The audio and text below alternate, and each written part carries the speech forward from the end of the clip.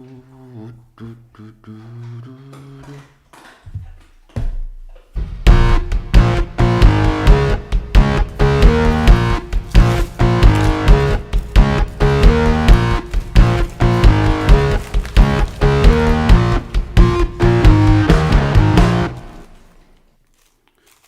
and welcome back, everybody.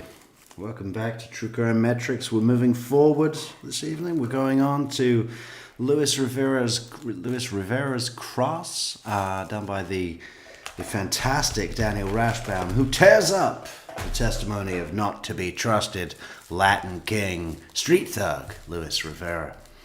Like that's going to happen. He's going to embarrass the legal profession, himself and the entire legal profession, by asking bullshit questions, but it should be good for a giggle.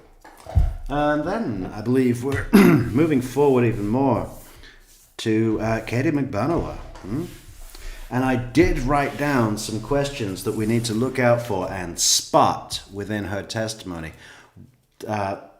Primarily, but not limited to, what is the deal and timing and situation surrounding the call that Sigfredo made to Katie about 90 minutes after the murder, 90 minutes after Jim Geiger reported the murder. So throw in a few extra minutes there for Luis and Sigfredo's escape. Because when he called her up and said it's done, she said, apparently, I know. We only have Luis's second-hand hearing to go on for that. You know, he was listening to the phone in a car while driving and supposedly not on speaker. I would assume not on speaker. I don't think that's ever been attested to, whether it was on speaker or not. But I'm just not one of those people that enjoys speaking on speakerphone. I know a lot of people do, as a rule, right? They always speak on speakerphone. What is the deal with that? Sure, sometimes I'll do it, and it is helpful. And it's getting better, right? Do you remember when you used to do that, like 10 years ago, 5 years ago, whatever? And it was like awful. The audio was terrible, the microphone was terrible, but now technology has moved on.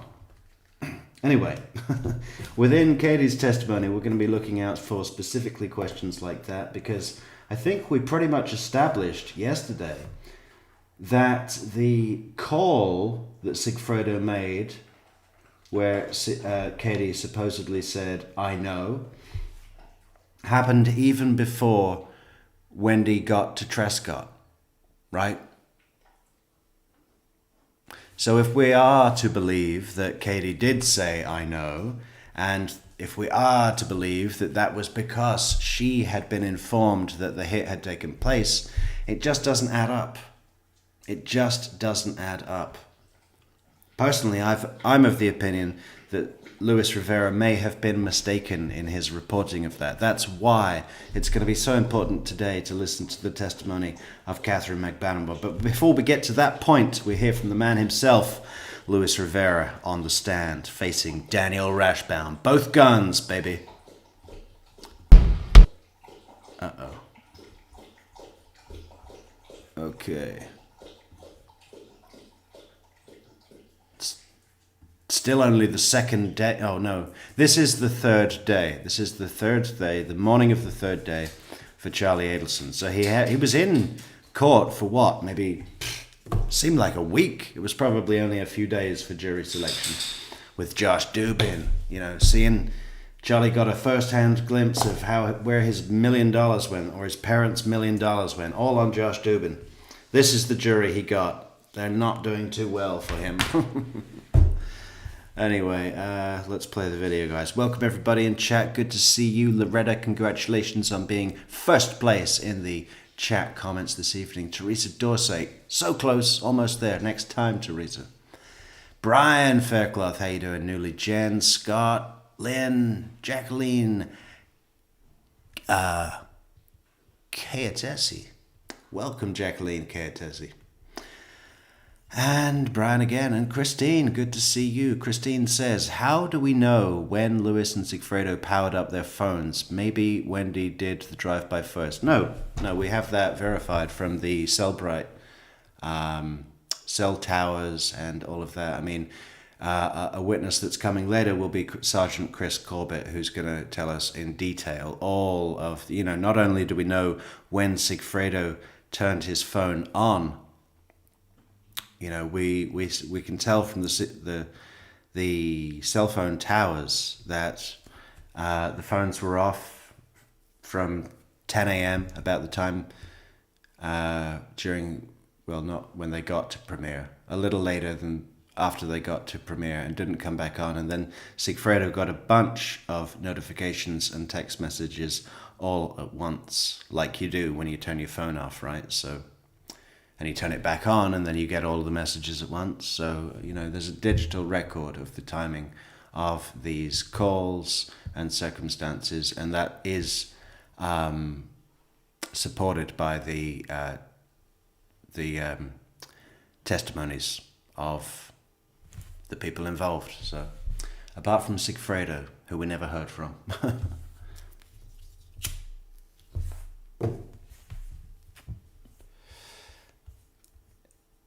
Yeah, and then, the other thing, guys, is, to take Christine is saying here, how do we know when Lewis and Sigfredo powered up their phones? Maybe Wendy did the drive-by first. We know that Wendy didn't do the drive-by first because we have the report from Sergeant Brannan that says what time she arrived at Trescott, and we also have the receipt from ABC Liquor, ABC Wines and Spirits, whatever, where she paid, and that is little more than a 3 to 5 minute drive from the turning of Trescott. You just keep going on Centerville, across Benton, and then you're at the liquor store. So it all fits with Wendy making the drive to Trescott after Sigfredo called Katie. Okay, so that's what we're going to be looking at for today, folks. Let's get going. All right, ramblers, let's get rambling.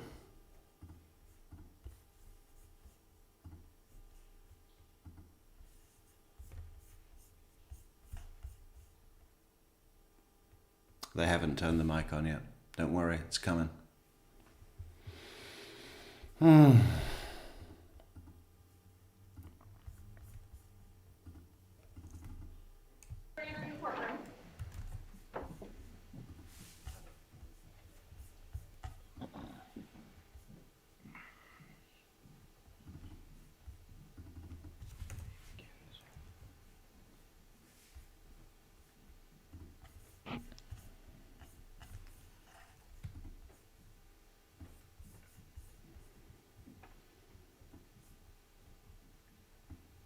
Everyone can be seated. Good morning, members of the jury. Good morning. I hope you had a restful weekend. We are going to pick back up where we left off on Friday with the examination of Mr. Rivera. Mr. Rashbaum, you may cross-examine when you're ready. Thank you, Your Honor.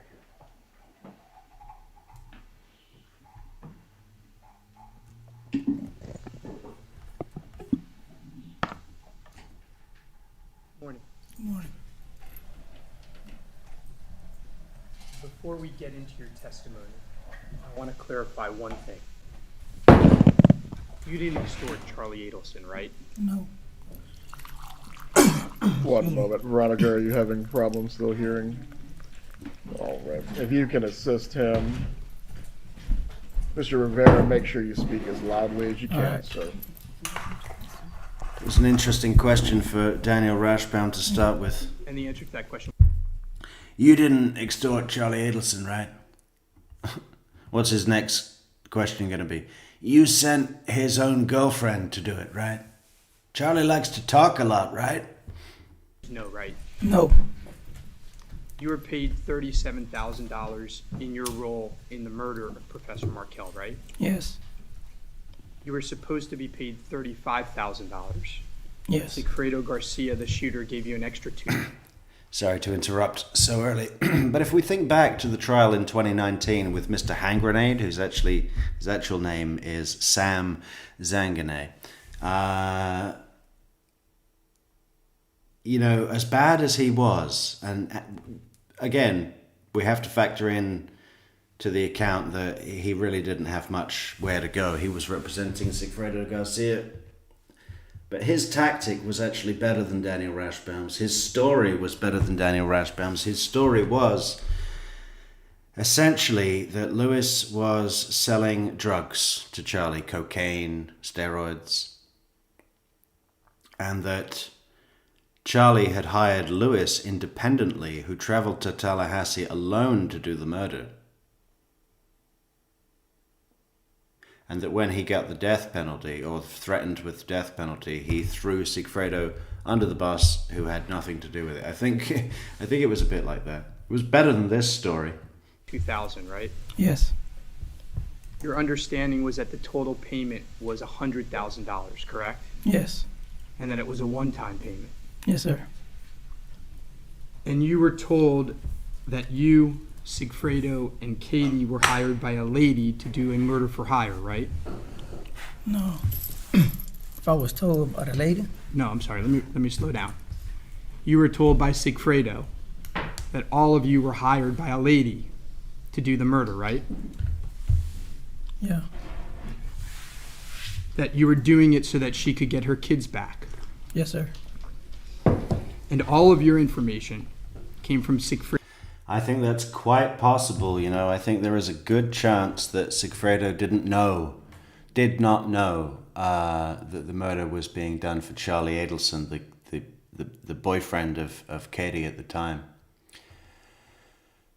I think Katie would have been quite wise to leave that out of the equation and just say that this murder needs to get done for one of her girlfriends, right? As far as the information that goes to Lewis and Sigfredo. And people then talk about, Sigfredo Garcia called Harvey Adelson before it happened. Well, there's a good excuse for that that's nothing to do with the murder, and the excuse is that he phoned Charlie to threaten him, right? To say, stay away from my woman. He phoned the dental office, and the dental office was out of hours, and it had a message to say, in the event of an emergency, please call Dr. Adelson. Sigfredo didn't know that Harvey was also a dentist at the same practice, so assumed that Dr. Adelson was Charlie, and then, probably in a coked up, drunk, angry frame of mind, phoned Harvey's number thinking that was Charlie and left an abusive message, but nothing to do with the murder, right? It's quite possible. And there's also a recorded call way after the murder that seems like like Katie's finally telling him, listen, this was actually all for Charlie. And Sigfredo's pissed off about it. Sigfredo Garcia and Katie, correct? Sigfredo, yes, sir. Okay. And all of Sigfredo's information, to your knowledge, came from Katie, right? Yes, sir. Everything you knew about the murder plot came from Sigfredo. You can ask leading questions on cross-examination, Deb H. That's part of the rules. Yes, sir. According to you, Katie was the mastermind. Yes, sir. She was the one, as you've said, running the shots. Yes, sir. Anything that Sigfredo or you did in connection with the murder had to be cleared through Katie, correct? Yes, sir. And Sigfredo and Katie lied to you about a lot of things about this murder, right? Lied about what? Well, let's go through it. For starters, during the first trip in early June, Sigfredo told you that you were going to do a robbery, right? Yes, sir. Not until on the way up did you find out that you were going to do a murder. Yes, sir. If you want to back that up, our good friend here says, yes, it is generally Generally permissible to ask leading questions during cross-examination. In fact, leading questions are considered a standard practice in cross-examination as they allow the examiner to guide the witness towards specific answers and make points about their testimony. It's a pretty embarrassing thing when someone objects to a cross-examining attorney based on leading because it's permitted. But I have seen that happen. That happened in the Michael Dunn trial. The attorney for Michael Dunn objected and said, that was a leading question. And the judge is like, it's cross-examination. Sit the fuck down. Before the July trip, you didn't want to go, right? Yes, sir. And to convince you, Sigfredo again told you that you were just going there to scope things out. Yes, sir. During the second trip, the day before the murder, you drove by Professor Markel's house. Do you recall that? Yes, sir. And you testified that at some point after you arrived at Markel's house, after noon on the 17th, you saw a woman and 2 kids walking on Trescott by the house. Yes, right? sir. And the woman looked at you as the Prius passed and immediately got on her phone. Yes, sir. You testified that you asked Sigfredo what was up with the lady. Do you recall that? Yes, sir. And Sigfredo responded that that's her. That's the guy's wife. That's the one that wants the kids back. Yes, sir. You asked Sigfredo what the lady was doing there on Trescott with the kids. Yes, sir. Good to see you riding shotgun. How you doing? And Sigfredo responded that she came there to make sure that everything was all right, Absolutely. meaning all right with the plan. Yes, sir. As you sit here now, you're aware that the woman and the kids on the street was not the same lady, right? I don't know if that was her or not, but she looked at my car. It's possible that Sigfredo lied to you, right? Who knows? Another lie that Sigfredo and that was it. Sorry, strike that, Your Honor. Your understanding is that the money for the murder would be paid by the lady, right? Yes, sir. Again, your understanding came from Sigfredo. Yes, sir. You didn't go with Katie to get the money, right? No. So you don't know where she got it from, Nope. and you don't know what happened when she got it. Nope. Sigfredo never told you that he and You know, the thing I like about Lewis's testimony, I have almost zero reason to disbelieve anything he says. And it's a great exemplar of what a truthful witness sounds like. There's no thinking or pretending to think of answers. It's 10 years ago for him as well, right? It's just like, no. Did Sigfredo lie to you? Who knows? It's like very... His only investment is in telling the truth. Whether he's not thinking, oh, how do I answer this question that most benefits me? What most benefits him is to just answer the fucking question, whether he remembers it or not, and straight away without all of this acting. Katie got more than $100,000 the night of the murder, did he? Nope. No. That would make sense why you got an extra $2,000, right? Maybe. And Katie never told you that they got more than $100,000 the night of the murder, right? Nope. Sigfredo never told you that he and Katie were getting paid every month after the murder, right? Never knew nothing about that. You didn't know that they were getting paid $3,000. We were talking yesterday about maybe how when Lewis gets out that Georgia Kappelman could adopt him and then maybe start a reach out program where she over time adopts a gang dropout from every motorcycle club in the country, the Hells Angels, the Pagans, the Latin Kings, the Northerners, the etc. But maybe after living with Georgia for a while, Luis Rivera will take up a career in law. I mean, he'll have time. He'll be less than 50 when he gets out, or just about 50. He could do a law degree. It must be quite... I think it must be quite interesting for him to just absorb the different spin. This is his third trial.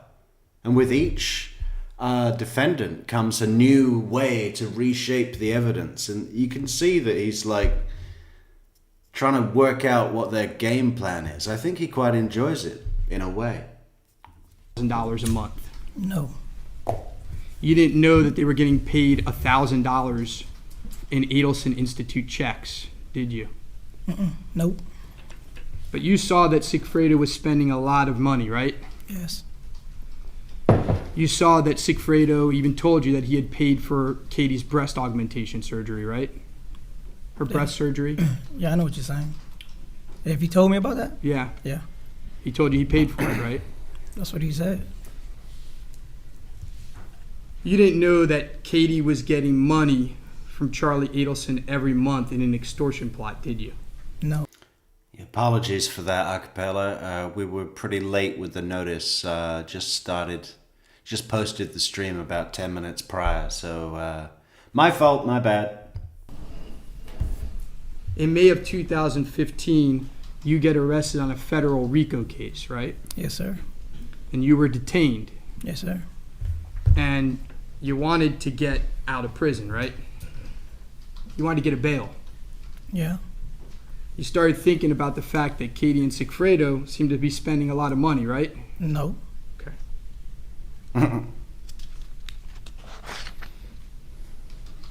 So let's briefly recap all the lies that they told you. Not that you made, but that they told you. They lied to you about the purpose of the trip going to Tallahassee, right? Yeah. They lied to you about who the lady was on the street. Yeah. They lied to you about the amount of...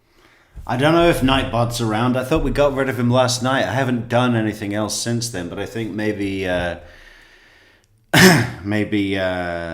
stopping the stream and coming into a new one has finally got rid of him, you know. I mean, if he shows up again,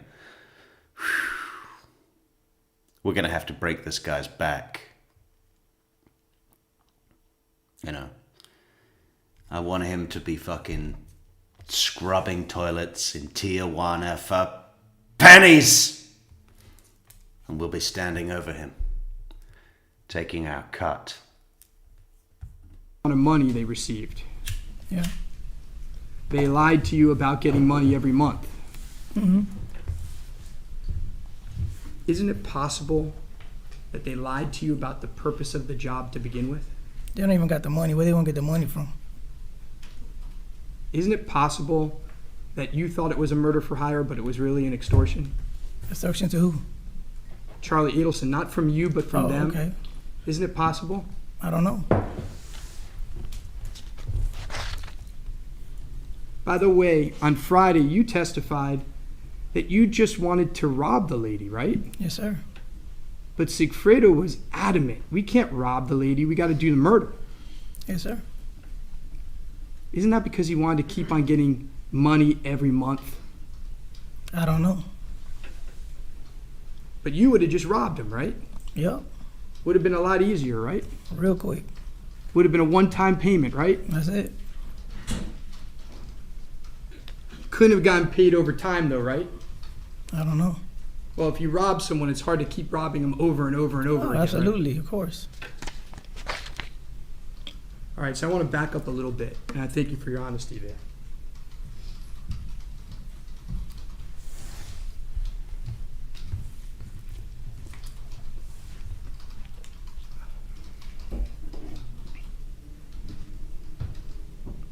You've never met Charlie Adelson, correct? Nope.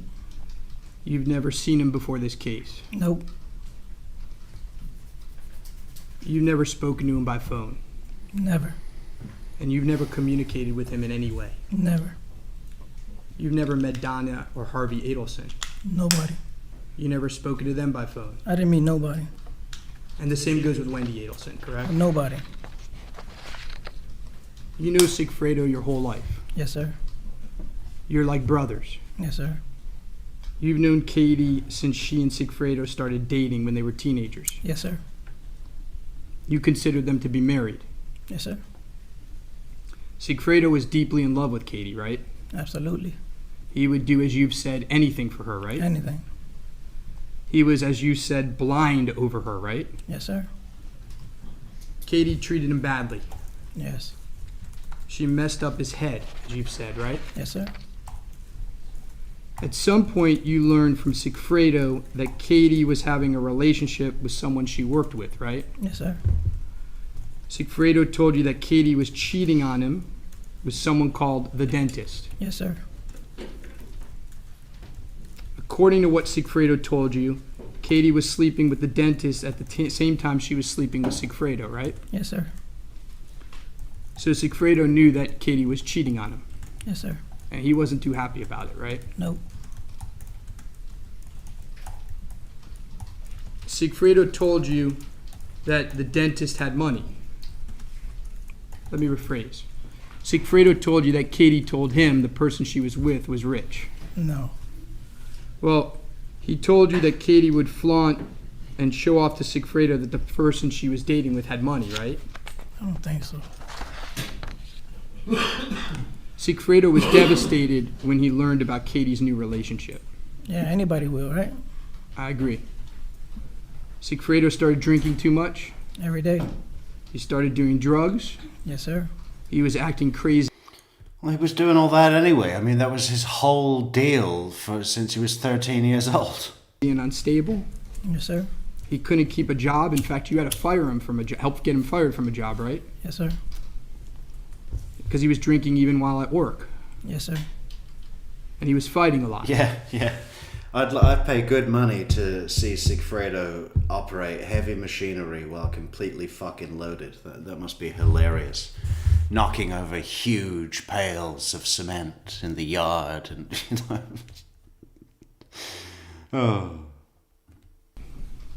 Yes, sir.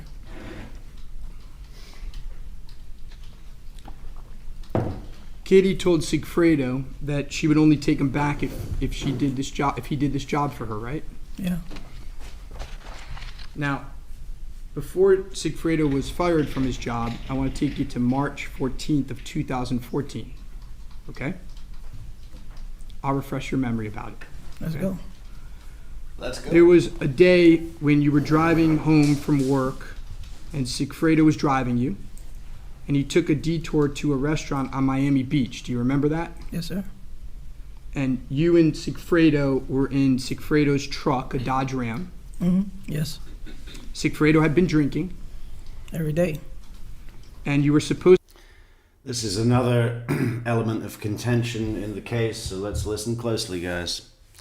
You know, I've heard some fucking ridiculous theories about this Sigfredo and Lewis being at the restaurant Yard Boat at the March dinner with watching Jeff and Katie and Charlie and Wendy. I mean, ridiculous theories. I don't know where people get this stuff.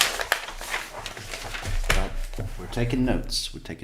to be headed home, but Sigfredo drove you to the restaurant. Yes, sir. You parked near the restaurant and you could see people sitting at tables eating outside. Do you recall that? Yes, sir. And one of those people eating at the restaurant was Katie. Yes, sir. She was with 3 other people. Can't remember that. Do you remember they were all white? I don't remember. Okay. Sigfredo pointed Katie out to you and said that one of the people there was the dentist. Do you Yes, recall sir. that? And while you were sitting in Sigfredo's truck watching Katie and the dentist, Sigfredo told you he was going to run him over when they got up, right? Yes, sir. And what did you tell him in response? I ain't gonna do it. I'm gonna get off the truck. But he was serious. Yes, sir. That's what he was like, right? He was angry. He was a good man. But anybody get angry if your wife is doing another man. And he was angry. He wanted to hurt Way to the put it, dentist, Lewis. right? Yeah. Are you aware that he actually did try to run him off the road a couple months later in July 1st, 2014? Did he ever tell you about that incident with the jet ski? No.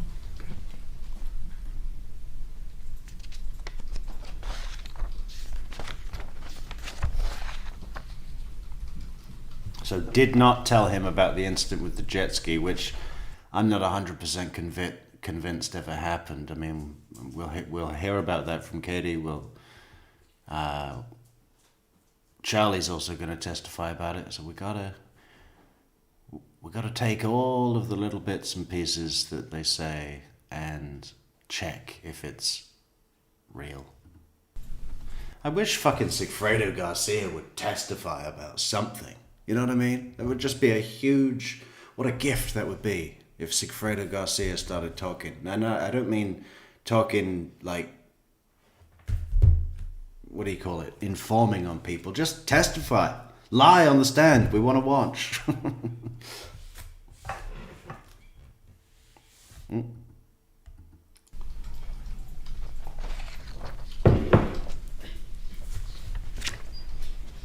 May I have one moment, Your Honor?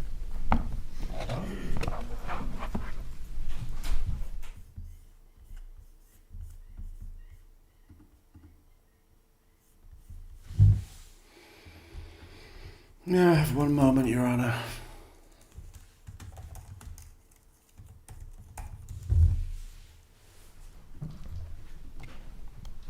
Now, let me take you a little bit back to the first trip, okay? First trip to Tallahassee. Sigfredo came to your house and said he had a job in Tallahassee and asked you to go with him, right? Yeah. Yes. He told you that if you took a ride with him, that he would give you around $35,000, right? I don't remember. Okay. He didn't initially tell you what the job was, right? Nope. He rented the car and he picked you up, right? Yes, sir. At some point during the trip, he told you that it was not going to be for a robbery, but for a murder, right? Yes, sir. He told you that they were going to kill someone because there was a lady who wanted custody of her kids back, right? Yes, sir. You didn't know anything about the person that you and Sigfredo were supposed to kill, right? I didn't know none of these people. The only thing you saw was a piece of paper that Sigfredo had with a photo and address on it, right? Yes, sir. And the photo looked like a headshot, right? Like from chest up. Yes, sir. Something you would get off the internet. I doubt that, but wherever you got it from, you got it. Your understanding was that Katie gave Sigfredo that piece of paper, right? Maybe. You and Sigfredo left for Tallahassee after midnight on June 4th, which was a Wednesday, right? I don't remember. Fair enough. I wouldn't remember either. Come on, man. 9 years ago? Well, the next day after you arrived, you got to Professor Markel's house early in the morning and waited for him to come out, right? Yes, sir. And you saw him leaving the house with 2 kids, and you followed him to the daycare, right? Was this the first drive? First drive, yeah. Yeah. And then you lost him, right? Yes, sir. And Sigfredo wanted to go back to Professor Markel's house, right? Yes, sir. And you refused. You didn't want to go back. I don't remember. You told Sigfredo you didn't want to kill. I'm assuming that this is the picture of Dan that the killers had on the bit of paper, right? A headshot that you might have gotten off the internet. Look at him there. That fantastic legal mind.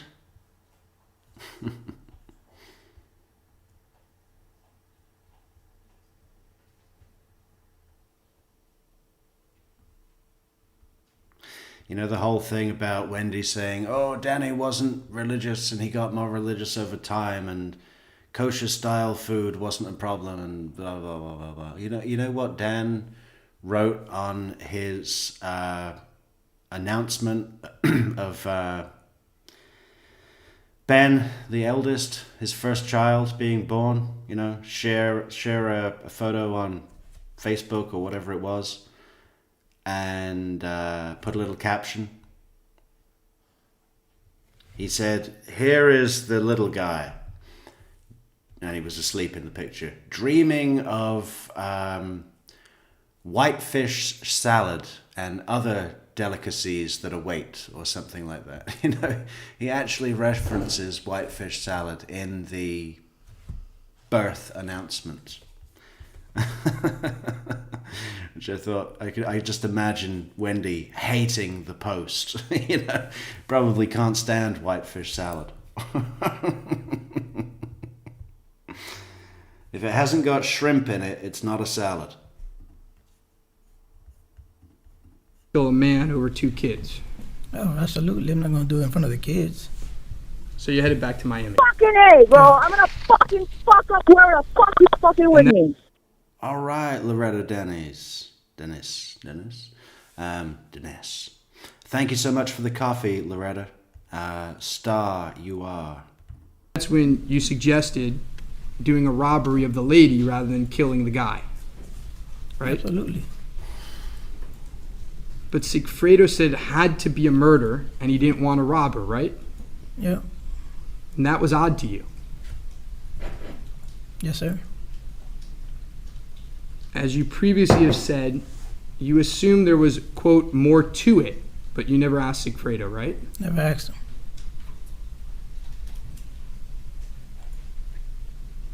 When Katie learned that the murder didn't happen on the first trip, she was upset, right? Probably. Now let's fast forward to July 16 to 18. And I'm not good with dates either, okay? A month or so after the first trip, Sigfredo came to you and said that you had to go back to Tallahassee, right? Yeah. He told you that he needed you to go back because he needed the money, right? Yes, sir. You told Sigfredo that you didn't want to go. Yes, sir. So he lied to you and told you, we're not going to do a murder, we're just going to do a lookout. We're just going to watch the guy. That's what he told you at first, right? Yeah. Leslie Ballinger says, does anyone think that Charlie will survive prison if he is not in solitary? Well, I don't think he's in solitary, but he is in a kind of special facility. That's why it's in South Dakota. It's not just to be away from, Florida and prisoners in Florida and away from his family, so it's difficult for them to visit because, let's be honest, prisons love to do that one, don't they? No, the special facility that he's in is also housing Darrell Brooks, the guy that drove his SUV Ford. I'm not sure if it was an Explorer. No, it was a Ford Escape. I think it was a Ford Escape through the Christmas parade, hitting fucking dancing band children like fucking bowling pins. I saw the video that was really difficult to find because it was so graphic and it shocked the shit out of me. I've never forgotten it. I watched it about 3 times in a row and I never wanted to see it again. I would urge you all not to look for it because it's horrific. Obviously he is a serious target. There's a lot of people that would love to kill him just to have the name for themselves. I killed Darrell Brooks, right? He killed 6 people. One of them was a very young child. I think another one was kind of in, middle-ish age, maybe late 40s, and the others were pensioners. So, Charlie will be hanging out with those other insanely high-profile targets. That'll be fun. And the pedophiles, and the cops that are in prison, and maybe high-profile gang dropouts. I mean, segregated, but not in confinement, I think is the handling of Charlie moving forward. The first time you went to Tallahassee, Sigfredo rented the car for you, right? Yes, sir. But the second time, Sigfredo told you that you had to rent the car under your name. Yes, sir. Did Sigfredo tell you why he wanted you to rent the car under your name? I never asked him questions. He actually gave you the cash to rent the car, right? Yep. Did he tell you what color car to rent? No. Did he tell you what type of car to rent? I don't remember. The cash he gave you. This is another one that people love to talk about because there was some talk about how the fucking hire car may have kind of looked like a 2004 Nissan Sentra. I don't think it does. We looked at a 2004 Nissan Sentra and I believe it was a 2008 Prius, and they look nothing alike to me, but I'm pretty good with cars. I know some people aren't and just see a red car or a blue car or something, and that's fine. They're better at other things. Yeah, I don't believe that there was any attempt for the killers to go and hire a car that looks like Jeff's. I mean, if you're going to do that, I mean, again, this falls into the whole thing of that theory would only make sense if you're intending for the car to be seen. Actually, you want the car to be seen speeding away, so that the witness will say, "I saw a car, looked like a Nissan Sentra, speeding away." You know, there's no evidence of any command for them to hire a car that was I mean, it just so happens that Jeff has an average sedan car. What are most hire cars? Rentals. Average sedan cars, right? Just run-of-the-mill cars. Kia, fucking, Dodge, a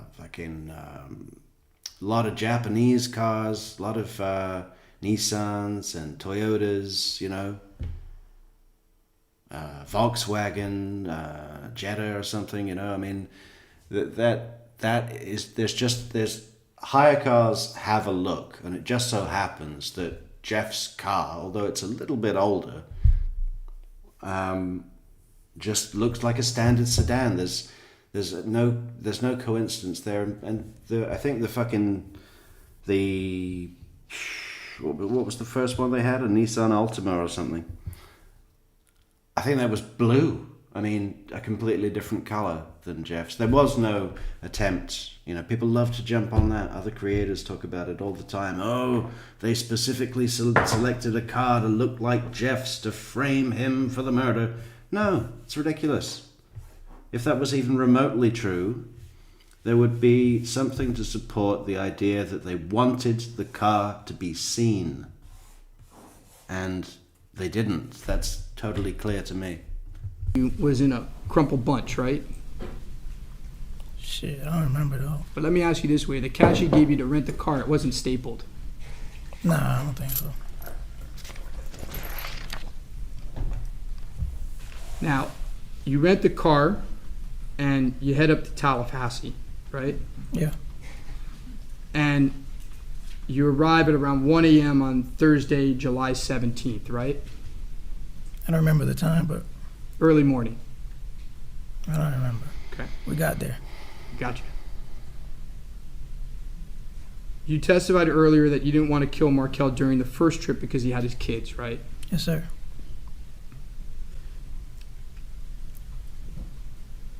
And you told Sigfredo that during the first trip. Yeah, You didn't want to do it in front of the kids. I believe so.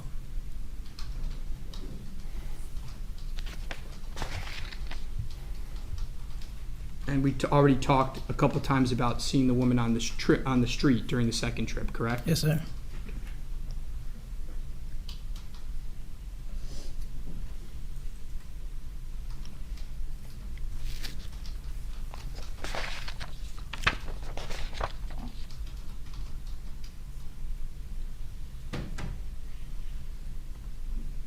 Now, on July 18th, the day of the murder, you saw Professor Markel with his kids. Yes, sir. Again, you followed them to the daycare to make sure they were dropped off. Yes, sir. And then you went to the gym, Yes. and then you followed him back to his house where he was murdered, right? Yes, sir. And Sigfredo was the shooter. Yes, sir. He wanted you to be the shooter, but you didn't want to do it. Yes, sir. You testified that when you and Sigfredo were on your way back to Miami, Sigfredo called Katie. Yes, sir. And are you aware that the state has call records which put that call at 12:30 p.m.? I don't know the time. Will you take my word that the call records for purposes of these questions show that that call happened at 12:30? If you say so. The call wasn't on speakerphone, right? No. And you were driving on the highway at the time, right? Yes, sir. With the window cracked open a bit. I don't remember.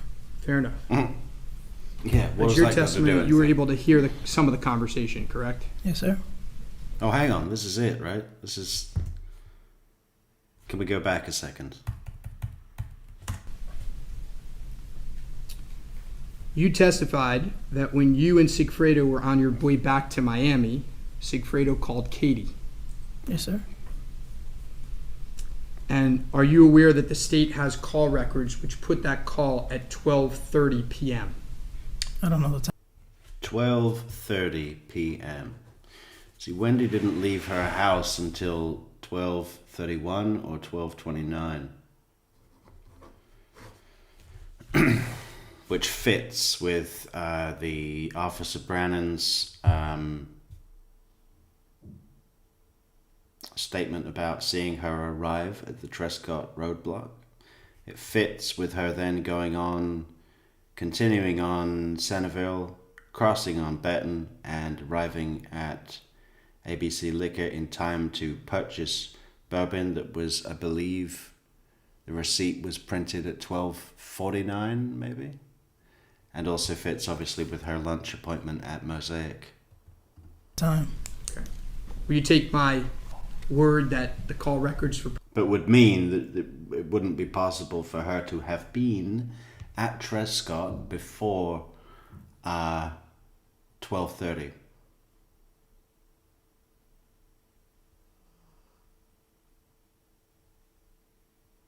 Unless she went there an hour earlier, but I severely doubt that. She was busy making digital records, working at her laptop and submitting work papers to the university system so that there would be, oh look, she sent this email at this time from this IP address and etc. So I severely doubt that she'd left her house to go down Trescott, then go back home, and then, no.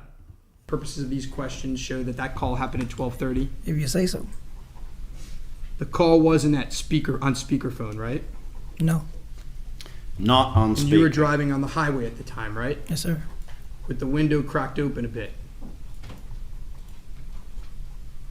I don't remember. Fair enough. But it's your testimony that you were able to hear some of the conversation, correct? Yes, sir. And you think you heard Sigfredo tell Katie, it's done, right? I heard. You heard Sigfredo tell Katie, it's done. Yes. He's sitting And next you- to me. And what's that? He's sitting right next to me. Understand. And you think you heard Katie respond, I know. I think. I heard her. Oh, he's quite adamant about When that. you were interviewed by law enforcement, in September of 2016, right? Yes, sir. That was 2 years after the murder. Yes, sir.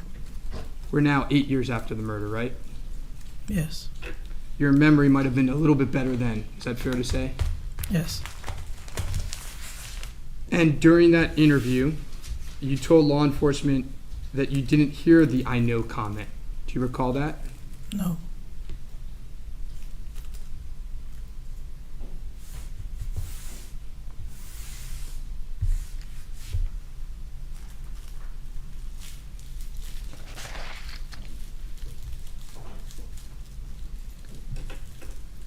Nonetheless, in order for Katie to know, she would have had to be told by someone before 12:30 p.m., correct? Yeah.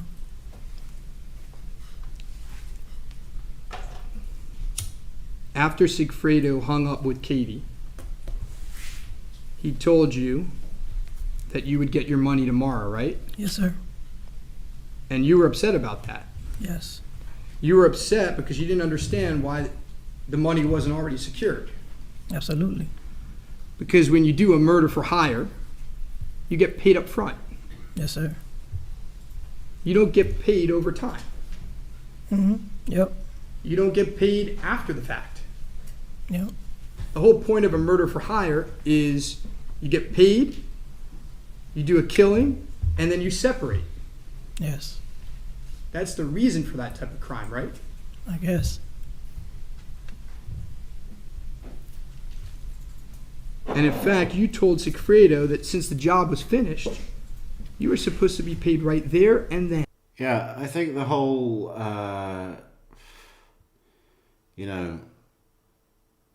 best way to do a murder for hire is to not hire your current girlfriend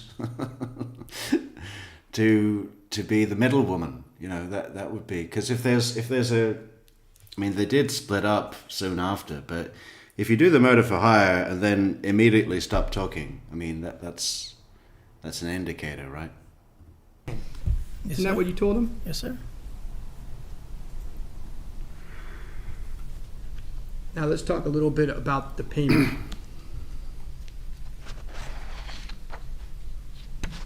You got paid the next day, right? Yep. And Katie dropped off the money, right? Yes, sir. And it was stapled. Yes, sir. And that's the first time you had ever seen stapled money, right? Yes. You had never, on any of these other trips, you had never seen stapled money. What other trips? Well, the first trip to Tallahassee, the second trip to Tallahassee, Yeah. ever in your life. Yeah, that's the first time I've ever seen staple money. Ever. And when you got paid, Sigfredo gave you an extra $2,000, right? Yes, sir.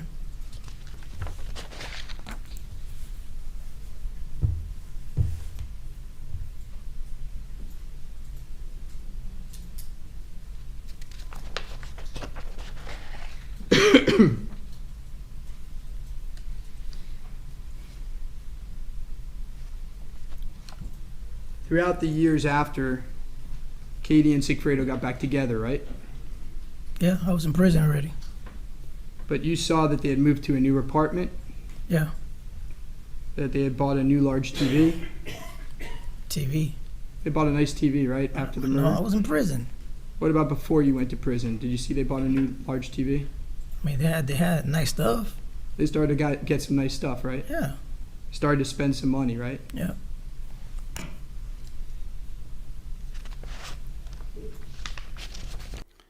Hey, Amy, thanks so much for the super chat.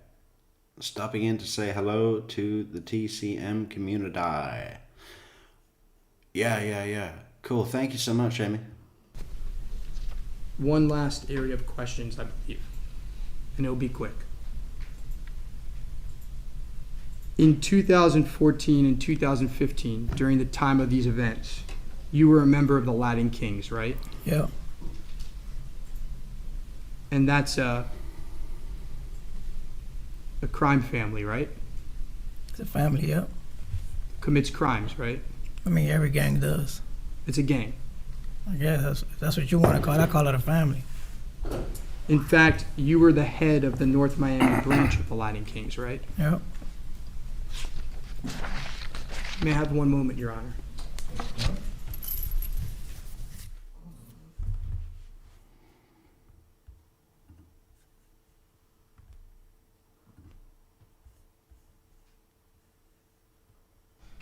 Redirect examination.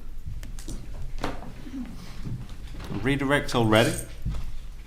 That was it? Mr. Rivera, the defense characterized a lot of things that Garcia told you as lies.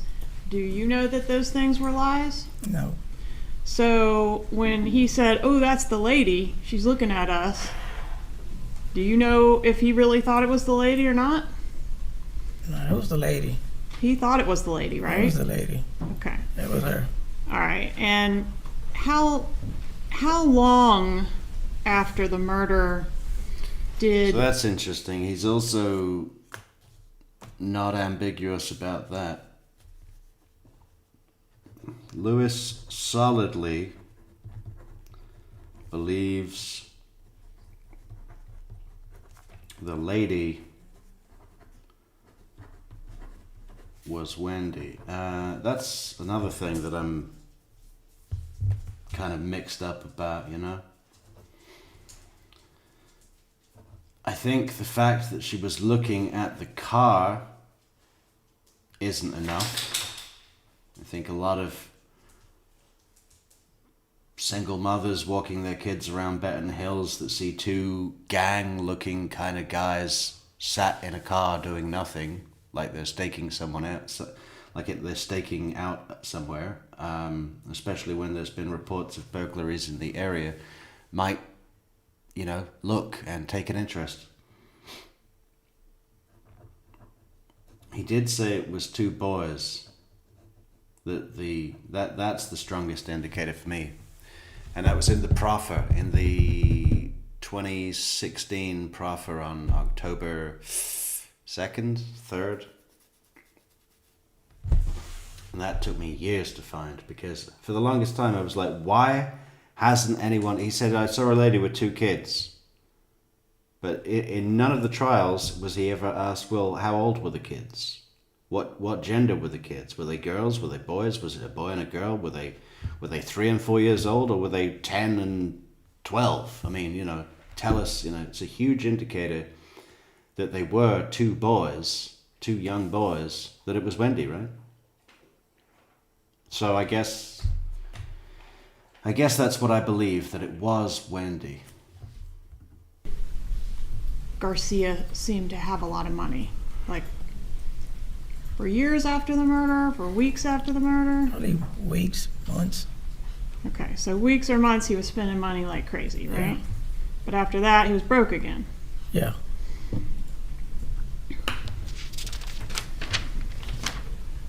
When you were in the car with Garcia at the restaurant where he was talking about running the dentist over, Yes, ma'am.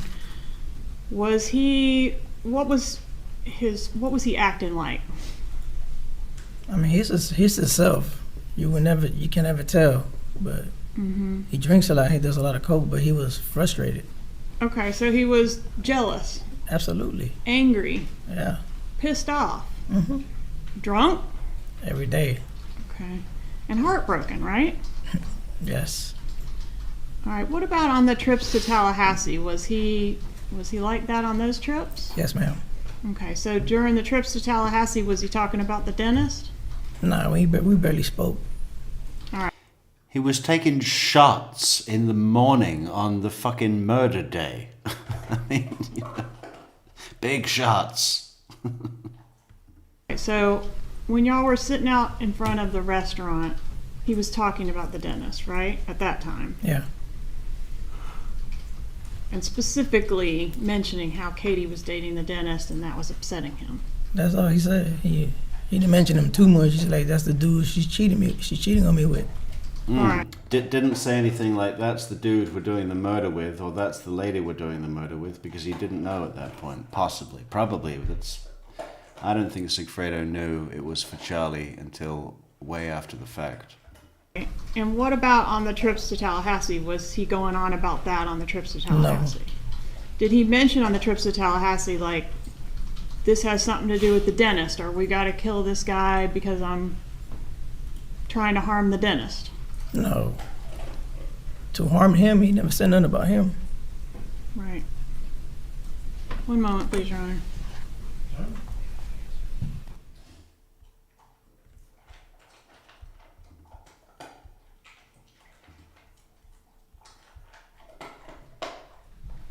Did this murder have anything to do with the Latin Kings? No, absolutely not. Were you asked to threaten anybody related to this murder? I mean, were you ever asked to threaten the dentist because you're a Latin King and he might be afraid of you? No, I don't even know these people, man. The Latin Kings ain't got nothing to do with this. No further Promise questions. you that. Will witness be recalled by the court? Potentially, Your Honor. Mr. Rivera will step down from there.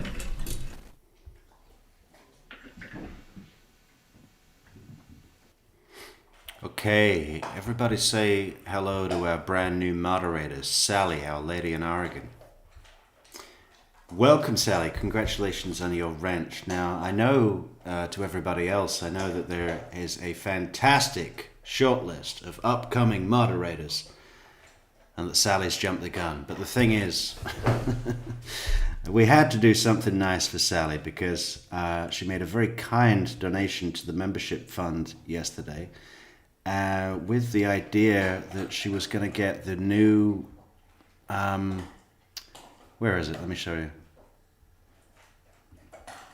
The fantastic new...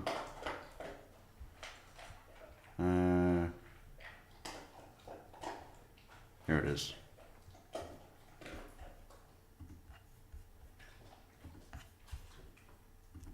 The fantastic new membership badge. But of course, Sally likes to be a coffee member, and the membership loyalty badges are for YouTube members, separate flat platforms. I don't have any control over that.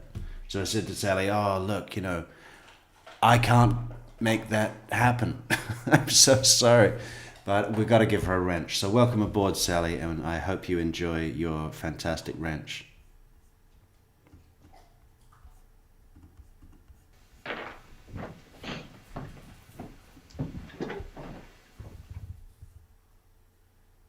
Witness. He calls Catherine Magban.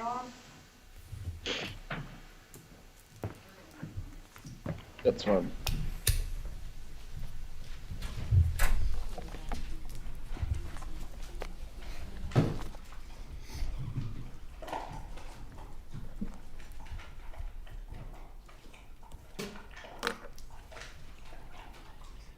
And just a reminder, the best memberships are the coffee memberships. I mean, YouTube memberships are great, and obviously everyone loves the icons, the colorful icons that are now Metrix icons. But also the coffee memberships are great. If anyone wants one of those, you head over to buymeacoffee.com/truecrimemetrics/memberships, and they're all there. I think there's about 4 different packages, and they're all fantastic.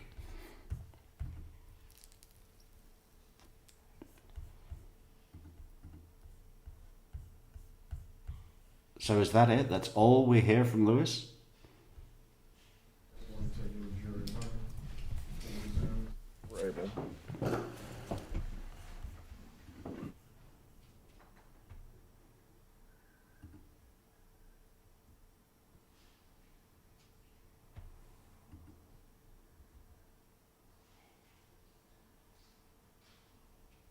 It's absolutely not a pity position, moderator position, Pinto. You've been my number one on the list for quite some time. I've been meaning to get round to it anyway. Seriously, I love your comments. You're a great supporter of the channel, and you're just great. And yeah, I'll add you. There's the back office area on Discord as well, just for staff members. So I'll add you up in there as well. It's absolutely not a pity position, but you know, it's just some small token of appreciation and acknowledgement from me and all the other moderators as well. I'm sure we have seriously, we've discussed you, and I couldn't be more thrilled that you've got a wrench now. It's not a pity position at all.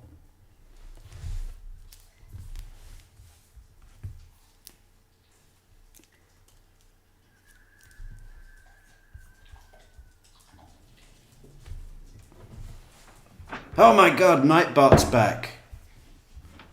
What the fuck? This guy is like a virus. He won't go away. Nightbot. How the hell do we get rid of him? I've deleted it clear, you know, off all the accounts and everything. All right, well, he seems to have quietened down a bit today. Let's see how we get on. I'll have a look into it now.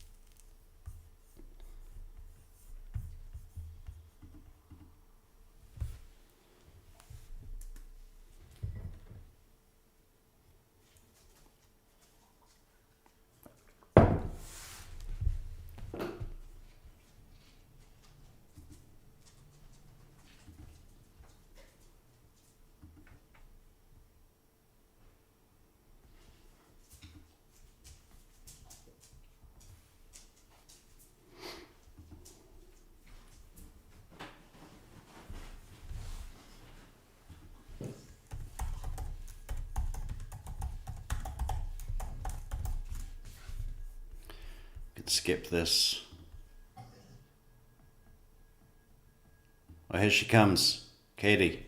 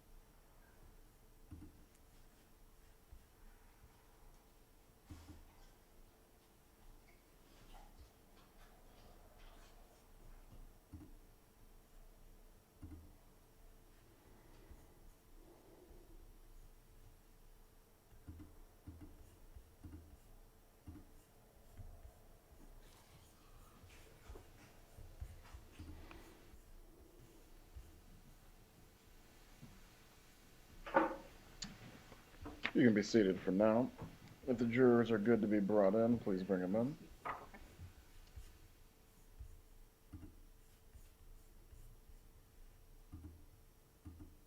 Come in, you'll need to remain standing. I will swear you in, and then you can take your seat.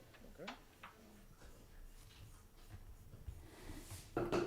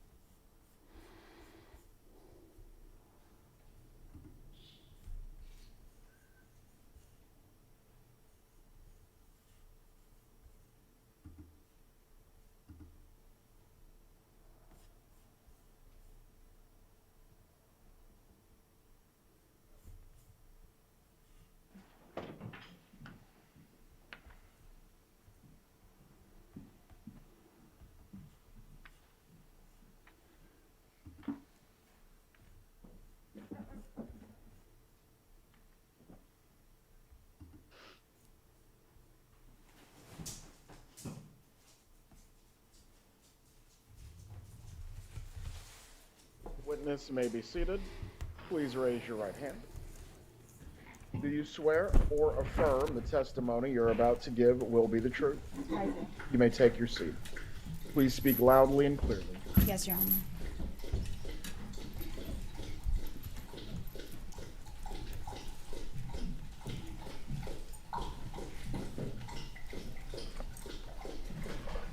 Ma'am, please say your name and spell your name.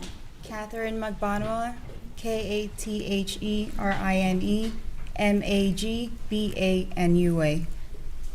I see that you're in jail clothes. Are you currently in custody? Yes, ma'am. What are you in custody for? For murder? Are you doing a sentence for murder? Yes, ma'am. You were convicted of murder? Yes, ma'am. And is that the murder of Dan Markel? Yes, ma'am. Did you have a trial in your case? Yes, ma'am. Did you testify? Yes, ma'am. You testified on your own behalf. Yes, ma'am. All right. And when you testified, were you truthful with the jury? No, ma'am. I was not. Did you take the same oath that you just took today in your own trial? Yes, ma'am. What was your defense when you were tried? That I had nothing to do with it. All right. That we got it right in reference to Charlie Adelson and we got it right in reference to the killers, Yes, but you ma'am. weren't in the middle. Yes, ma'am. Was that true? No, ma'am. It was not. Were you in the middle? Yes, ma'am. I was. And didn't you also testify in the trial in which Sigfredo Garcia was convicted of murder? Yes, ma'am. I was. And what was his defense? That he had nothing to do with it. That we got it right in reference to Charlie Adelson and we got it right in reference to the killers, but he had nothing to do with it, Yes, right? ma'am. Objection, Your Honor. Overruled, Ms. Calhoun, make sure you use that again for questions. And was that defense truthful? No, ma'am. It was not. So Sigfredo Garcia was involved. Yes, ma'am. He was. So why tell the truth now? I believe that the truth needed to come out now so that the family can get some type of closure. Why didn't the truth need to come out last year or the year before or the year before that? I love how Georgia throws her around a bit like a rag doll. I think that really is a good tactic for demonstrating to the jury that although she perhaps isn't credible, not a trustworthy witness, trying to save herself, as she says, and the only way she's getting out of jail is in a box, as Daniel Rashbaum will say. I mean, Georgia's tactics have kind of been a bit rough with her, even though she's a state's witness. Very good, very good. I think that demonstrates to the jury that she's worth listening to. I was trying to defend myself. You were trying to get off. Yes, ma'am. Did you think you'd be successful in your trial with that defense? I thought so. Has anyone promised you anything for your testimony here today? No, ma'am. Weren't you originally offered immunity for cooperation in this case? Yes, ma'am, I was. But you didn't take us up on that No, ma'am, I didn't. because you thought you could get off completely. Yes, Right? ma'am. And now you're doing a life sentence. Yes, ma'am, I am. Did Charlie Adelson threaten to harm you if you told the truth? No, ma'am, he didn't threaten me. Did anybody threaten you to keep your silence? No, ma'am. It's got to be, it's the first time that he's seen her for what? 2023. He saw her last in 2016. Apart from on TV. I mean, seen her in the flesh, like, oh, she's over there. She's like 15 feet away. In what, 7 years? Oh, how times have changed, Charlie. Remember the jet skis and going out on the boat? And the sex? Did anybody promise you anything if you remained silent all these years? I wasn't promised anything, but I wasn't promised anything. Go ahead, finish your thought. You weren't promised anything, but what? I thought everything was going to be okay. You thought you'd be acquitted. Yes, ma'am. She probably thought she was going to get like $1 million if she, kept her mouth shut and managed to get off.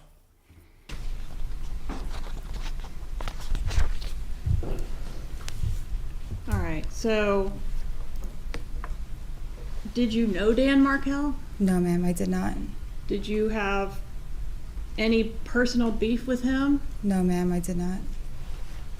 What was your motivation for becoming a part of this murder plot? Financially. Yeah, greed. So not as a favor to Charlie Adelson? Nope, just greed. What was the objection? I'll rephrase it. Plain old greed.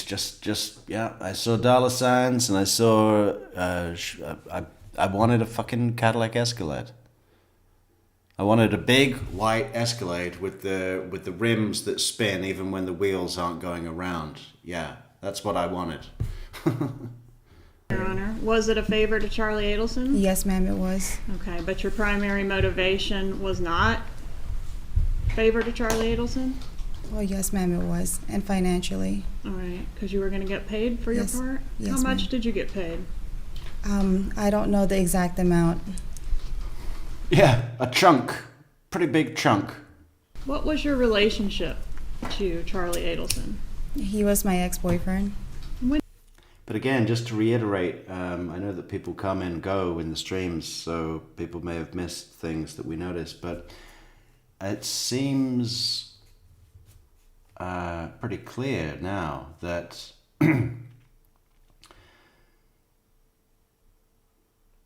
Katie continued to get money after, right? Charlie approached Katie, said, "Do you know anyone that can do this thing with Dan Markel? I need done. We need to kill him." She said, "Yeah, I'll set it up." And Charlie said, "Okay, well, you set it up with the guys, and then whoever you get to do it, I'll give them $100,000. Now the 100 grand, I think Charlie thought was going to the killer, right? Just straight from Katie. I don't think that Charlie knew that. I don't think Charlie knew that there were two killers, for one, and I don't think he had any concept of the money being split up between Katie and the one or two killers, right? Like, here's 100 grand, you can split it three ways. I mean, why would that decision be part of Charlie? Charlie's just paying 100 grand for the murder, and I think probably said to Katie, listen, I'll make sure that you're looked after for doing me this favor, right? And we'll put you on the books. There'll be money coming from that if you need anything else. If you need a car for cheap, if you need healthcare for your kids, we'll make sure you can get insurance and all of those things, right? I think as far as Charlie was aware, the 100 grand was separate. That was for the killer or killers. And that Katie's payment would come after, separate from the 100 grand, by those ways I just spoke about. That seems the most likely thing to me. When did you meet him? I believe that was in 2013. Do you know what month? Has to be around September. Can you point him out and describe what he's wearing? He's sitting over there with a blue jacket and a blue tie. Let the record reflect the witness has identified the defendant. The record will what? Show you what I marked as states 48. Recognize this exhibit? Yes, ma'am, I do. How do you Lenny says she left with $138,000 night one. I don't believe that's true. At all. I mean, that's Charlie's defense. And it's quite an obvious lie. I mean, aside from everything else we know, I mean, it's something of a favorite go-to for lies, right? Volunteering information. Saying it wasn't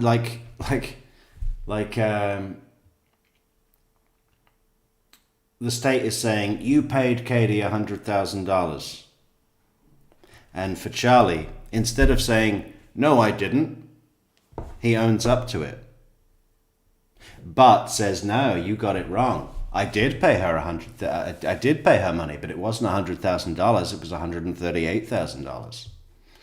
It's one of those things that just, if he just admits to 100 grand, it makes it look more like the state has caught him and he's just fessing up because he has to. But if he volunteers that extra information, there's a correction. There's that's saying, well, I will volunteer because that's what happened, but the state got it wrong. You know what I mean? It's like it's very obvious. So it was 100 grand he paid, not 138. It's just part of his lie. recognize it? That's when we went to Key West. Because if it was 100 grand, his story, it doesn't fit. You just happened to have only $100,000 in your safe. It just happened to be the same amount that the state is saying it was.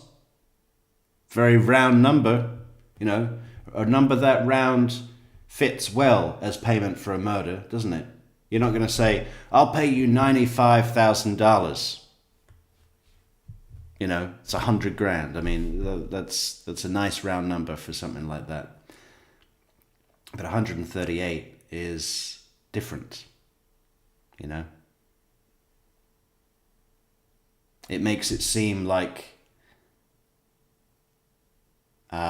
just the cash that he happened to have, right? It couldn't be less because there's testimony about how much Garcia received, Katie received. And 38's one of those numbers, like 17 is another one, right? 37, 38 is, if you pick a number between, a random number between 1 and 50, most people are going to pick one of those three.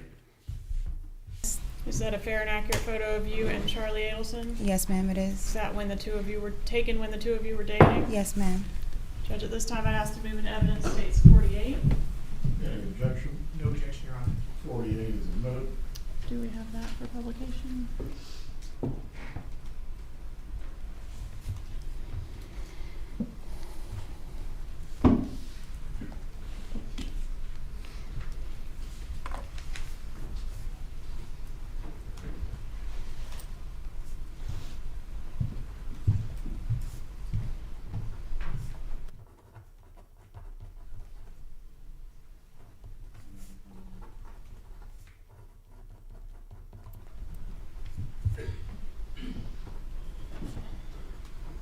So was this photo taken before or after the murder?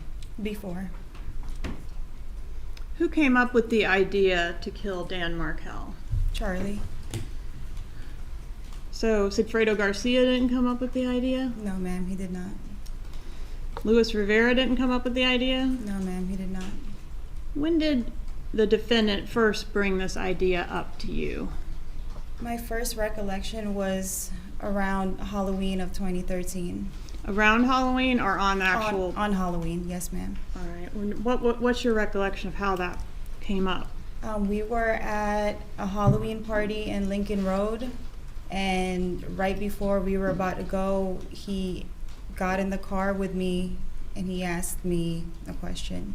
What was the question? Do you know anybody that can harm someone? And did you know anybody that could harm someone? Yes, ma'am, I did. Who was that? Sigfredo. And at the time, what was your relationship with Sigfredo? Wasn't the best. But he was the father of your children, right? Yes, ma'am, he is. So were you... Pinto, like I've said before, I'd be happy to have Luis Rivera around to my house on Christmas morning. I'd leave my kids with him. You know, I'd let him watch soap. He's fine. He's fine. We can handle Luis. We can handle Luis. dating both men at this time, or were you only dating No, Charlie? I was only dating Charlie. And so he meaning the defendant, initially said, do you know anyone that could harm someone? Was he aware of your connection to Sigfredo Garcia when he made that statement? Not that I know of. No, ma'am. Did you suggest Sigfredo Garcia at that time to the defendant? No, ma'am. What did you say? I just said yes and kind of left it alone. All right. Did it go any further than that at that time? Not that night. I don't Did believe you so. know who he wanted harmed at that time? No, ma'am. All right. Had you become aware during the course of your relationship with him that he had some kind of issue going on with his sister's ex-husband? Yes, ma'am, I did. What did you learn about that? He was just stating that his mom and dad was stressed, and that his sister was having problems with her husband and custody of her 2 children. And when did you learn that the person that the defendant wanted harmed was this ex-husband of the sister? I believe later on. All right. And when did you learn the name Dan Markel? It wasn't until, I don't know if it was on my trial or when Sigfredo got arrested. Okay, so even when he was killed, you didn't know the name of the person that was being killed? Yes, I never knew his name. How did the defendant refer to this person, if not by the name Dan or Danny Markel? Wendy's husband. Or You Jibbers. knew that the person that was going to be initially harmed was Wendy's husband? Yes, ma'am. Okay, and you knew that there were issues, or what did you know about the beef with him? He painted this picture that this was a terrible man and making his family go through a lot custody-wise with his sister. All right, and when he would say these things to you, is it in the context of his mom specifically or his family in general? I believe it was more towards his mom. Meaning what? That his mom hasn't been sleeping, his mom He's not eating. I know his dad wasn't the best health either, but he would refer to his mom a lot. All right. And the reason she wasn't sleeping or eating, did that have to do with this ex-husband of Wendy? Yes, ma'am.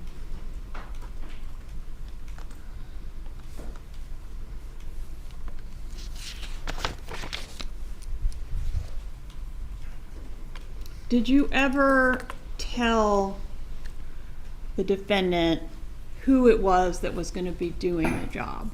No, ma'am, I did not. Why didn't you say the name Sigfredo to Charlie Adelson?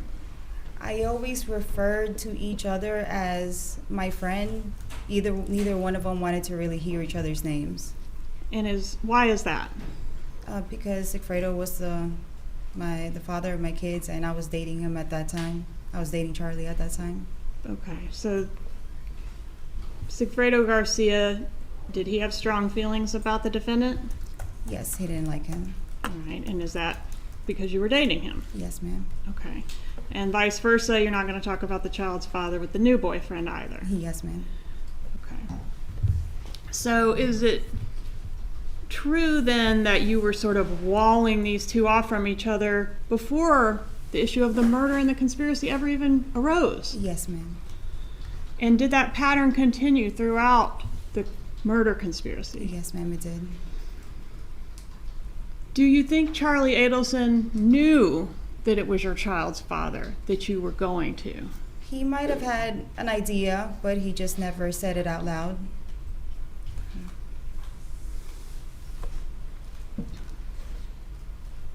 There's one phone call between, I think it's from Sigfredo Garcia to Harvey Adelson, the father of the defendant. Do you know anything about that phone call? That was on July 1st of 2014. Yes, ma'am. What do you know about that phone call?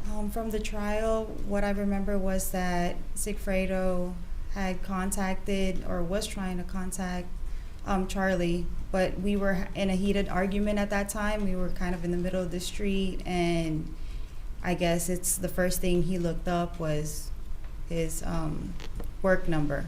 All right, so you say you're in a heated argument. Is this the confrontation that occurred where you and the defendant were going jet skiing? I believe that was after. It was after that incident? Yes, ma'am.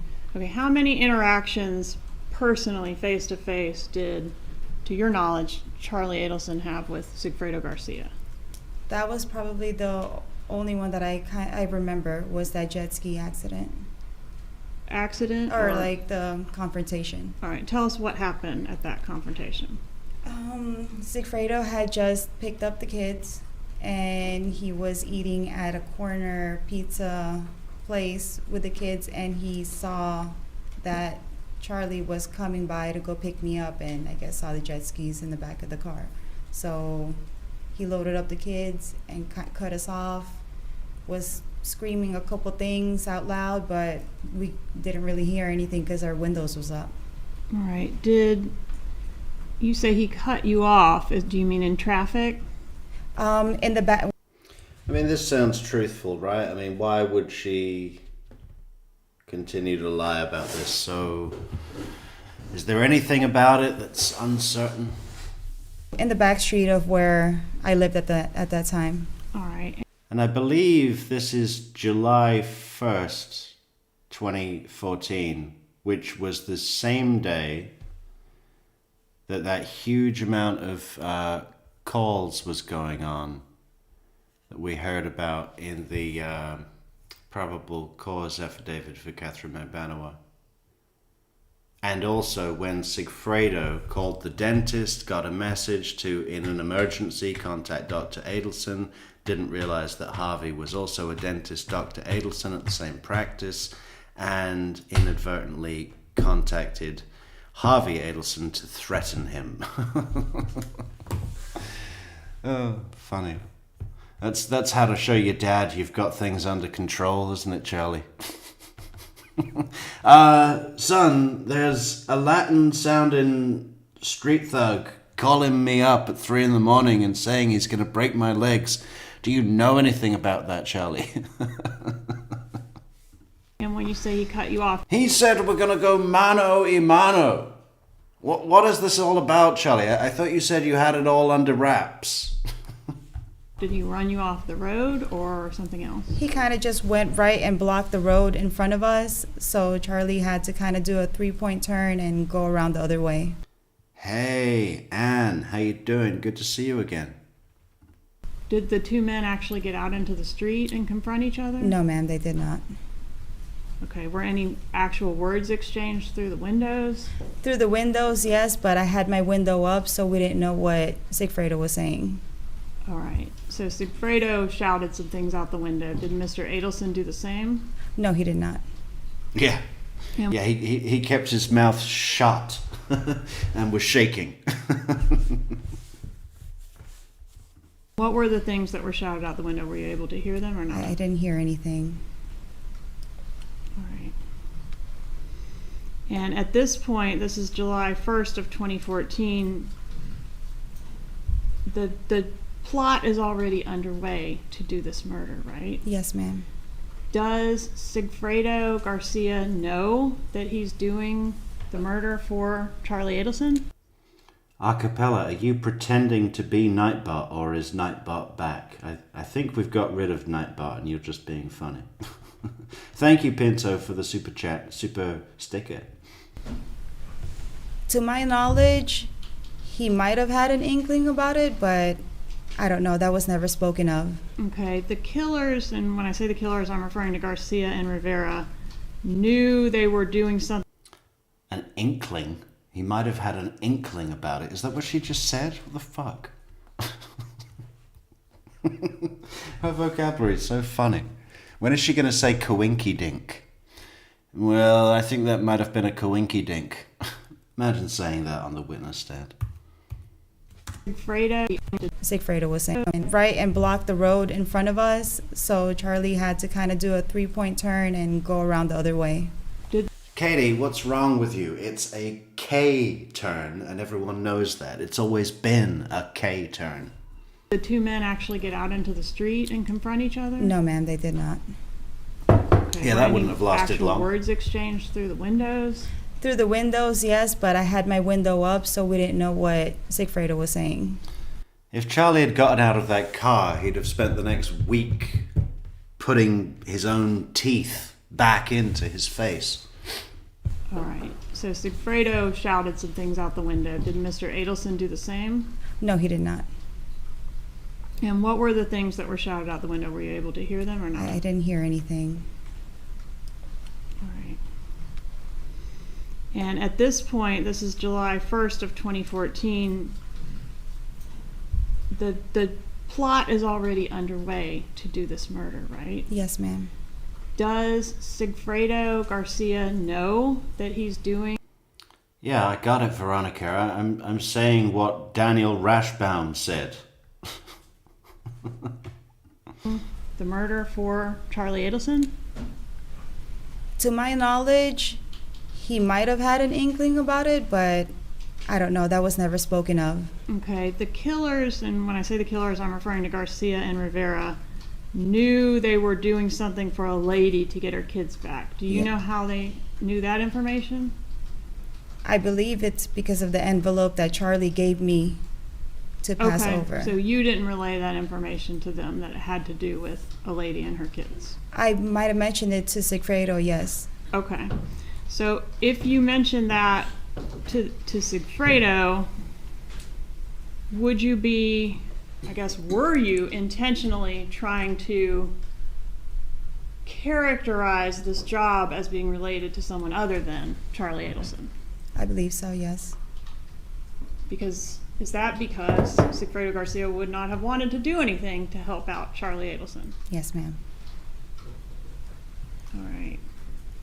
So do you think Sigfredo knew that this Yeah, Sally. So Nightbot was this like super duper robot tech AI thing that was seen on another channel, and the cool thing about it is that it would be convenient for moderators, because instead of having to copy and paste links to Discord or social networks or buymeacoffee.com, they could just put an exclamation mark and then coffee, and it would be a shortcut to put the link in the comment.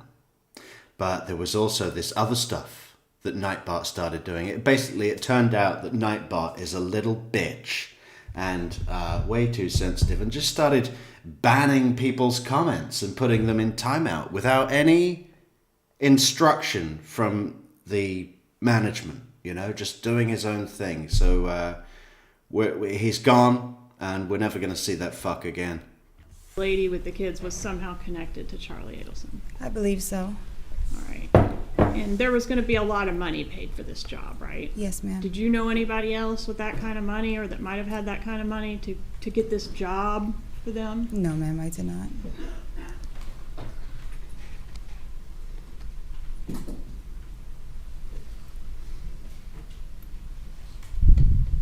All right, you mentioned the paper.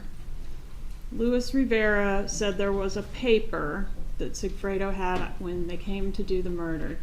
Yeah, Jane Walls, we know a three-point turn. I mean, the point is that nobody in the history of the world has ever called a three-point turn a K-turn, aside from Wendy Adelson. It doesn't exist, it's not a thing, and it's a three-point turn. Do you know anything about that paper? No, ma'am, I don't. All right. Did you provide a paper to Sigfredo Garcia? Yes, I did. All right, and when you say you don't know anything about it, but you gave it to him, you obviously know something about it, right? Yes, ma'am. Okay, so tell us I know what you're trying to say is you don't know what was on the paper. The content of it, yes. Tell us how you got the paper. One moment. Mr. Rashbaum. Ms. Kappelman, please use open-ended questions. Tell us how you came into possession of this paper that the killers had. Okay. One day, just a random night that I was over at Charlie's house, he had a manila envelope that was sealed. He told me, Katie, do not open it, do not touch it, do not look inside it. I didn't print this paper out from my office, printed it probably from another office, and basically give that paper to the other person. All right, and who is saying this? This was Charlie. All right, this defendant. Yes, ma'am. So he says to you, I have this paper. How does he give it to you? I had a diaper bag, so he showed me the envelope, and I was like, just put it in there. Did he express any concerns about fingerprints being on the envelope or the contents? Yes, ma'am. He said he wore a glove so that there's no fingerprints on it. He was very specific about me not opening it and not looking inside it. And he also told me that he didn't print it from his office. All right, and what about licking the envelope? And that he didn't lick the envelope. He said he did not lick the envelope? He did not. So didn't lick the envelope, didn't print it from his office, didn't touch it, wore gloves when handling it, but stapled all the money together. Which is his own personal signature of how to package $100 bills. Like that. And what was the purpose of that? I guess his DNA. Okay. So did you touch the envelope? Isn't it like something that would be in Columbo? You know? The thing is, man, who can do a Columbo accent? What does he say? Just one more thing. Just one more thing. The money was stapled. It's difficult to do Columbo. It is difficult. I challenge anyone to do a good Peter Falk impression. It was in my diaper bag, but I don't remember if I never opened it, but I might have touched it just to stick it inside in my diaper bag. And did you deliver the envelope to Sigfredo Garcia? I must have contacted Sigfredo and just told them, hey, come by the house. And then, he was kind of in and out of my life, so he'd pop up. He literally got the envelope. I was like, you have something inside that bag. And then he grabbed it, stuffed it in his pants, and left. Okay. In regard... Lenny, you've always called it a K-turn. Where are you from? Like, where is this place where they call it K-turn? To the June trip that the killers made, Did you provide Garcia or Rivera with any money for expenses Yes, ma'am. associated with that trip? Yes, ma'am, I did. And where did you get the money from to do that? From Charlie Adelson. Can you tell us about that? What was the context of you getting that money? Sigfredo would just ask me, hey, I'm gonna need some money. I need to go out of town. And I'm like, okay. So then I'd go to Charlie, or I'd be at Charlie's house, and I'll tell him I need some money for the expenses. And he gave you some money? Yes, ma'am. About how much money, if you know? I can't recall, but it was a couple $100s.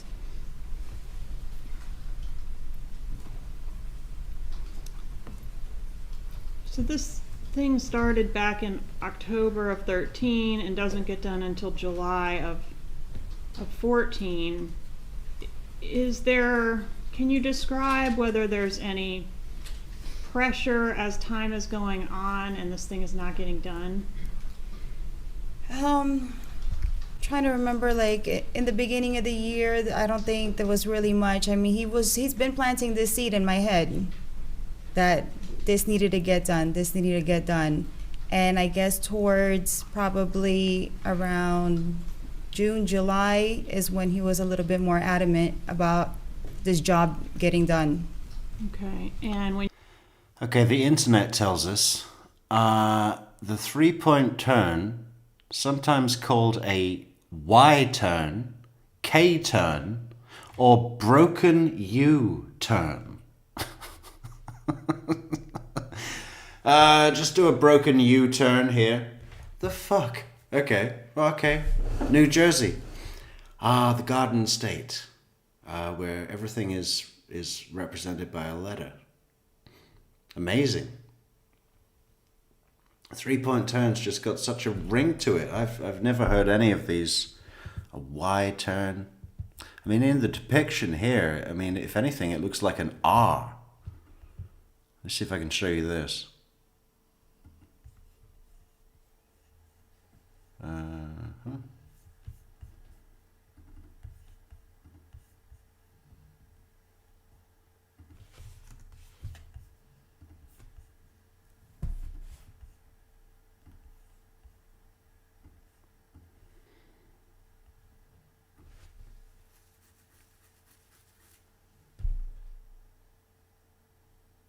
I mean, I guess we can pretend that looks like a K. That's all good. you say he, you're talking about who? Charlie. Did you ever have any contact with any other Adelson about this job? No, ma'am.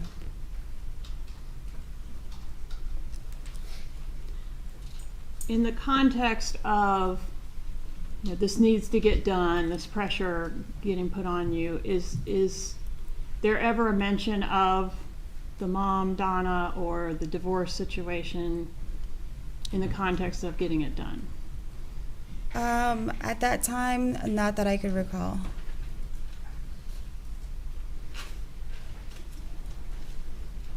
Will you publish 35, please?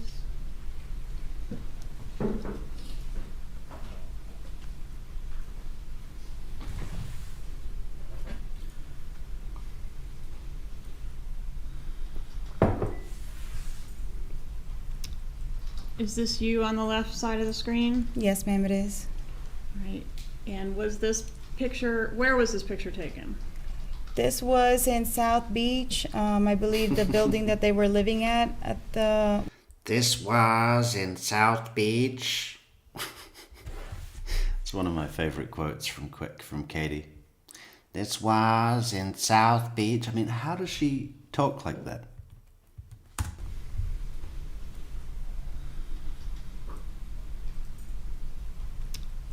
Is this you on the left side of the screen? Yes, ma'am, it is. Right. And was this picture, where was this picture taken? This was in South Beach. I believe the building that they were living at the where Charlie's parents were living at. Is that the Icon? I don't think that was the Icon. It was somewhere in First and Ocean. Okay, so a different residence. Yes, ma'am. All right, and this photo, was this the first time you'd ever met Wendy, or had you already known Wendy before this photo? I met her one time prior to this because I believe this was in Father's Day. So I met her around spring break when I had dinner with her and Jeffrey. Okay, so the Yardbird restaurant? Yes, ma'am. All right, so this was the second time you'd met her. Yes, ma'am. Did you have a relationship with her outside of her being Charlie's sister? No, ma'am, I did not. Did you communicate with her by phone or through any apps or anything like that? No, ma'am, I did not. Did you receive any communication from her specifically about the homicide? No, ma'am, I did not. Did Wendy ever give you any money or other gifts? No, ma'am, she did not. Did anybody pay you for your part in the murder other than Charlie Adelson? No, ma'am, they did not. All right, and the payments from Charlie Adelson, did those include the checks that were signed by his mother from Yes, the Adelson ma'am. Institute? Yes, ma'am, it was. Did you perform any job at the Adelson Institute? No, ma'am, I did not. You didn't go up there and clean on the weekends? No, ma'am, I did not.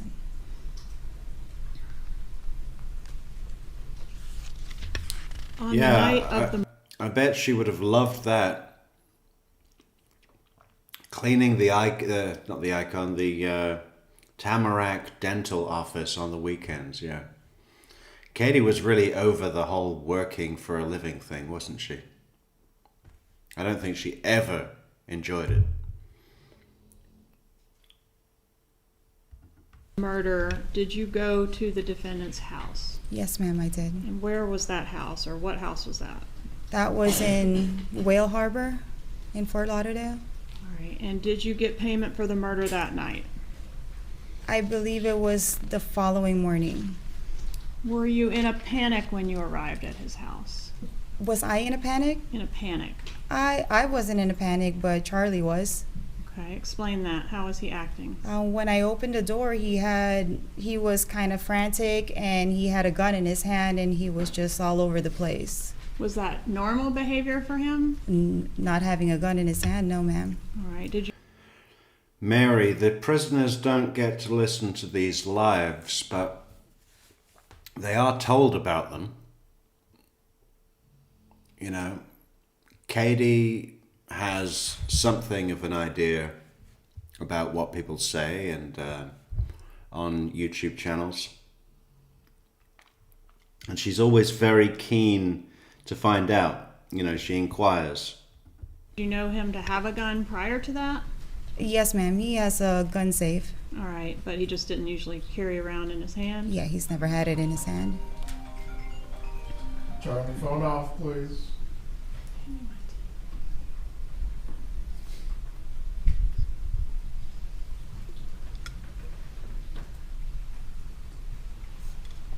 What was he saying to you when he was in this frantic state? I can't really recall because he had given me some Xanax, so it was a little blurry that night, and I just fell asleep. I think we both fell asleep. So. All right, can you tell the jury whether the excitement that he was showing had to do with the murder or something else? Yes, ma'am. It had to do with that. Okay. Was anybody else there at his residence when you arrived?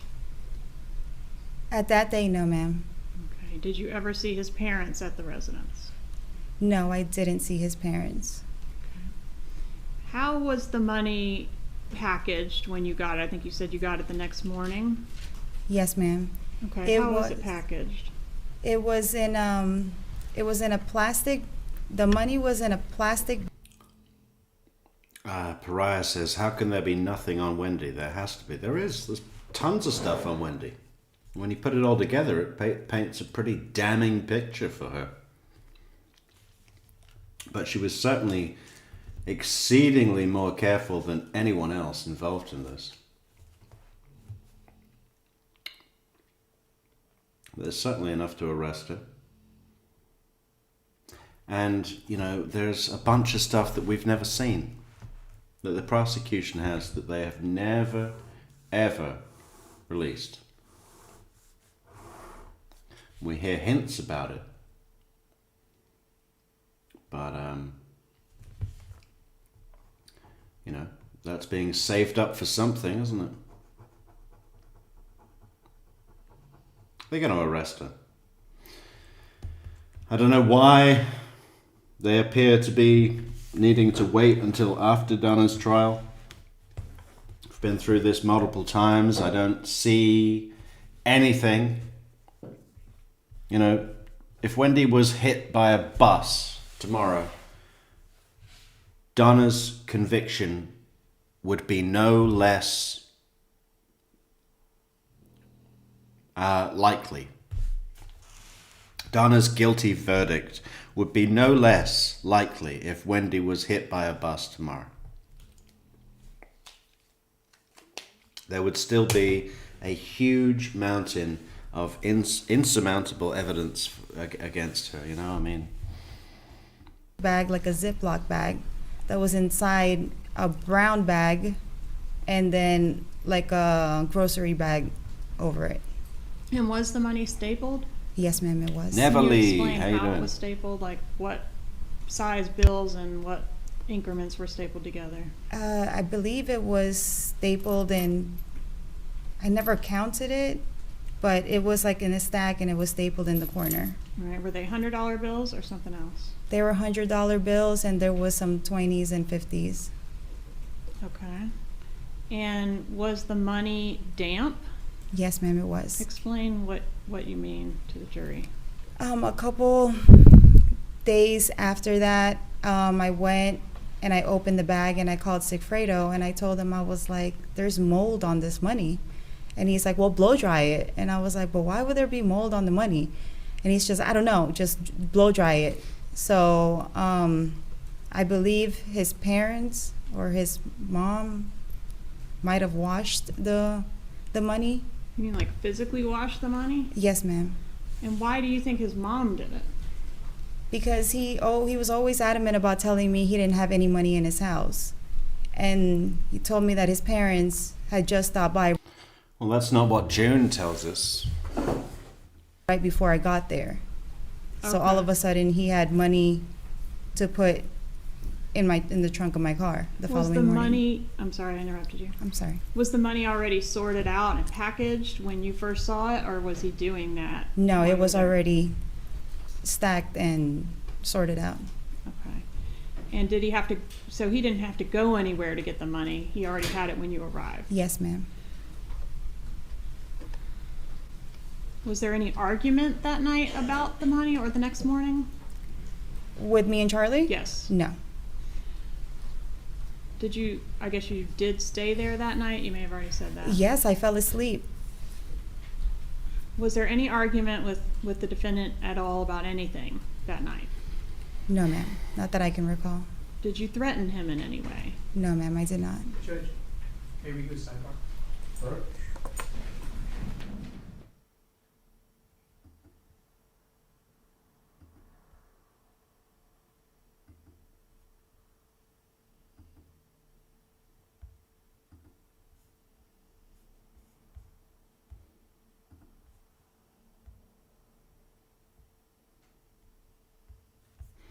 Sidebar. Skipping.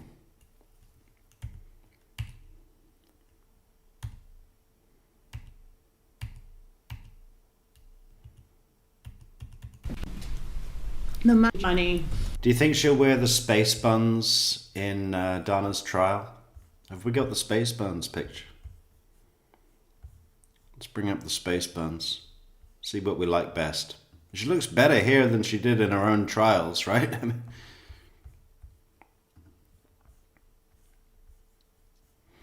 Mm-hmm.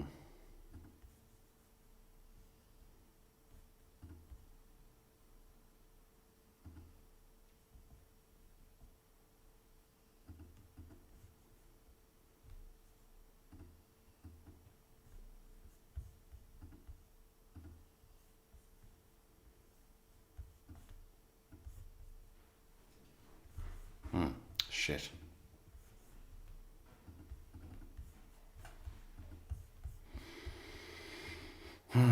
exports, posts,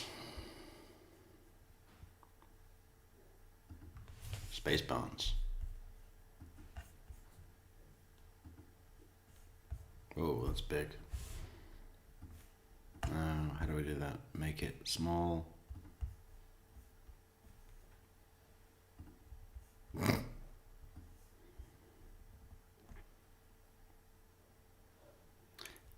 I think she looks better in the trial. Too much makeup in the Space Buns picture.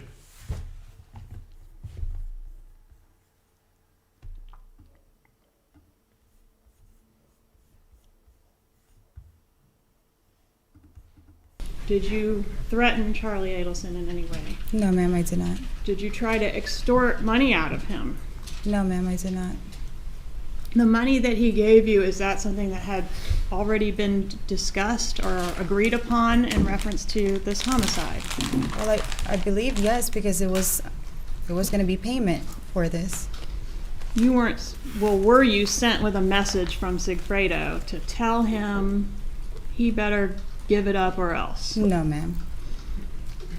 Did you relay to the defendant that his family was in danger if he didn't give you whatever it was you were asking for? No, ma'am. How did Sigfredo Garcia and Luis Rivera get paid for their part in this murder? That morning, when I woke up, I was like, oh my God, I gotta go. So I drove back down, and I was trying to look for Sigfredo and having a hard time that morning. And then eventually I made it to the alleyway of where He was at Shrimp's house. Lewis testified yesterday that he took the Prius and drove to Shrimp's house. Yeah, go and get my money, Katie. I'll be with Shrimp. And probably going to sleep in, okay? Lewis's building was. Was that on North Miami. Yes. In like 135th. Where he lived with Jessica? Yes, ma'am. Okay, go ahead. And I was just waiting in the car, and all of a sudden Sigfredo just like popped up and got inside the passenger seat. All right, so they got their money from you. Yes, ma'am. Sigfredo did. And Rivera got paid as well, didn't he? I believe so, yes.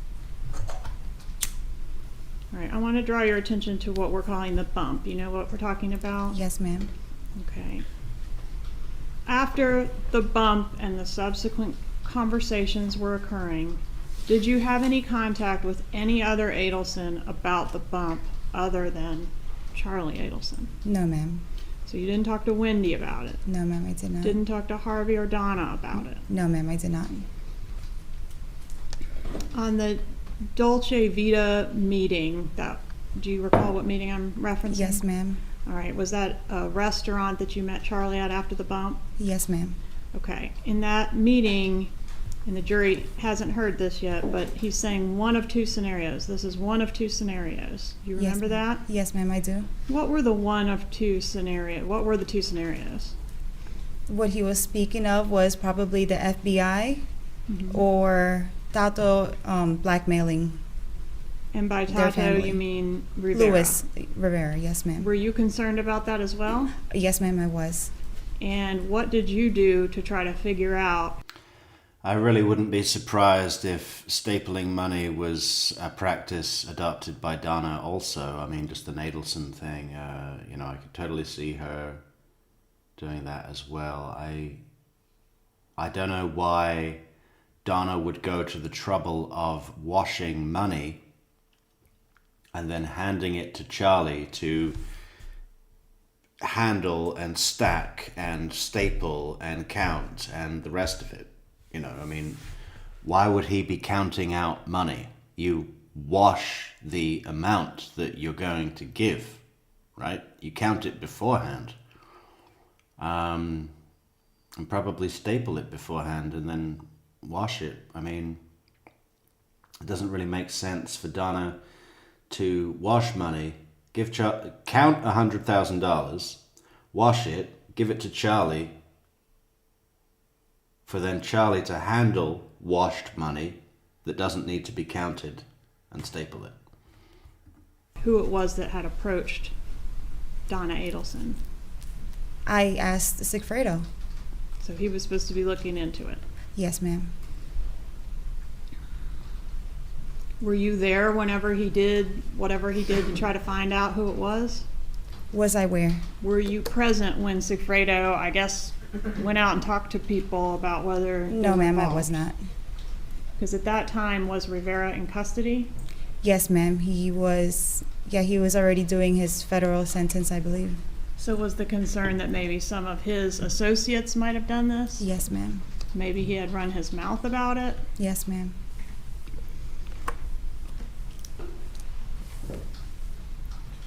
Have you reviewed what I had marked for you as States Exhibit 111, the Dolce Vita recording with the transcript attached? Yes, ma'am, I did. And does the transcript in that exhibit accurately reflect the words that were said at that meeting between yourself and the defendant? Yes, ma'am. When the defendant described the bump to you, So that's Neville's question also. Offering asks, the money was stapled, so does that mean Donna stapled money too? Or did Donna wash it, bring it over, and then Charlie stapled? Well, like I just said, I mean, yeah, I have no problem in believing that Donna stapled money too, right? We know from June that Charlie definitely did of his own accord, but the way these Adelsons pass money around, you know, Harvey's saying, hey, we put 26,000 in the safe and stuff like that, right? They're moving around tens of thousands of dollars between each other's safes and stuff all the time. I mean, I imagine it would be a family practice to staple money, because if your dad puts $26,000 in your safe and you go there and count it, it's easier to count 26 bundles that are stapled into $1,000 bundles than it is to count $260 $100 bills, right? So yeah, I mean, it's not surprising to me at all to imagine that Donna stapled the money and washed it, stapled, handed it over to Charlie in a wrapped package saying, here's the $100,000, it's been washed. strike.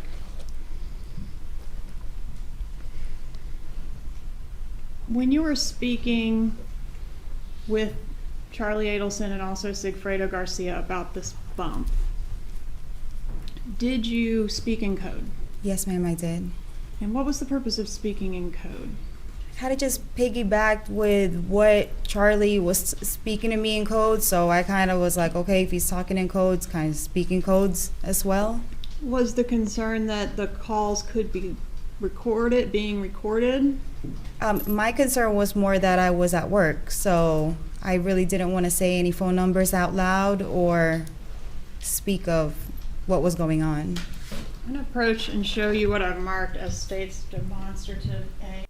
Sandra says, with Florida humid Florida weather, couldn't stapled money get moldy from sitting in a safe with no ventilation?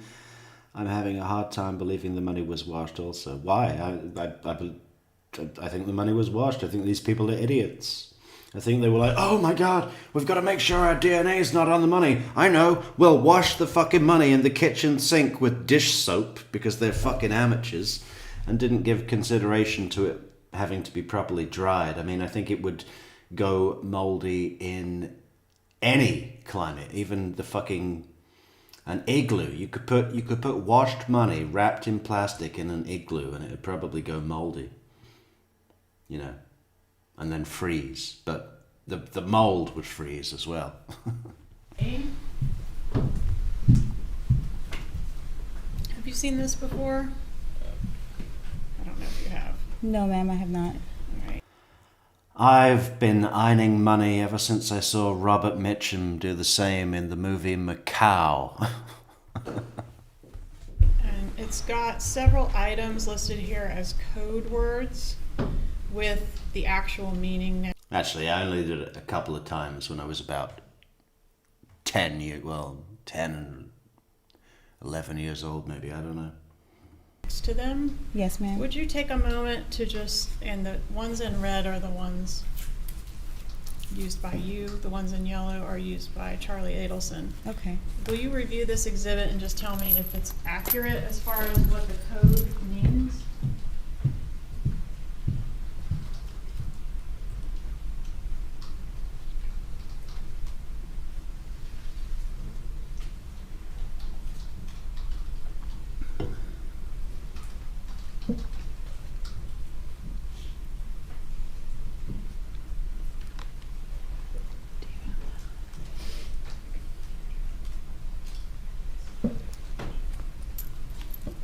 Yes, ma'am. It's accurate.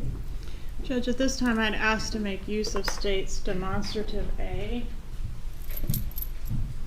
Any objection? May I see it? Sure, Evan, I can play that. I mean, it plays of its own accord anytime we get a coffee. But I'll play it by special request also, no problem. I love it. Fucking A, bro. I'm gonna fucking fuck up whoever the fuck you fucking with me. One more time. It never gets old. Fucking A, bro. I'm gonna fucking fuck up whoever the fuck you fucking with me.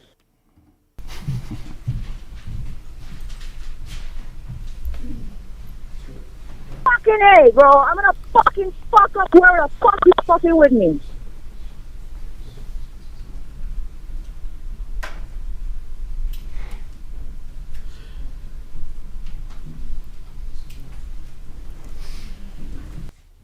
Yeah, I mean, rubber bands are more traditional, right? But I don't know. I mean, these Adelsons, they all like to do the same thing, don't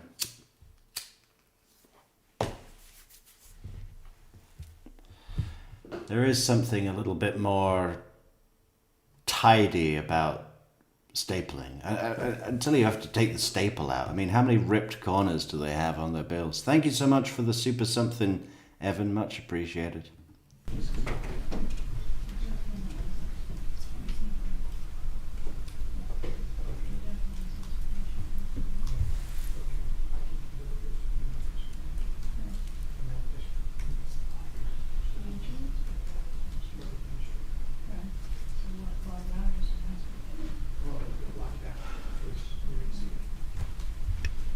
All right, Judge, I think we have an agreement with a couple redactions. Very well. You can go ahead and make those now. Maybe if I can borrow a Sharpie from the clerk. Yeah.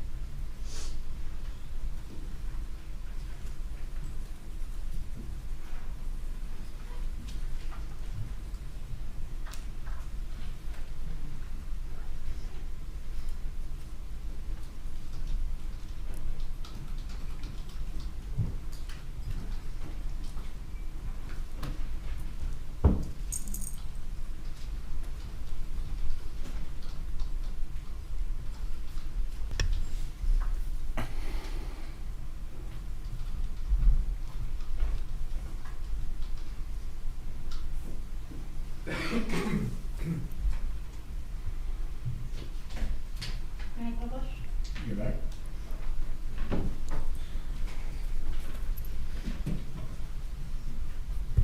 All right, so the first one we have is $65.70.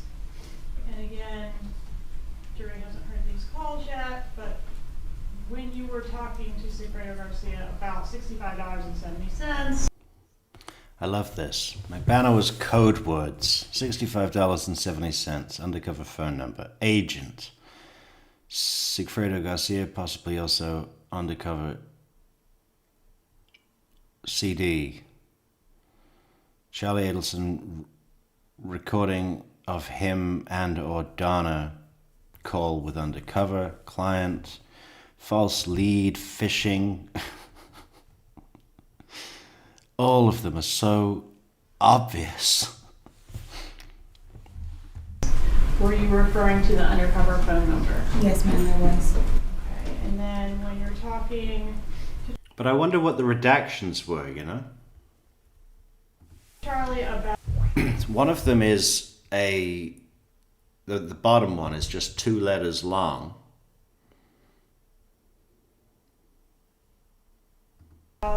an agent, were you talking about, it seems like you're talking about real estate agent, but are you talking about the undercover agent that approached his mother? Yes, ma'am, I was. Right, and the CD, was that reference to a recording that the Adelsons made of their contact with the undercover? I know, right, Neverly? I mean, Georgia's practically dressed up like a dirty chai latte right now. Her head is the cream, and then this beautiful whirl of cinnamon chocolate swirling. A recording of their contact with them? Yes. That they were being recorded? No, that they called the undercover phone Yes, number ma'am. and recorded it. Yes, ma'am. Did you ever actually hear that recording? No, ma'am, not until my trial. And then the client, there's a lot of discussion about this client or this tenant. You need to find out if this is going to be a good tenant or a bad tenant. Yes, ma'am. Was the tenant this person, if it really was a blackmailer, this thug that's somehow affiliated with Rivera? Yes, ma'am. All right, the false lead or the phishing, what did that mean? There's a lot of discussion about, I hope it's just somebody phishing. You remember that? From the phone calls? Yes, this is all from the phone call. Yes, ma'am. It was one of the 2 scenarios that it could be law enforcement. Yes, ma'am. But this was Charlie basically saying this the whole time. He's the one who's coming up with all the scenarios. Okay, but when he's talking about the scenarios, he's talking about phishing. Yes, He ma'am. doesn't say law enforcement phishing. No, ma'am. He says it could be, a tenant or a patient or something like that. Anything but what? Judge, I'm just going to object to the leading. Please rephrase your question. Ms. Kappelman, sustained. About the listing or the properties. Hey, what Clarissa. does that refer to? About the paperwork. That's pretty We're accurate. looking into a listing. Yes, the listing, because I worked in a real estate agency at that time. So he was just telling me, look into the listing, oh, this will be a good investment. So it was really Charlie saying all these words. What did the good and what might the good of can't talk. What might the good investment have been? Yeah, I mean, Neverly, exactly right. I mean, Charlie doesn't talk about Katie. The only time we hear on a jail call is when Charlie is talking to, why do I always forget her name? Janice. And Janice is like, oh, the thing about Katie, I mean, you have to be livid, right? And you could tell that Charlie hasn't even thought about it because obviously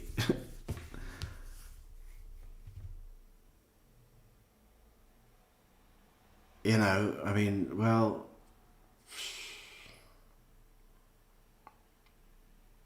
Charlie's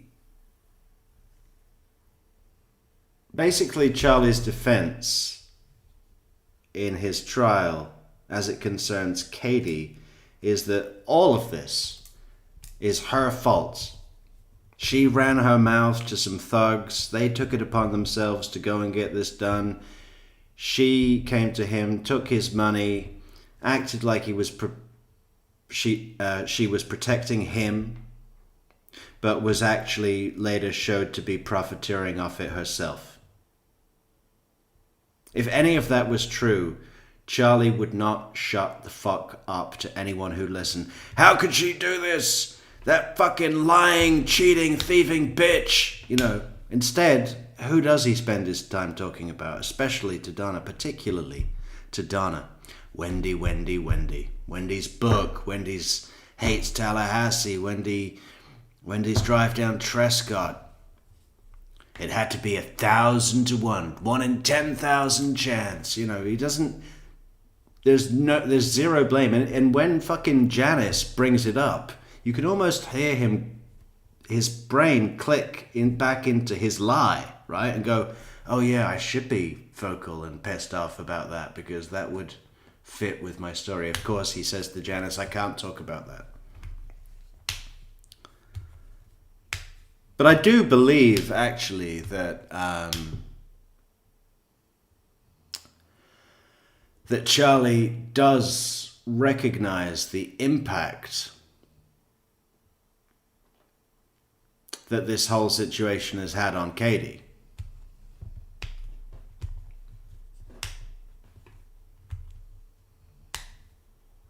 He has just the slightest amount more of empathy and contrition than Wendy does, right? Just slightly. There's not much. It's a hair more. It's a hair. But yeah, no, I think he's like, oh shit, you know, this really is real. She's doing life in prison. And, you know, I believe that he was fond of her. No, not considering marriage or anything like that. But fond of her, enjoyed her company. It wasn't purely just, I'm going to use the fuck out of her to get this job done. You know, we can hear on the calls between them, even post-bump, that there is some banter between them that sounds like they're enjoying their conversation. Very much unlike his conversation with June. You're being weird, June. No. You told me to cheat. You'd said I could cheat. You know, I think he was fond of Katie, and I think it's he's slightly aware of, oh my God, look, she really got life in prison and she'll never see her kids or be free again.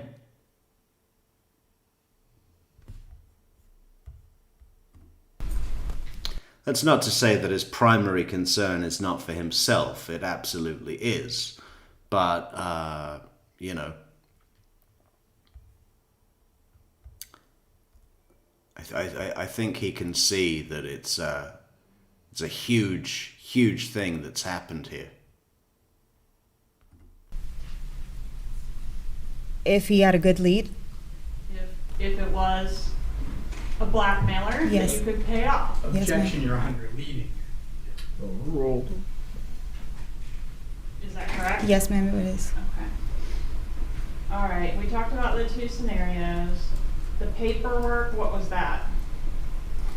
That was the paper that was handed to his mom by the undercover. On the Dolce restaurant meeting, we see Charlie Adelson pull out a piece of paper. Was Yes, that the actual piece of paper that was handed to his mother? I believe so. I just never saw it. He never showed it to me. Okay. Did he give you a phone number off of that piece of He paper? did. That was that phone number that we just can't seem to get right. Yes, The ma'am. 6570. Okay.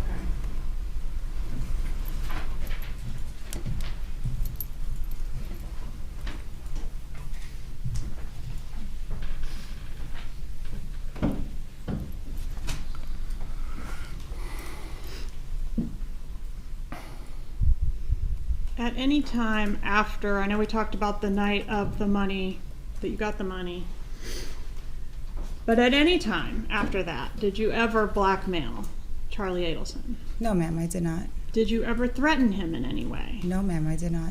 Did you relay any threats on behalf of Sigfredo Garcia? No, ma'am, I did not. Did anyone ever make you extort any money or other favors out of Charlie Adelson? No, ma'am. Before the murder, had you bragged to Garcia and or Rivera about my new rich boyfriend? I didn't even know he had money like that. Well, I mean, He had a good job and, he had a nice house, but I wasn't aware of how, how much money he has. Okay. But he definitely had more than Sigfredo Garcia. Oh, yes, ma'am, he did. Okay. And did you brag to Garcia like, oh, I got a new, better guy? I'm pretty sure he saw that I was happy and I was, going out to dinners and hanging out with him, so. Okay. But did you tell them specifically he's got a lot of money? No, I did not. Did you tell them specifically he's got this issue with his sister's ex-husband? I believe I mentioned it. Yes, Okay. I did. And when you talked to them about he's got this issue with his sister's ex-husband, was that in the context of hiring them to do the murder? Or just in... Just in general. Okay, so Just- they were aware that he had this issue. Well, Sigfredo was, yes. Okay. Did you ever talk to Rivera about it? No, I did not. Okay. And when you talked to Sigfredo about it, did he ever say, well, I think I'll just drive to Tallahassee and kill the guy? Or anything like that? No, ma'am, he did not. Is that something he would have mentioned to you if that was his idea? Sigfredo doesn't say a lot of things to me, and he likes to keep a lot of things away from me. So he would have Okay. never asked me that or told me that. Okay.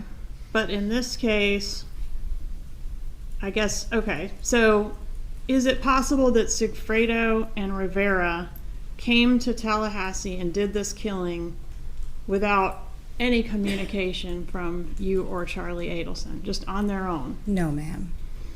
And then That would be- extorted Charlie Adelson through you to get money because they had killed the guy? No, that'd be impossible. How would they have any information? Well, they could have seen it on the internet. No. I don't think so.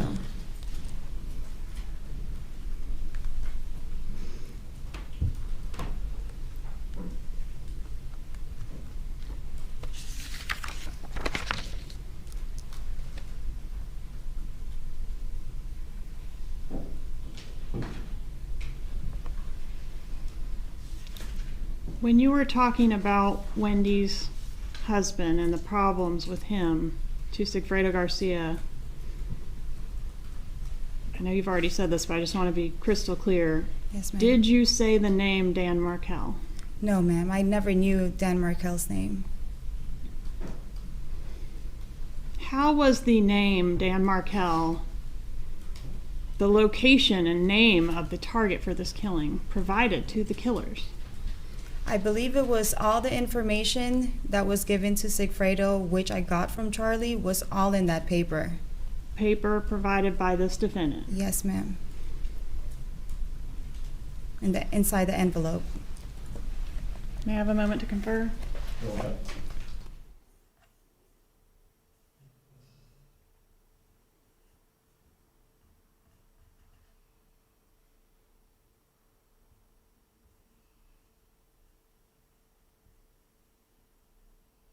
No further questions.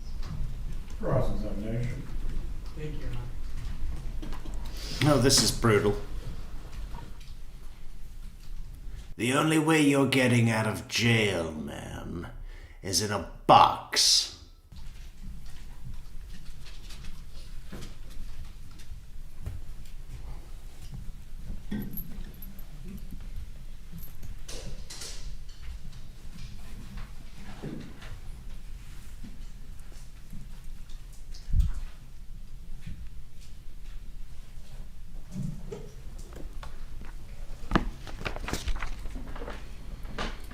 Now, you were arrested and charged with the murder of Professor Markel on October 1, 2014, 2016, correct? Yes, sir.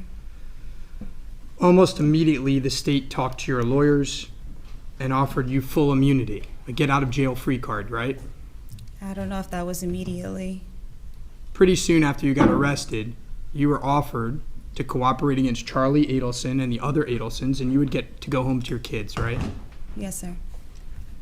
And your She was actually offered before she was even arrested. I mean, Sigfredo's attorney was being contacted by General Isom, and he was saying, hey, listen, is she going to cooperate? Because we're listening. Otherwise, we're going to go and get her too. And Sigfredo's attorney thought Isom was bluffing. So he spoke to the Adelson attorney, Charlie's attorney, and said, is he talking? They said, no, he's not going to be talking. The Adelson family are not going to be talking. Sigfredo Garcia's, this is on a fucking wiretap, right? What a thing. What a huge thing. I mean, I don't know why that wasn't played at trial. I mean, I don't think it was like an attorney-client privilege thing because it's been released to the public.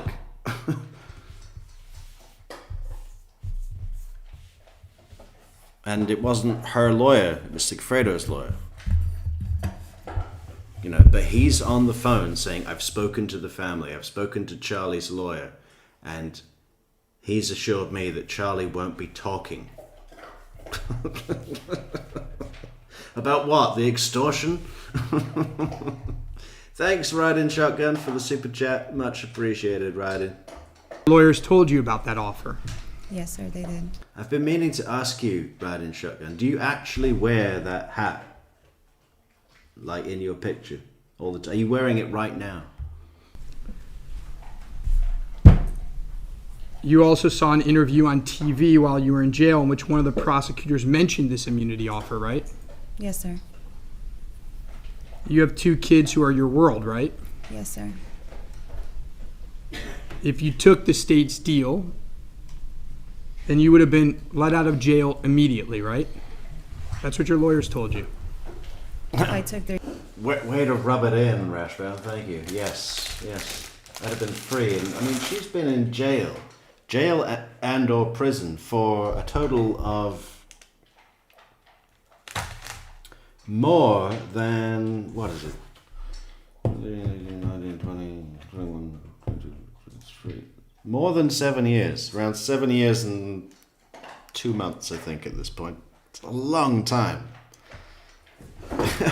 I mean, even for someone that's, you know, in a fucking Latin King gang where doing a stretch in prison's part of business, cost of business, that's a long one, you know? It's significant for anybody. Their deal? Yes, sir.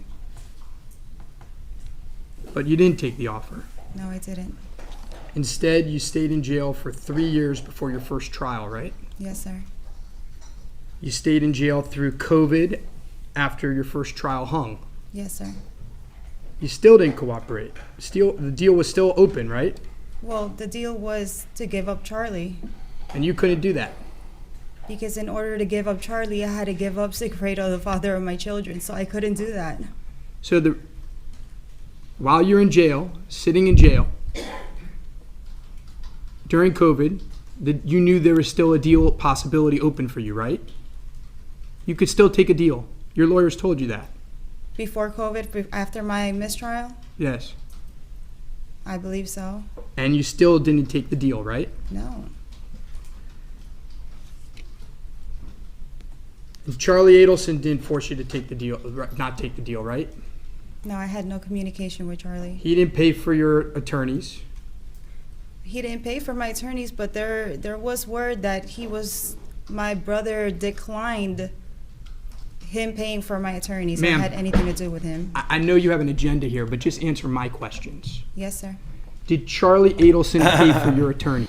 Look at Charlie's face there. No. That didn't happen. That's conjecture.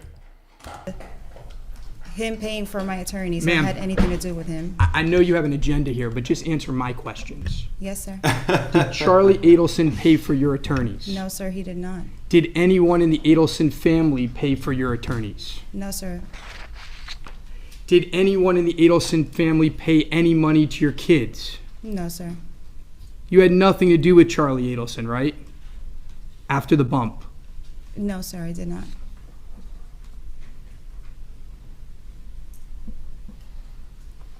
Now, the real reason you didn't cooperate, and you made it clear, is because Charlie Adelson had absolutely... Yeah, right, Pinto. I mean, even from Sigfredo's perspective, we heard from what's his name?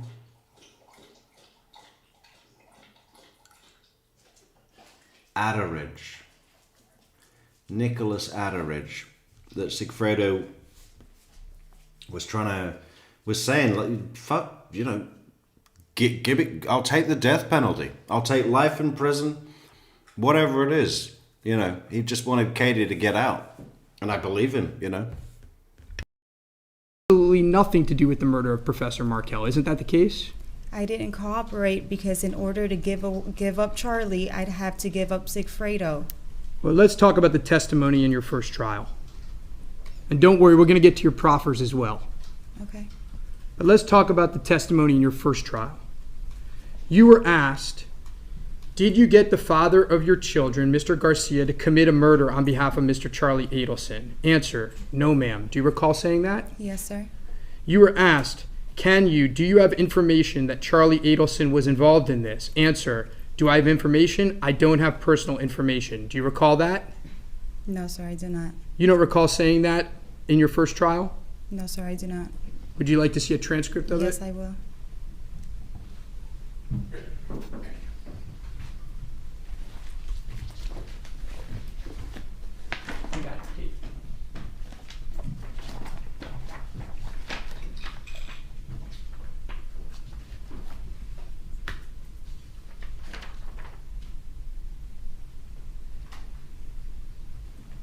I'll direct your attention to page 2800, lines 1 through 5. Please read to yourself now.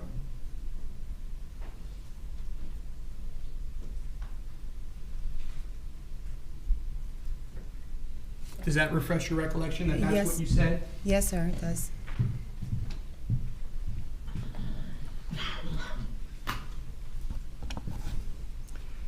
During your second trial, do you recall being asked, Charlie didn't ask you to do anything weird? Answer, no, ma'am.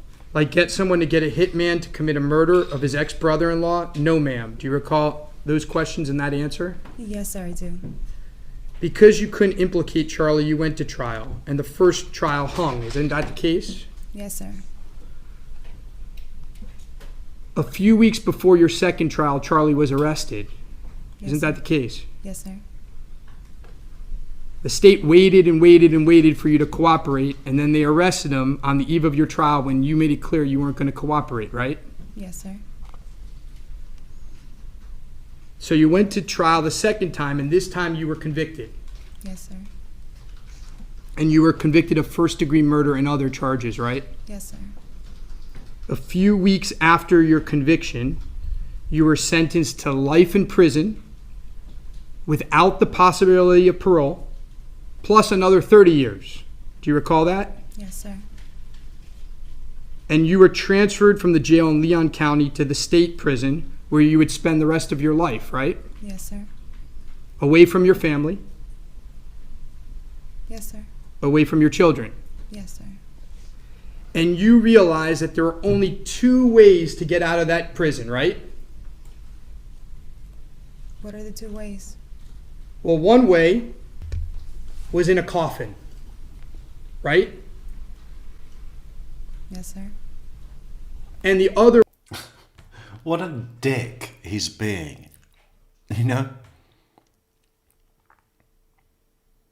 What an absolute dick. way was cooperating against Charlie Adelson, right? No, sir. I wanted the truth to finally come out. What are the only two ways that you can ever get out of prison, Miss Magbanowa? My appeal? Oh, well, we'll get to that too. You have an appeal pending right now, right? Yes, sir. That claims that you're innocent. Yes, sir. Let's just make this clear to the jury. Ms. Kappelman has called you as a witness against this man who's presumed innocent. You've just testified that you did a murder, and you have an appeal pending right now in this county claiming your innocence. Isn't that true? Yes, sir.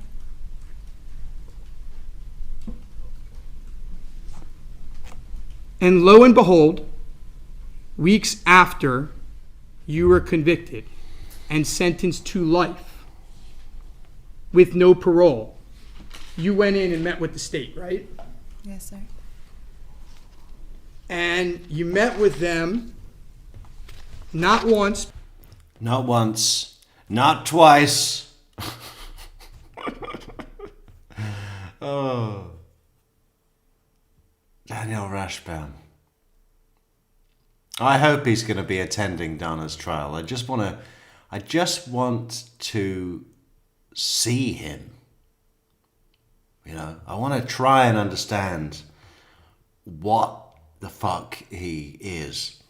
Anyway, I'm going to step out for a second, guys. I got to make another pot of coffee. If anyone wants to support the channel, you can. Link in the description. buymeacoffee.com/truecrimemetrics. You can't miss it. Thanks so much, guys. I'll be back. I'll be right back. but twice. Yes, sir. And you met with them for hours. Yes, sir. A combined total of around 6 hours, right? Yes, sir. Now, we're going to get into that and all the lies that Ms. Kappelman didn't go through with you that you made during those interviews, but let's go back to the first trials first, okay? In each of those trials, you took the stand for your own defense, right? Yes, sir. And you took the same oath and looked at different jurors the same way that you look today, right? Yes, sir.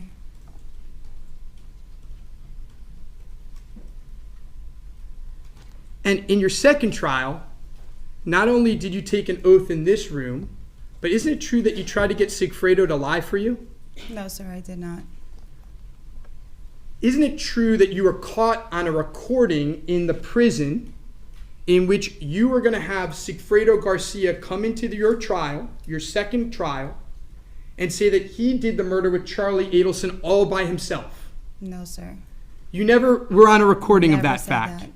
Your plan at your second trial wasn't to have Sigfredo Garcia testify on your behalf? No, sir. Are you aware that your lawyer opened up on that plan? No, In her sir, I'm not opening? aware. No. Well, did you sit through the trial? Yes, sir, I did. Did you sit through the trial when she said to the jury, you're going to hear from Sigfredo Garcia, who's going to say that the murder was between him and Charlie Adelson, and that you're just a victim of having bad taste in men? He never came up. He refused to come and testify, right? I don't know if he refused. He just never, he was never called. Are you aware that you and your lawyer subpoenaed him to come down to Leon County to testify on your behalf? He was subpoenaed, but he just never showed up. And he didn't He show never up? took the stand. Right. He was subpoenaed by you, correct? Yes, sir. And you got on the phone with him. You were caught because you're not supposed to talk to each other, right? Yes, sir. But you guys talk to each other because what you do is you call his mom, right? Yes, sir. And he calls his mom. Isn't that what you all do? At that time, yes, sir. Yeah, you call each other so that you could talk to each other through the mom. And during one of those calls, you asked him to come testify on your behalf. Isn't that what you did? No, I did not ask him. Okay. Well, we'll move on to some other lies. We'll move on to some other lies.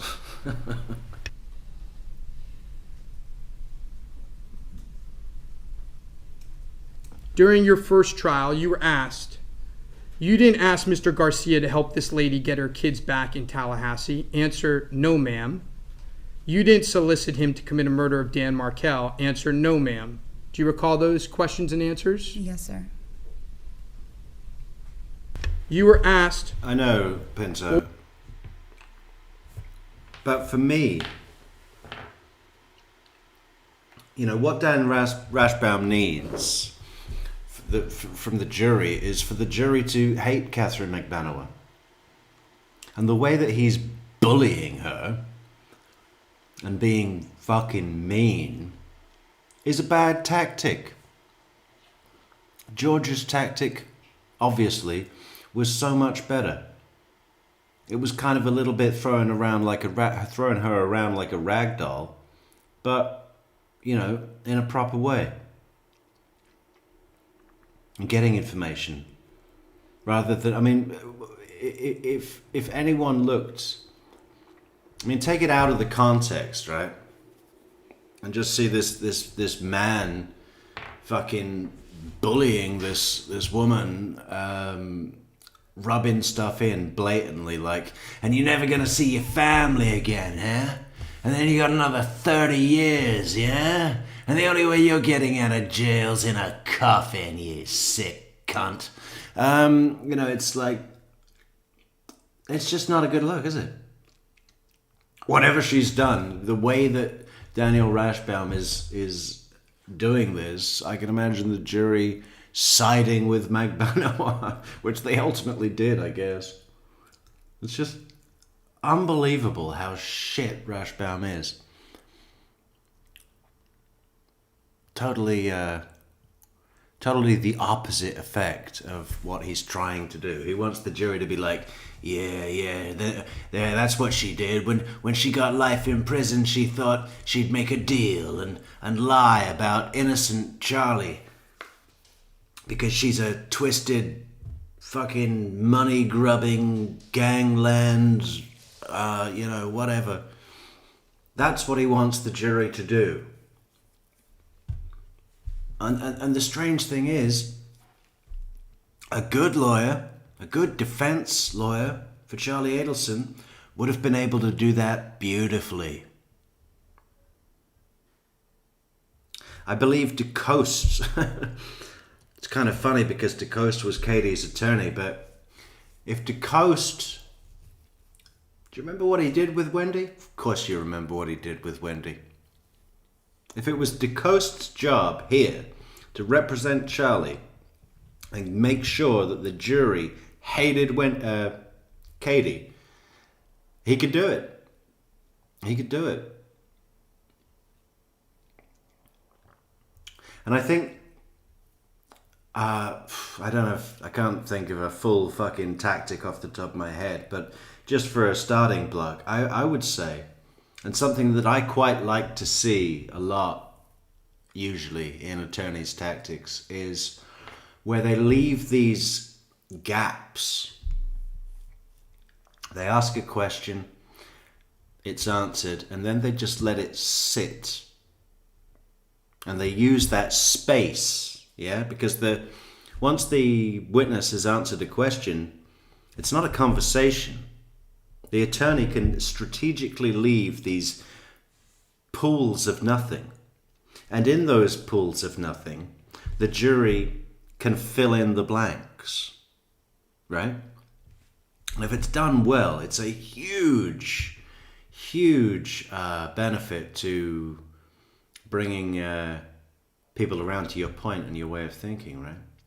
Let them create the story. Give them the space instead of what Daniel Rashbaum, which is giving no space. Just sitting up here, shaking his fist and saying, you're gonna be in a box, you're in a box, and you're 30 years, and you have to make a deal because you're a fucking crook. You know, Daniel Rashbaum's tactics is just like, fill, accuse, fill. It's all filler. And his repetition does nothing. He thinks that bolsters his point. It works against him. It would have been more effective for the defense counsel to make a point once, leave space, and then go and make other points that kind of connect back to that original point. You know what I'm saying? Like if he said, one time, if he said, you knew that after you got your life sentence, you You knew you weren't getting out of prison. So maybe you thought you'd make a deal with the state and see what they could do for you. And just leave that as it is, right? And then go into a different line of questioning. But then later refer back to that, call it that other option that you thought about, right? Those suggestive things, you know what I mean? Just like not drilling it, but connecting it. That's what a good attorney would do. Well, back then, did you know someone by the name of Dan Markel? Answer, no, ma'am. In 2014, you learned that Wendy Adelson's divorce was already finalized, right? I learned that in court. I didn't know it before. Do you remember those words? Those were lies, right? Yes, I lied in my trials to save myself. We'll keep going. You lied when you said that Charlie told you that Professor Markel had been in an accident, right? With me. I lied that. Say it again, sir. Well, I'll ask you the questions. Do you remember having a conversation with Charlie Adelson about his brother-in-law being in an accident? Does that sound familiar to you? It sounds familiar, yeah. That was a lie, right? No, that's what Charlie said. He told you that he was in an accident? He'd tell you that there was a murder? No, he told me he was in an accident. So you didn't know about the murder of Dan Markel on July 18th? Is that what you're telling this jury? No, not at that time. When did you find out about the murder of Dan Markel? It was later. Hey, Neverly, thanks for that coffee, hun. Ooh, keep talking, my friend. You good at it. You're good at it. Well, I'm okay. I'm a little tired today. But, yeah. No, we will keep talking. Thank you, Neverly, for the coffee. Awesome. Later on. Oh, really? So the money that you brought to the guys that Miss Kappelman brought up on opening, the money you brought up to the guys on July 19th, it was because Dan Markel was in an accident? I didn't know that was Dan Markel. Like, I didn't know his name. Oh. But there was a murder that happened, yes. At the March 11th dinner that you had with Mr. Lacoste at Yardbird, Dan Markel's name wasn't mentioned? No, sir. Would it surprise you that Mr. Lacoste has testified to the opposite of that? No, I haven't seen his testimony. Well, we have, and I don't think he testified that Dan Markel's name was mentioned. He said that there was talk of exes.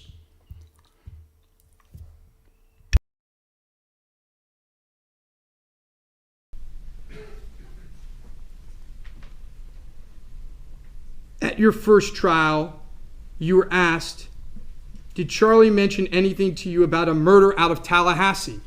So now it's not Dan Markel. It's just a murder out of Tallahassee. And your answer was no, ma'am. Question, did he mention anything about his ex-brother-in-law being murdered? Answer, no, ma'am. Do you recall those questions? Yes, sir. And those were lies, right? Yes, I told you I lied. I lied in my trials to save myself. I understand. Please let me keep going through them. There's a lot of them, so we'll take our time. Yes, sir. Now, you said you never saw any cash at Charlie's place. Do you recall that at trial? He had cash, but I didn't know how much he had. I know he keeps cash in his safe. But I thought you just testified moments ago that you never saw cash at his place. They didn't keep cash at his place. That supposedly his parents had to bring the cash. Isn't that what you just told this jury about 18 minutes ago? An abundance of cash. Have you seen his safe? Yes, sir. Have you ever seen it open? Yes, sir. Doesn't he keep a lot of cash that he collects on the top of his safe? I mean, I'm not like looking in it, but every single time we used to go out, he used to grab some money from the safe and then take it with him. Repeatedly during both trials, you said you worked at the Adelson Institute. You never worked at the Adelson Institute, No, right? sir, I did not. Now we're going to hear about a Lexus. Yes, sir. You said you paid for that Lexus. You never paid for that Lexus. Isn't that I the case? paid Charlie cash for that Lexus. Really? Yes. Okay. I think the state might disagree. Has the state disagreed with you on that point? About me paying him cash? Yes, because there was nothing that was coming out of my account, but I paid him cash. I had the cash on me.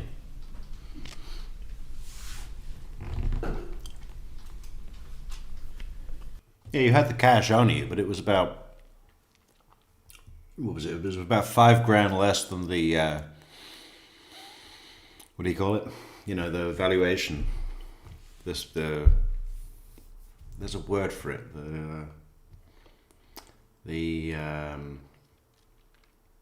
What is that thing when the value of a car? It's like something price, ticket price, or that? I don't know.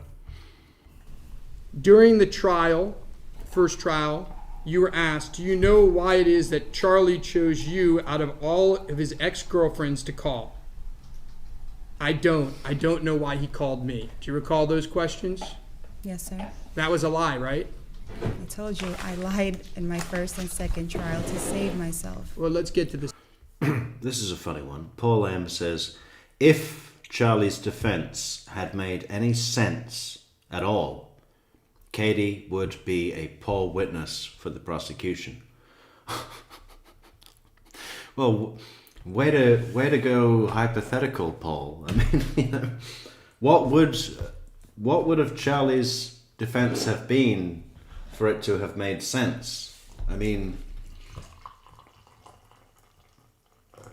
I don't know. It's really hard to say, isn't it? It seems like this is the best that they could come up with. The second trial. Just like you're lying here to save yourself, right? I'm not saving myself. I'm telling the truth this time. Right, because now all of a sudden, after 8 years, you have developed a conscience. I think that's what you told the jury. No, it's because the father of my children was on death penalty at that time on my first trial. So I couldn't give up. If it was just Charlie, like I said from the trial, go ahead and arrest him. Nobody ever did. He didn't get the death penalty after the first trial, and he was convicted, right? Yes, sir. And by the time of his second trial, you had no reason to protect him anymore. He was done. No, sir. He was under appeal. Okay, just like you're under appeal now. Yes, sir. So what you said to this jury about 20 minutes ago is you said to this jury, I'm here today to tell the truth, and I want to get your exact words.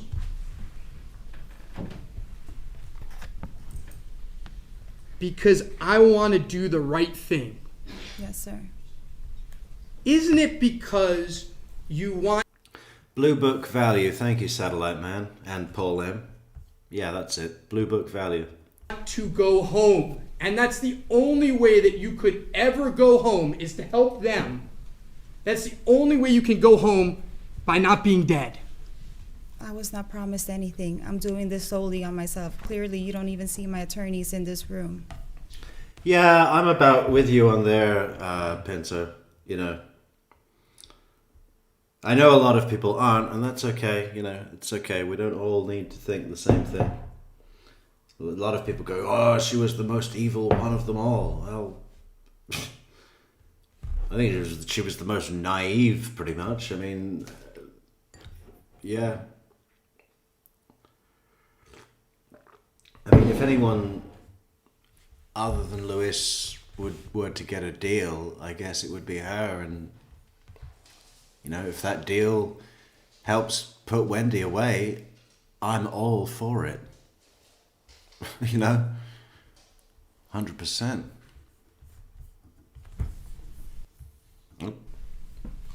Let's talk about the second trial. Again, you lied when you testified that you didn't know anything about or were involved in the murder of Professor Markel, right?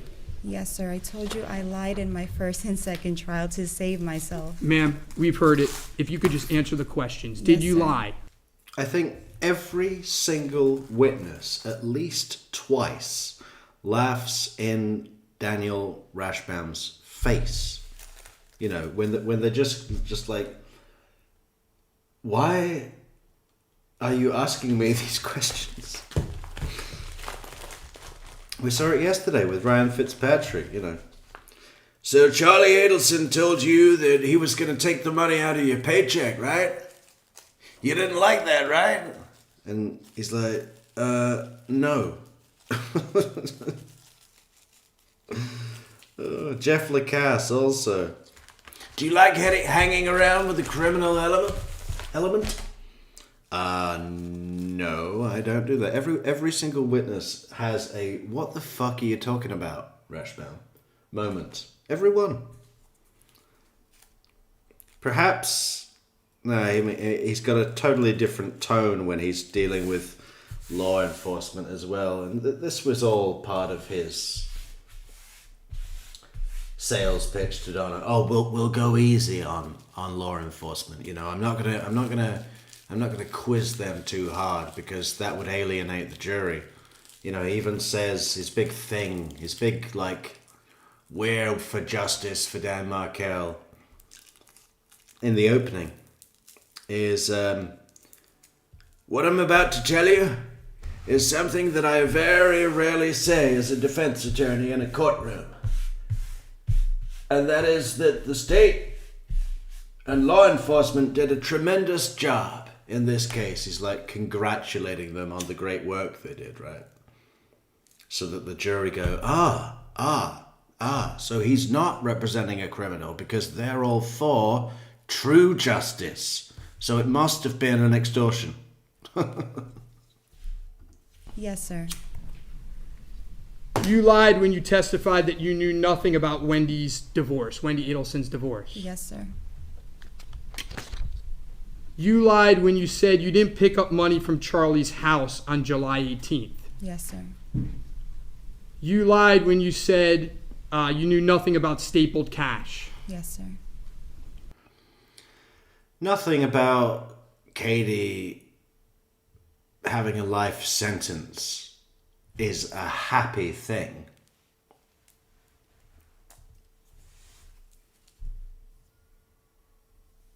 I don't celebrate the fact that Katie Magban is doing a life sentence. I would celebrate if Wendy was doing a life sentence.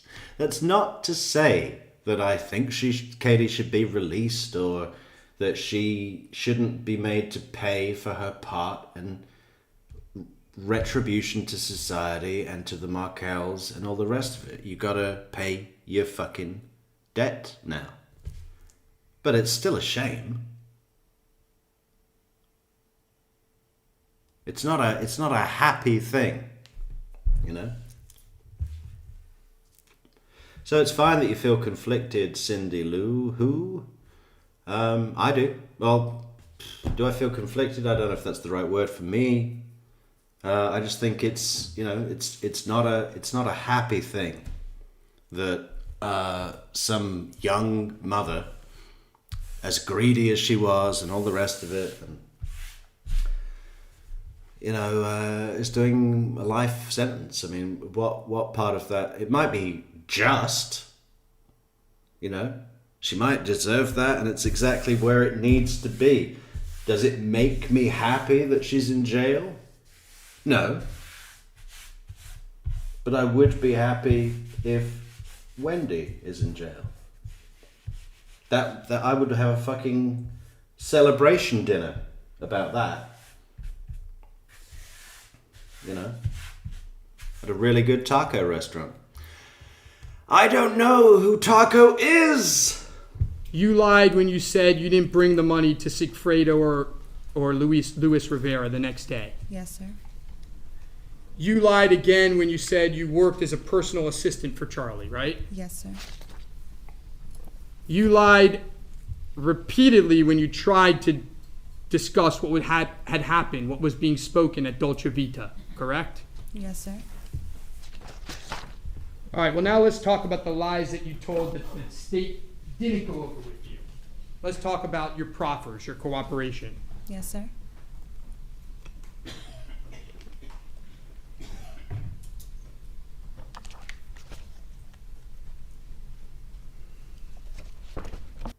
And I thought for a while, I don't think I think this anymore, but I thought perhaps that Charlie was exaggerating, saying that Markel was this really evil guy and he would keep her locked in a basement and was controlling and wanted the kids and wanted sole custody and he was abusive and then she was like, okay, justifying it. But I don't think that needed to happen. I do think she just saw the opportunity for herself and essentially put her mind in a place where she was like, well, people die every day. People get shot every day. I mean, I don't know him. It's just a person I don't know dies. I mean, that happens all the time. I mean, it's quite clear that she was just, okay, I just want a good payday out of this. It was all money.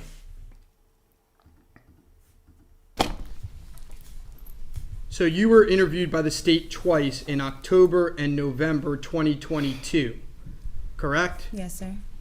Money and posing. There's a lot of posing in this story. Charlie wanted to pose as this ring-leading maestro, calling the shots from behind the scenes, kind of Paul Castellano, whatever. And Katie wanted to be ghetto girl, and, I'm gonna fucking fuck up whoever fucking fuck with me, whatever, motherfucker. And by the way, you've met with them a couple times since then, right? A couple times. Have you met with them After? since? Yeah, after that point? Probably one time. You met with Miss Kappelman? Yes, sir. Did Miss Kappelman ask you about our defense during that meeting? No, sir. She didn't ask you about whether, for the first time, whether you ever threatened No, Charlie sir. Adelson? Now, when you met...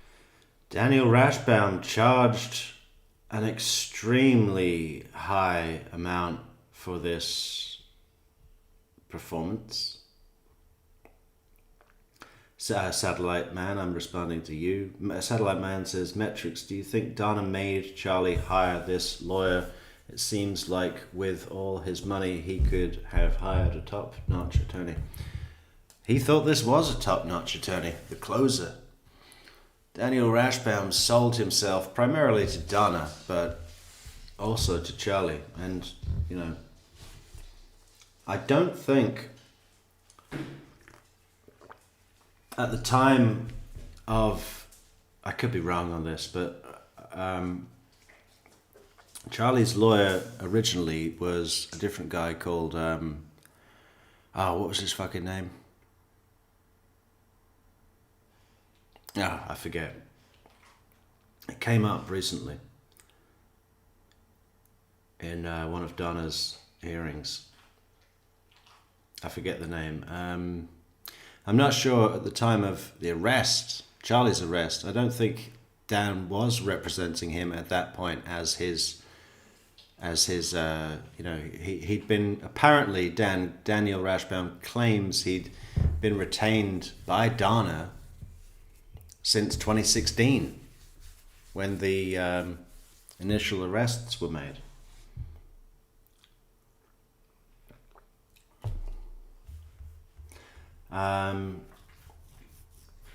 But I think Charlie believed that this was his best shot. But part of that was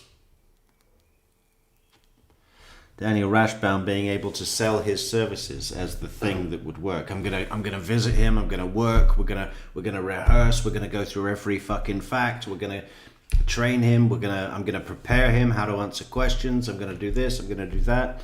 All of which, really, really pads out the bill.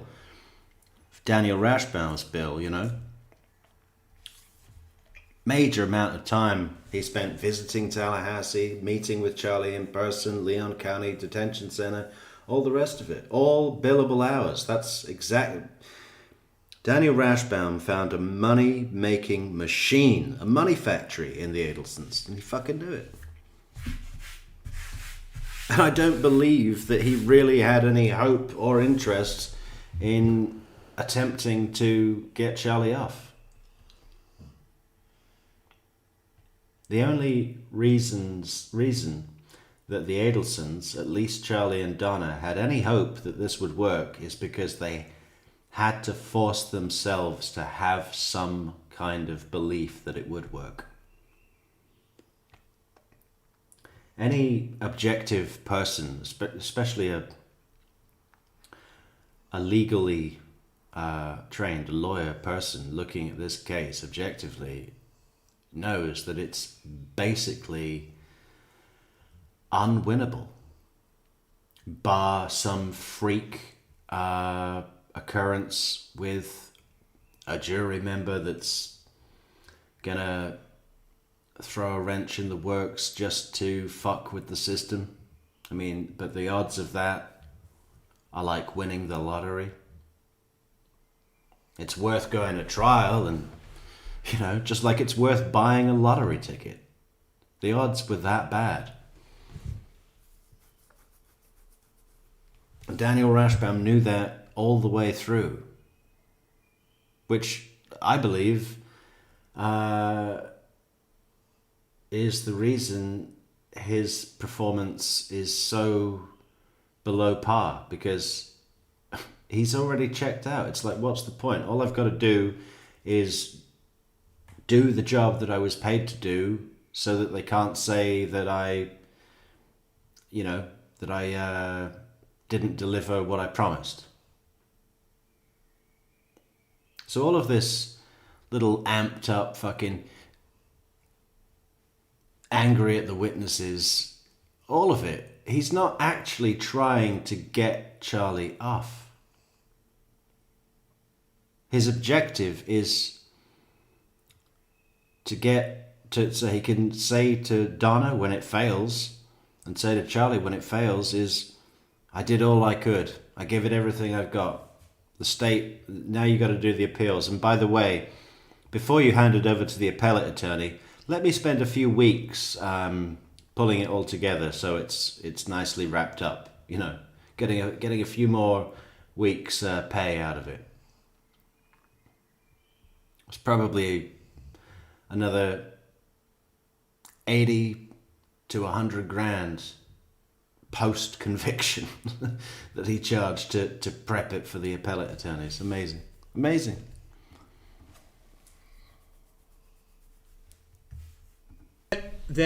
Met with them in October and November of 2022. This was after you got your life sentence, right? Yes, sir. And you met with them first in Marion County Jail on October 11th, right? Marion County Jail? No, sir. I've never been in that county. You met with them in the jail. I got the wrong jail, obviously. I've never met with them in any jails. Where did you meet with them? I was already in DOC. Okay. In Lowell. You met with them in prison? Yes, sir. Apologies. And the second time, you met with them at the state attorney's office, right? Here in Tallahassee? Yes, sir. And both times, Special Agent Sanford was there? Yes, sir. Investigator Jason Newland was there? Yes, sir. And TPD Investigator Sherry Bennett were there? Yes, sir. And they asked you questions? Yes, sir.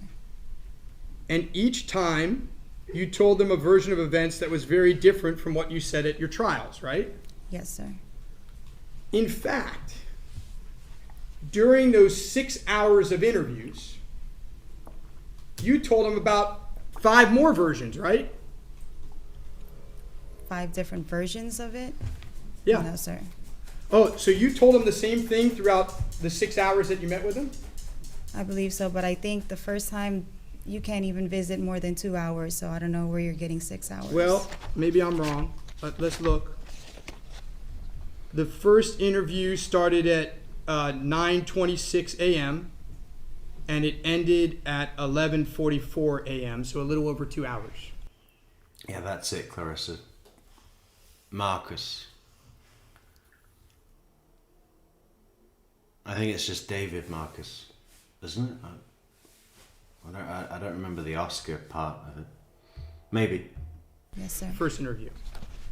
Your position right now, what you're telling this jury, is that the same thing you told them in the first interview, you told them in the second interview?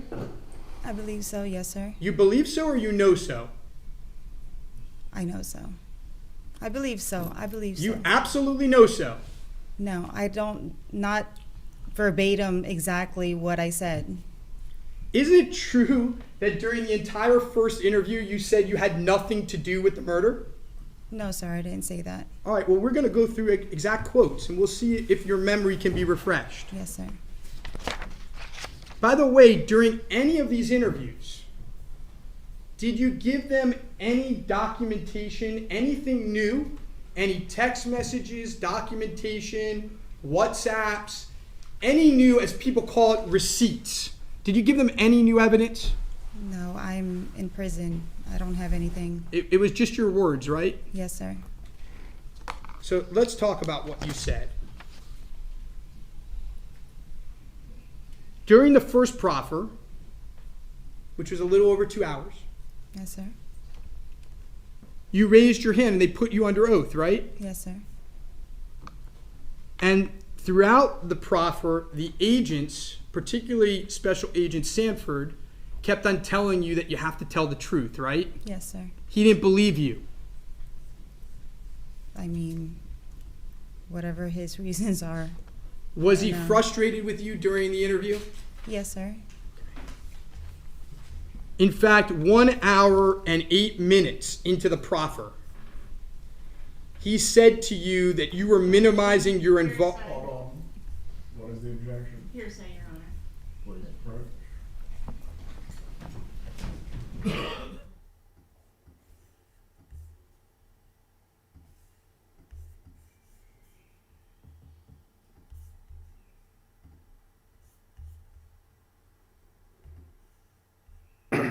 So that's the Rashbaum get-up. He'd probably look quite fetching in that waistcoat and pants.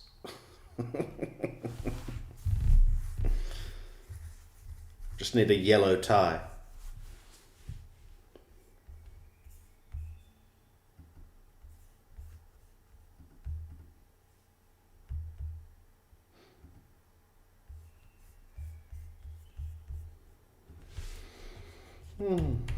Story during the entire proffer, right?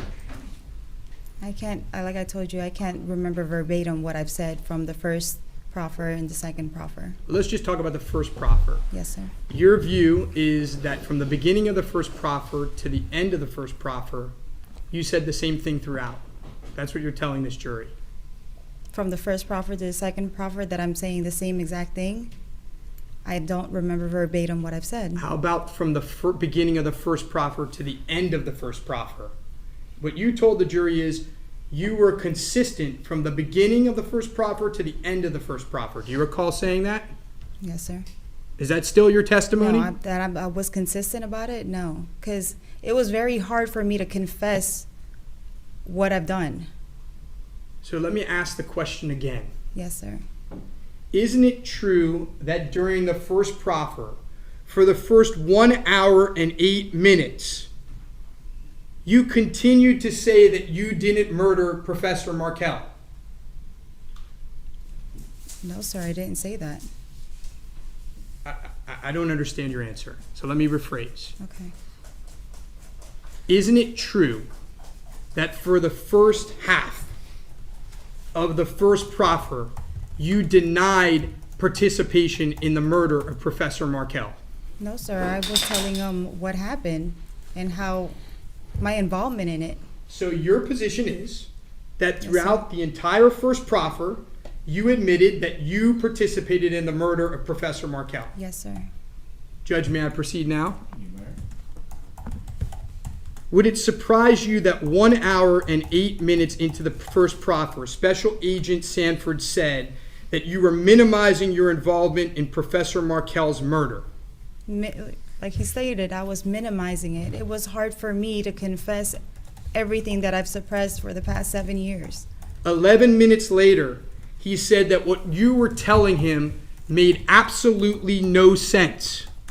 Do you recall him saying that? No, sir, I did not. Well, let me see if I can show you.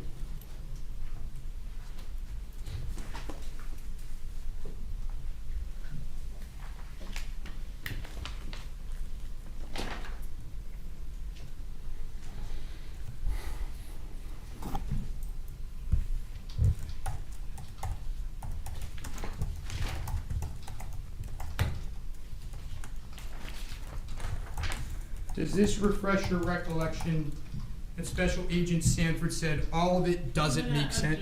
I'll withdraw it. Please allow her. Does this refresh your recollection of what Agent Sanford said? Just the line that you highlighted? You can read before and after to make sure I'm not doing lawyer tricks. Yes, sir. Can I? Of course. Please do yourself, ma'am. Yes, sir.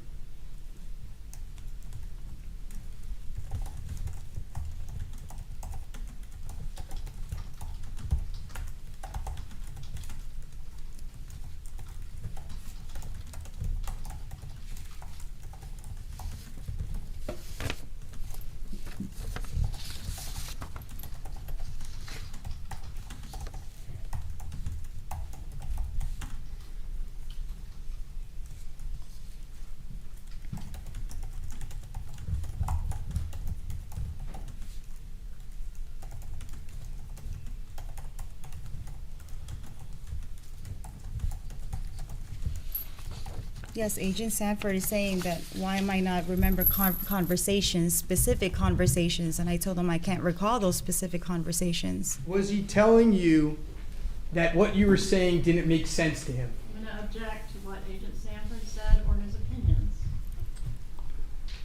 Sustain, please lay the foundation to impeach specifically. At some point in the interview, did he walk out on you? Yes, he did on the second interview. Yeah, okay. We're going to get to that. That's like 4 hours into your combined interviews, right? I believe so. Right? So you come back, and I think it's over an hour into the second interview. So actually, my math isn't great. It's like 3.5 hours into interviewing. Agent Sanford gets so upset. Judge, I'm going to object to Agent Sanford's opinions I'll or rephrase. actions or words. He's withdrawing the question. Please move on. Around 3 hours into these interviews, Agent Sanford decides to leave the room, right? Yes, sir. He was frustrated with you, right? I believe so.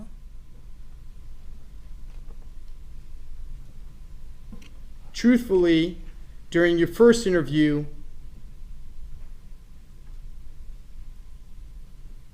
you kept on saying all of these things were jumbled in your head, right? Yes, sir. You said that about 11 times. Do you recall that? I don't recall how many times I said it. No, sir.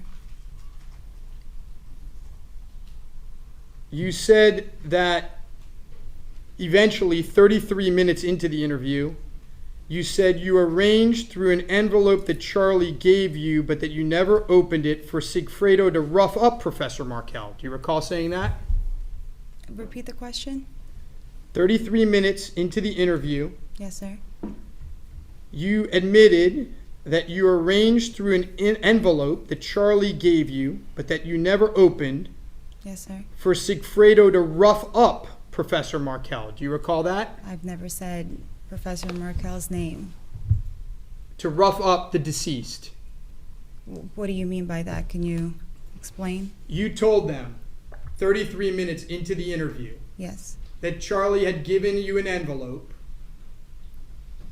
that you had never opened, that miraculously got to Sigfredo Garcia, and the purpose of it was to rough up his ex-brother-in-law. No, because I didn't know what the contents of what was in the envelope, so I wouldn't have said that.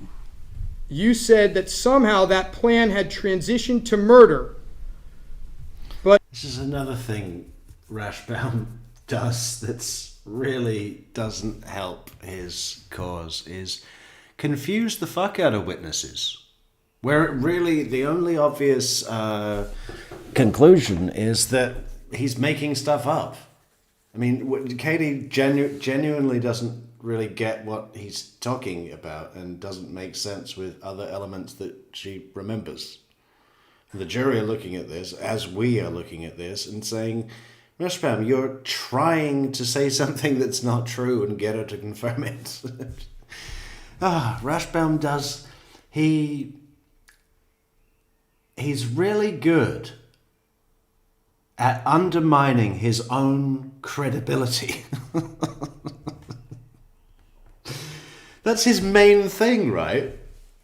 Undermining his own credibility. I think that's why Georgia smiles and laughs so much.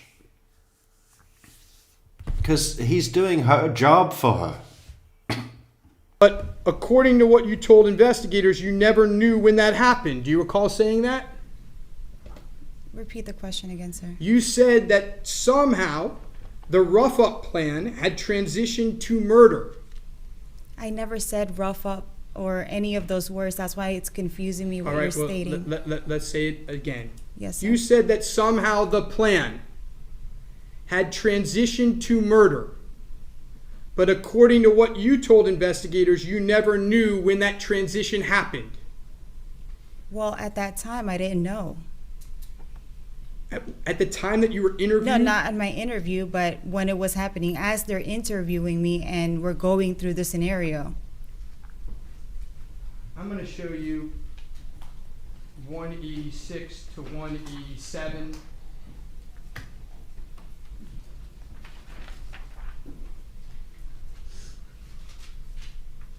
You know what, I'll just move on.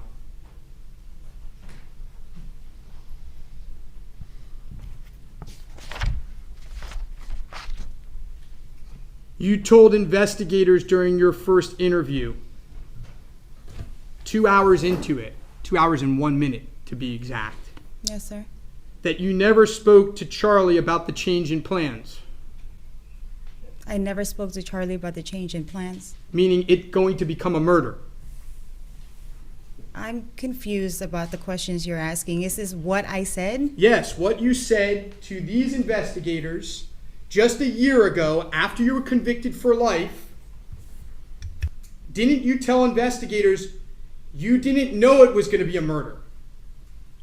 When we were talking about this, like I said, it was hard for me to confess my involvement in this. Right, so Can you show me where I said this? let's just go with what you just said. Yes, sir. So 2 hours into your first interview, when you said this, you still were not admitting that you had a part in the murder. Yes, it was very hard for me to do this, especially that they came to me in prison where, Right. why are all these investigators coming in? Okay, so we are now where we started, which is during this first proffer, just a year ago, under oath again, you refused to admit at first that you had anything to do with the murder, that you were a part of the murder. Yes, think sir. that's- Yes. Okay, It's hard for me to admit it. Yes, sir, it is. It's still hard for me to admit it right now. okay.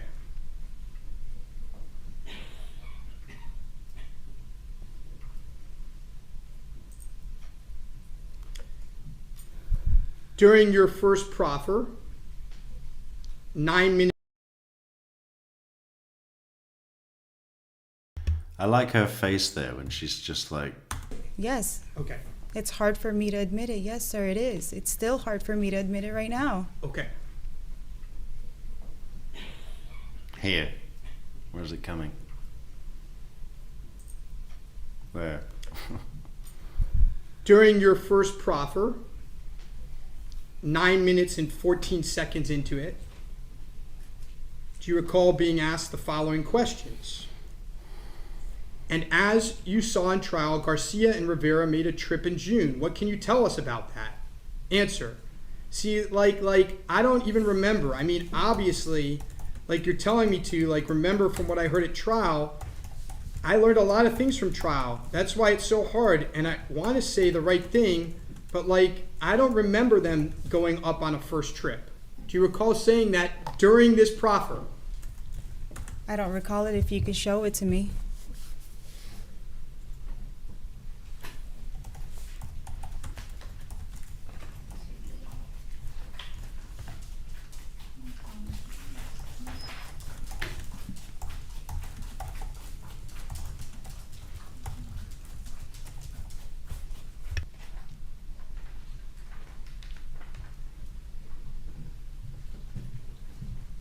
May I approach, Your Honor?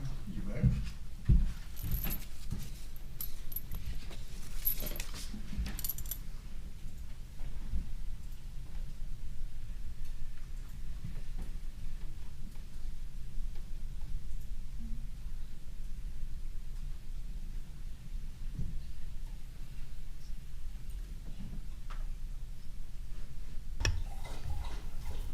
You know what Rashbaum's like? He's like that salesman.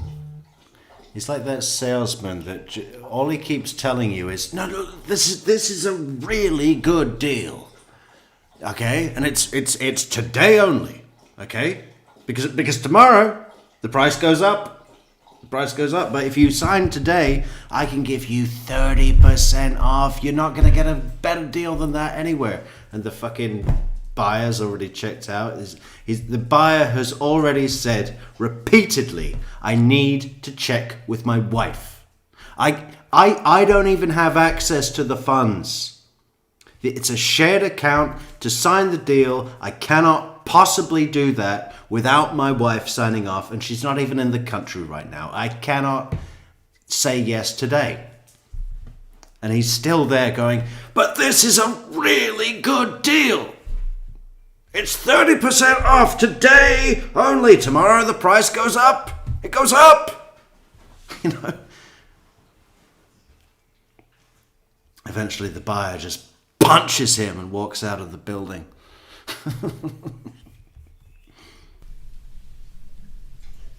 Does that refresh your recollection that you said that? Yes, sir. Closer to 2 million.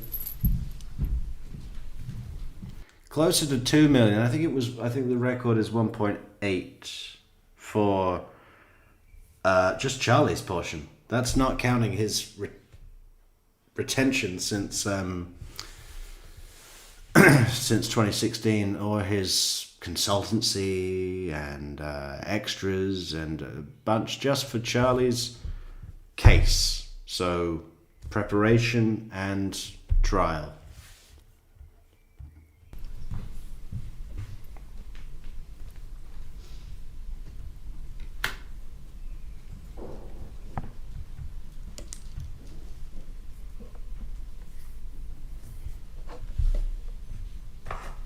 You were asked during your proffer on page 68, I don't know how long into it, probably about a third into it.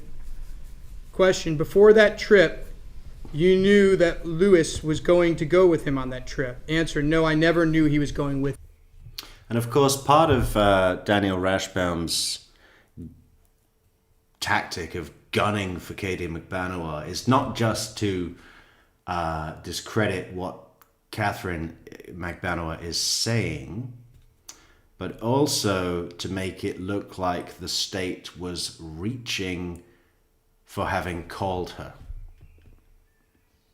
You know, oh, the state didn't have any witnesses because there weren't any, because they lied.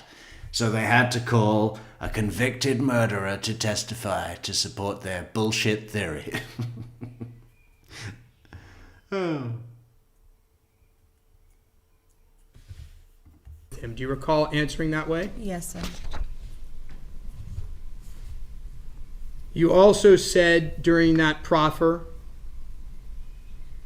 63 minutes in, that you didn't know Luis Rivera was going on the second trip to Tallahassee. Do you recall saying that? Yes, sir.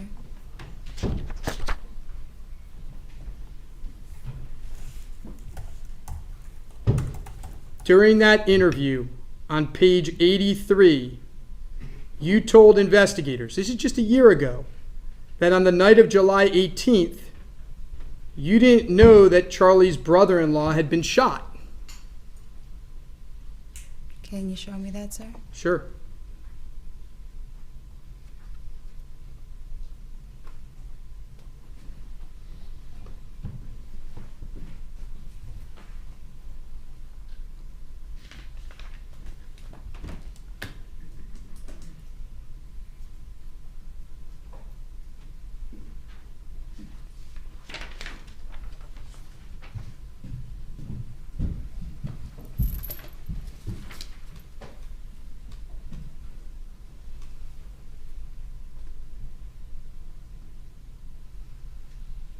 Yes, because I'm emphasizing I don't know Dan Markel.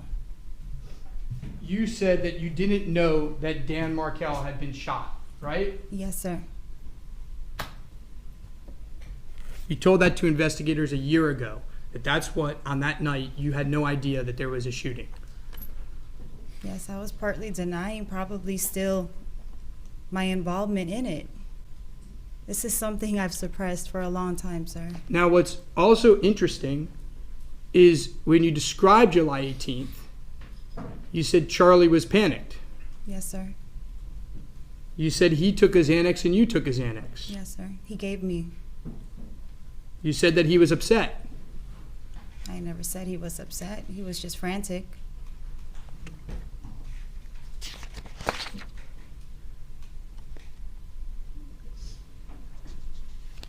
Let's move on to the second proffer. Yes, sir. The second proffer was 6 weeks after the first proffer. Do you recall that? This is when I came back. I came here. Correct. Yes, sir. And you met with investigators for 3.5 hours this time, If that's what it states. from 10:06 in the morning to 1:38 in the afternoon. Yes, sir. At the beginning of the interview, you told investigators you didn't know why you were there, right? Yes, I didn't know what I got pulled out for. And 15 minutes into the interview, Agent Sanford left the room, right? And Yes, sir. he didn't come back. No, sir.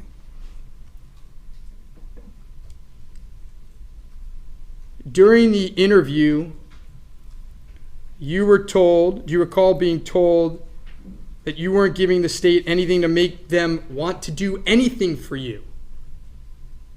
Repeat that question, sir. Do you recall that during the interview, you were told that you weren't giving the state anything to make them want to do anything for you? Who stated that? Investigator Bennett. Okay, yes, sir. She was upset. I mean, we were just talking about the same thing over again. When she said that you had a real issue, right? Not that I can recall. What's the issue? Well, if you didn't help the state and give them something that they could work with, there was only one way you were ever getting out of prison, and that's in a box. Here we go again. Stating that, sir. You see, You're even in jail for the Katie's rest- like, why do you keep stating that? You know, and he always does it in that way, doesn't he? That way of just like, in a box. Oh, this is so impactful.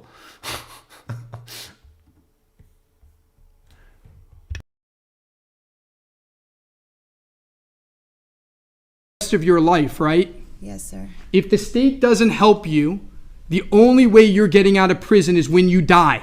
But they never said they were going to help me. I wasn't promised That's not my anything. question. What's the only way that you're getting out of prison if the state doesn't help you? I'll die in prison.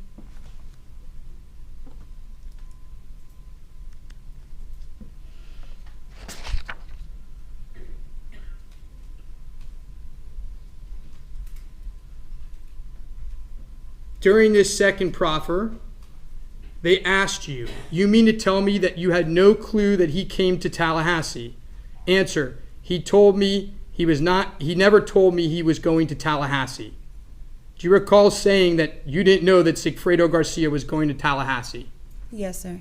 I never knew he went to Tallahassee. You never knew Sigfredo Garcia went to Tallahassee? No, sir.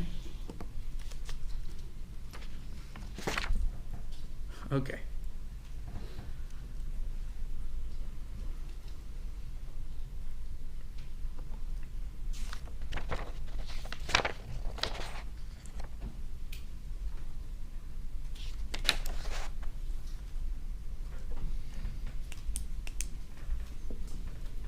During these proffers, you never told the state about monthly payments, did you? Monthly payments. That Charlie was making monthly payments to you? What, the checks from the Adelson Institute? Yes. They were aware of that. How about the cash he was giving you every month? He wasn't giving me any cash every month. Oh, really? Yes. He wasn't giving you $2,000 of cash every single month that you're heard on the wires trying to accept? No, sir. He was just giving you an Adelson Institute check? Yes, sir. What would the $2,000 be for? Before he gave you the Adelson Institute checks, you were getting $3,000 a month, right? No, sir.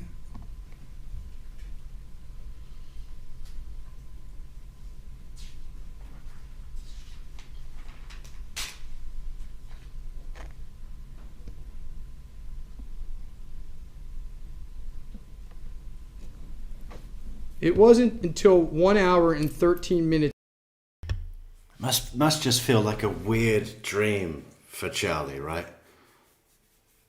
Like hearing these sound bites. But before then, you were just getting $2,000 and $3,000 checks, Adelson checks a month, right? I mean, surely Charlie dreams while he's in prison. Sometimes he has a good dream. But I'm sure other dreams are just filled with these things like divorce present, celebration dinner, threw up at the dinner table, Wendy's book. You know what I dreamt last night, which was really nuts?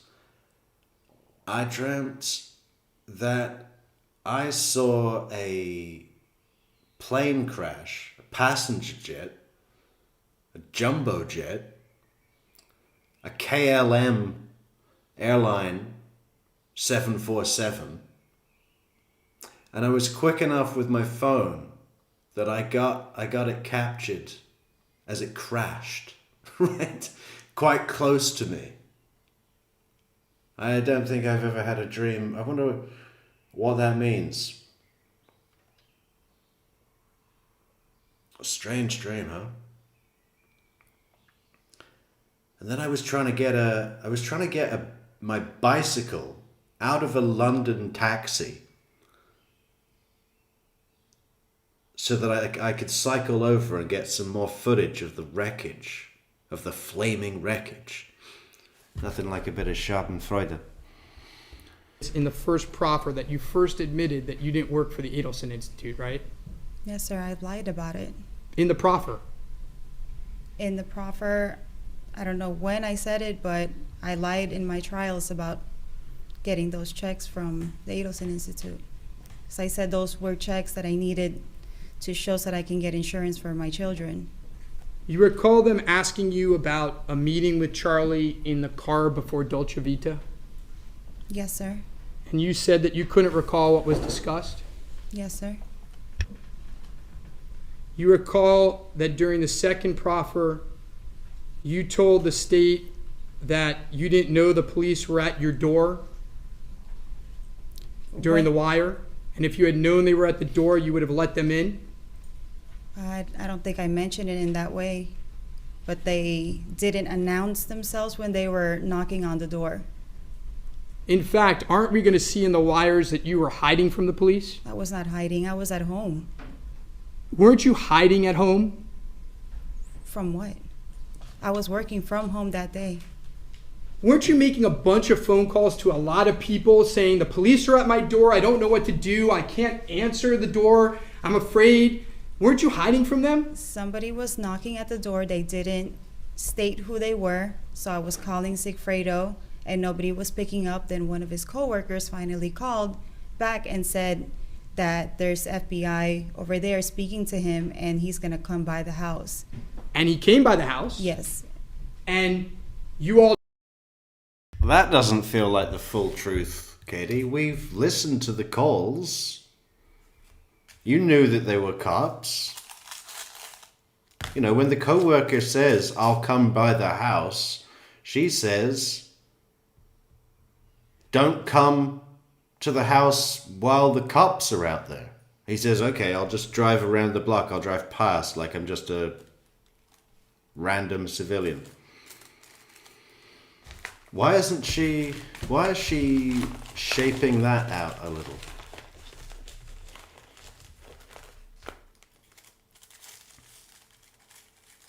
There is more to come from Katie, isn't there? Obviously, I mean, she does not feel as forthcoming as Lewis did. But, you know, I think that's because Lewis has had his deal. Before Lewis's testimonies, his deal was signed, agreed, and all the rest of it. Katie doesn't have that yet. And it's that awkward thing, as we saw in her proffer. You know, when the cops, when you're making a deal with the cops in the circumstances that she's in, the cops can't say, if you tell us this thing we need to know and this thing we need to know, we'll be able to give you this, because then the credibility of whatever you tell them is void. Because it would look like you said whatever they wanted to hear to get that deal that you were promised. But if they don't promise you anything and you tell them everything you know, you've played all of your cards on the good faith that they're going to help you out somehow. You know, it's a really strange way to make a deal. That's why you got to do it the way Luis Rivera did it.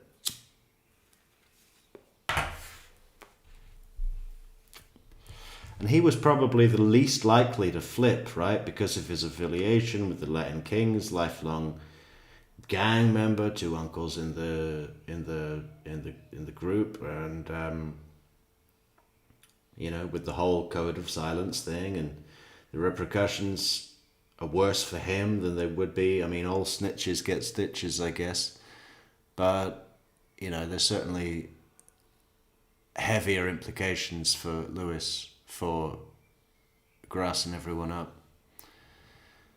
But yeah, he's also the smartest of them all, I guess, right? Because he'll be out in 7 years.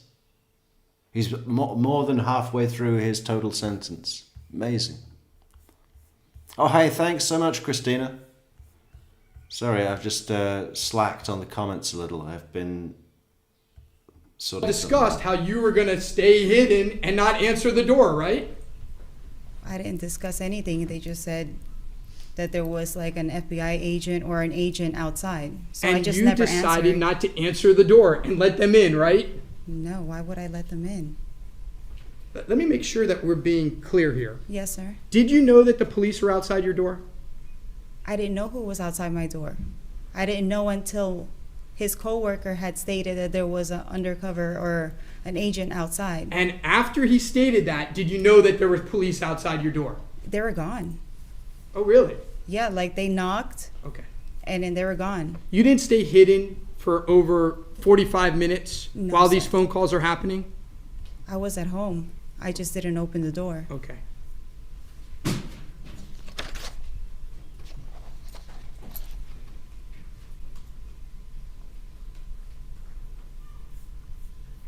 During the entire first proffer and 2/3 of the second proffer, you never said that Charlie did it or ordered it. Isn't that true?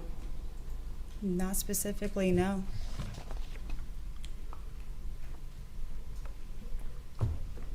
Now today you come in here and you talk about how on Halloween Charlie asked you if there was someone who could hurt his ex-brother-in-law, right? I stated that on the proffer. That's fine. Yes, sir. It took you a while to state it in the proffer, but I admit you did. It took Yes, you sir. about an hour and 40 minutes. But today, that's what your testimony was, right? Yes, sir. Do you know that you had only started dating Charlie Adelson about 2 weeks before Halloween? Probably. We just started talking. I don't know specifically if it was 2 weeks. Do you know that at the time of Halloween 2013, Charlie Adelson had absolutely no idea anything about your ex? I wouldn't know, sir. Well, let me see if I can refresh your memory.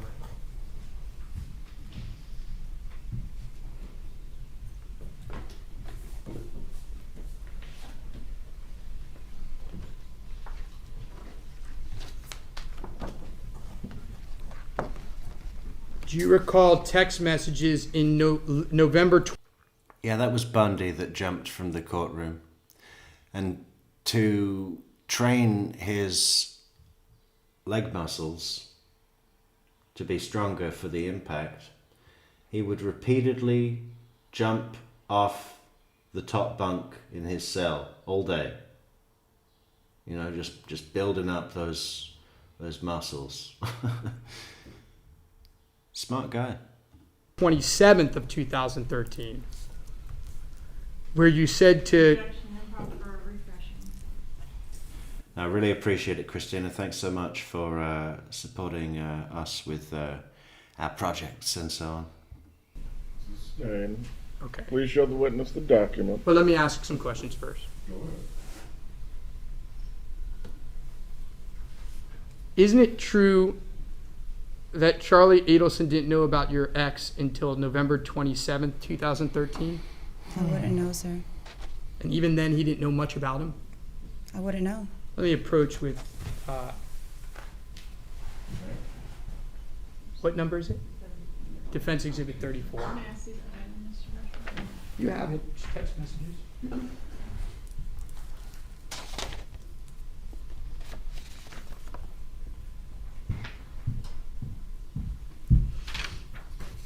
What am I looking at, sir? These text messages between you and Charlie Adelson.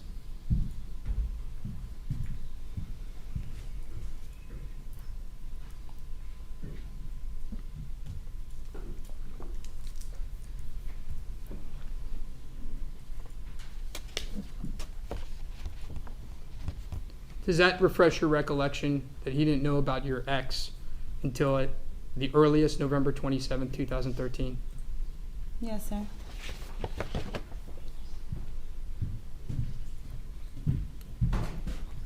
Halloween's in October, right? Yes, sir.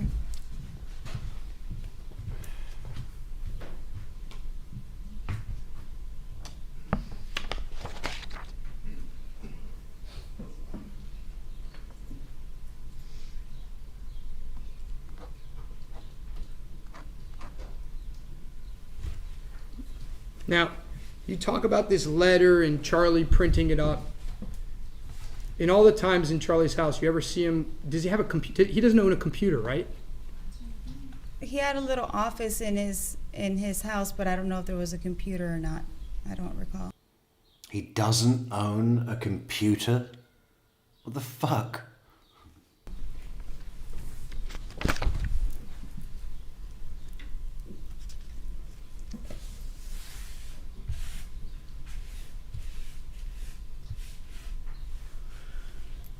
Do you recall during these interviews that the investigators kept on pushing you whether Charlie gave you money during the trips?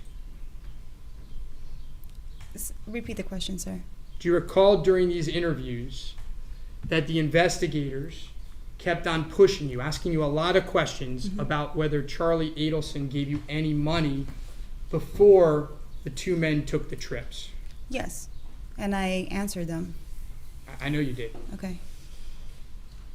And it took you 22 minutes left in the second proffer where you finally said he gave you a few $100s before each trip. Yes, sir. Halloween is in October. That's one of my favorite Junam Chinder lines, is when she's like, so when is Memorial Day? May? and George is like, yes, ma'am. Repeatedly before then, you couldn't even remember that, right? You were confused as you said it. No, I could remember it. It was just very hard when I was speaking, especially when I was speaking with Sergeant Sanford in the room because he was frustrated with me. So once he left the room, it was an easier conversation to have, and I wasn't so pressured. It was an easier conversation to have because... Yeah, again, I just don't think Sanford's got that thing. I wouldn't fucking, he wouldn't be convincing me to cooperate for sure. I just would not gel with him at all. I don't like his tactics, and I don't really believe that they're effective, and I am so not warm to Sanford. Which is funny because Isom, with all his fuck-ups and his blunders, I really like him. In fact, Investigator Bennett started to play the part of Katie Magbanawa, right? I don't know what you mean by that, Well, sir. she started to testify for you. No, sir, she did not. Yeah, he says confusing. How's the jury supposed to interpret that either, And then Sherry Bennett Tried to play the role of Katie McBanoa, right? What does that even mean? It's just... What we've witnessed in this case, aside from the just general fucking case, there's so much to absorb within it as a whole, right? Just focusing in on Daniel Rashbaum, it's astonishing. It's very unusual. We've seen good lawyers, we've seen bad lawyers, we've seen regular lawyers. Daniel Rashbaum is an enigma. Well, he's not an enigma, because we know he's shit. But, he's just... Why is he shit? Why is he this shit and shit in this way? It's just... Why is that? It wasn't mostly her talking and you saying yes? No, sir.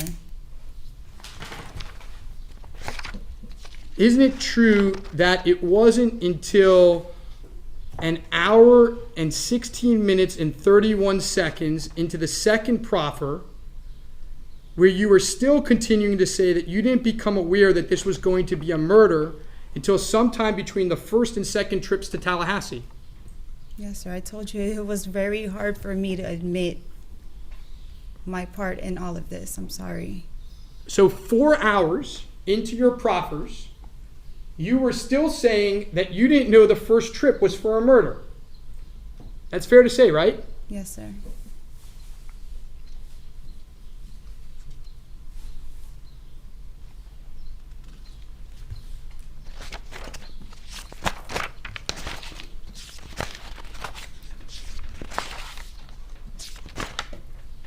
Yeah. October 31st, we have Halloween in England. All right, let's go on to a little different subject.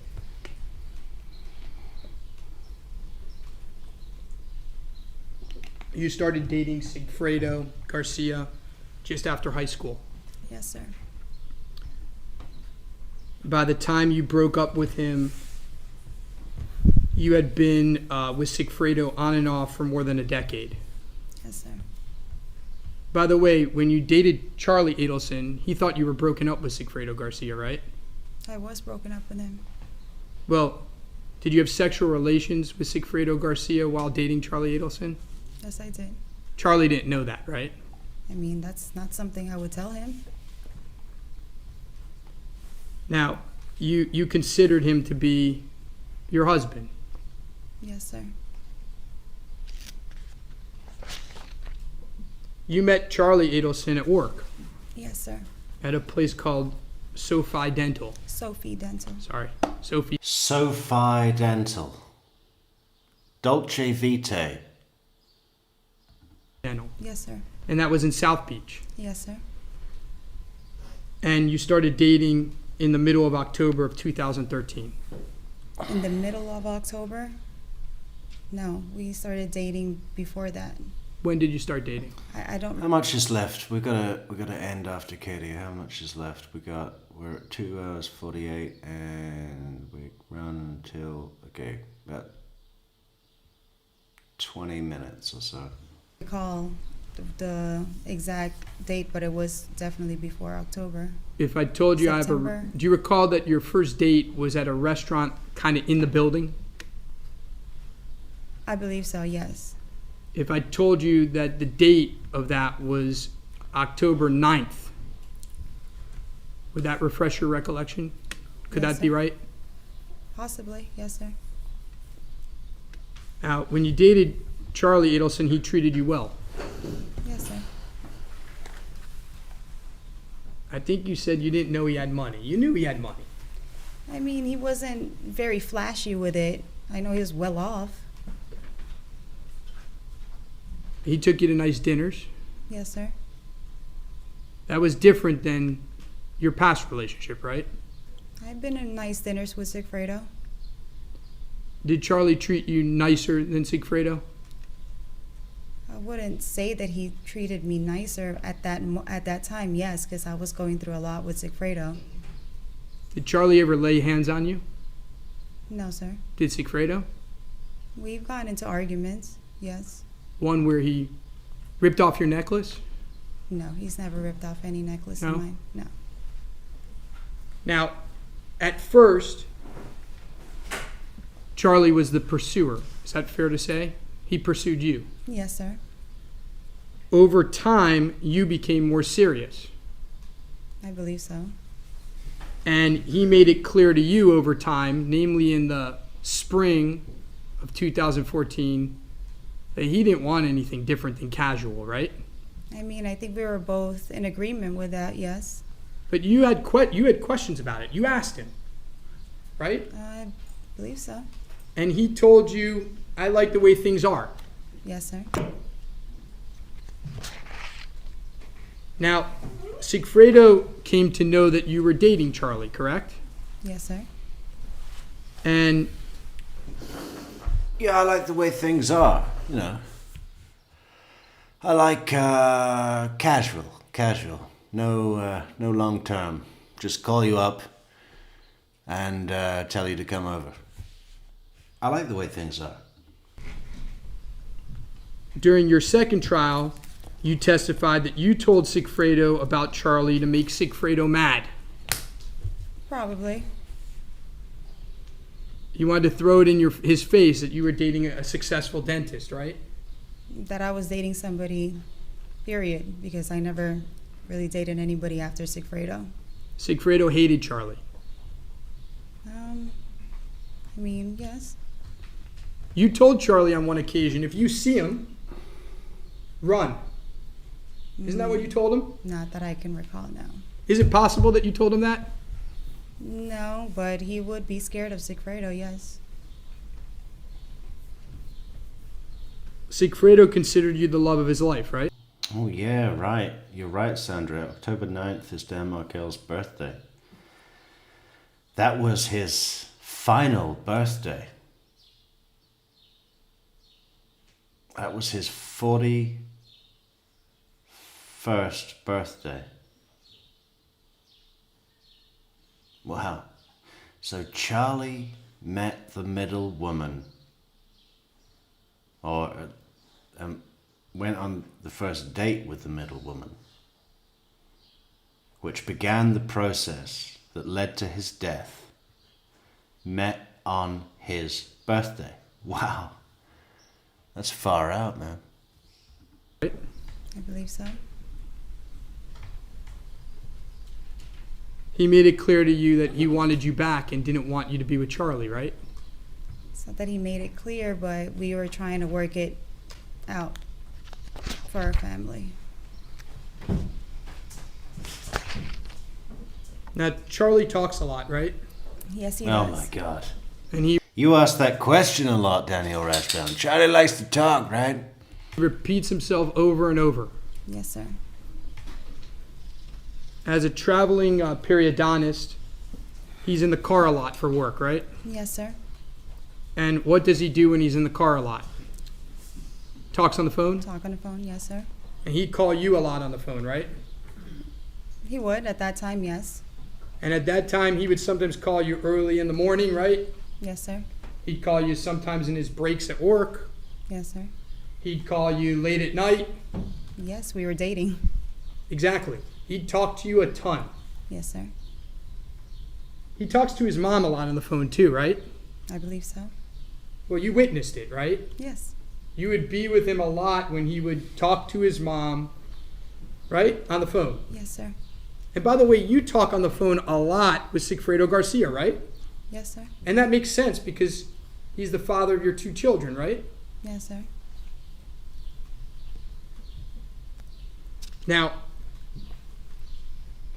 in 2014, you became aware of Charlie's family issues, right?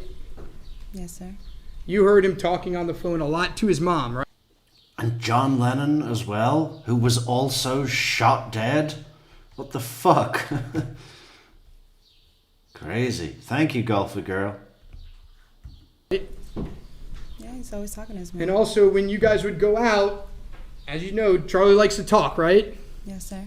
And so a topic of frequent conversation would be what he had just talked to his mom about, right? No, he never told me what he was talking about. I find it impossible to truly believe that Charlie Adelson is sitting. I mean, can you imagine how intently he's listening to this? His life depends on it. How could he be possibly listening to Daniel Rashbaum and thinking, yeah, this guy knows what he's doing. We made the right choice here. This is going well. The state's got nothing. The fuck? His mom about. No, so he never told you about the Delusional. problems that his sister was having? He wouldn't recount those conversations that he was having with his mom? Not when he's on the phone with his mom. Maybe if we're just, laying down or talking, he'd mention it once in a blue moon. And you would ask him questions about it, right? Not really. He told you about this TV was cheaper than a hitman joke many times, right? Yes, he's made that comment before. And he repeated it to many people, right? Yes, sir, he has. He makes a lot of bad jokes, right? Yes, he does.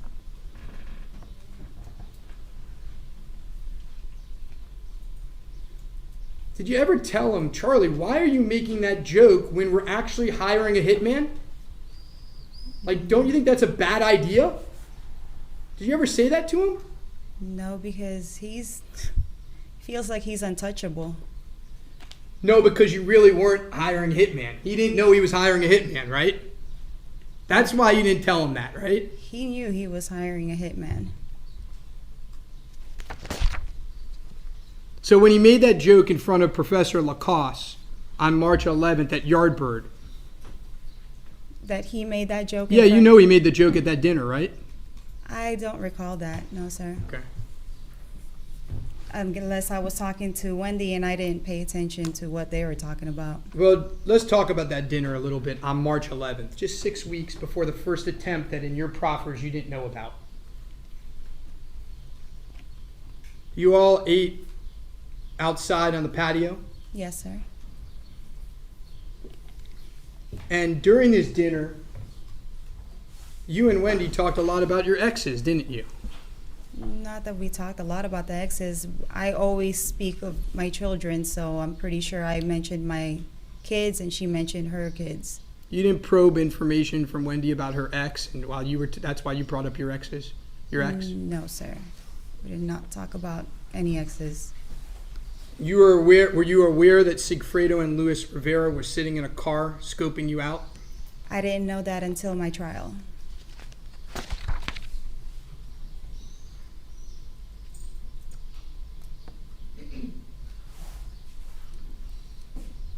Now, the state showed you a picture of you on the beach with Wendy Adelson. Yes, sir. No discussion about a murder plot during that. No.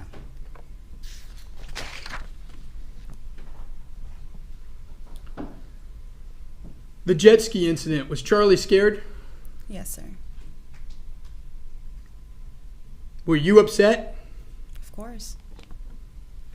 Did it cause a whole string of text messages and fights between you and Sigfredo? After that incident, yes. You were afraid that Charlie was going to break up with you, right? Not really. Really, your text messages don't show that you were upset that Charlie might break up with you? That Sigfredo was trying to run your life? Well, I was upset, but I didn't really care if Charlie was going to break up with me or not.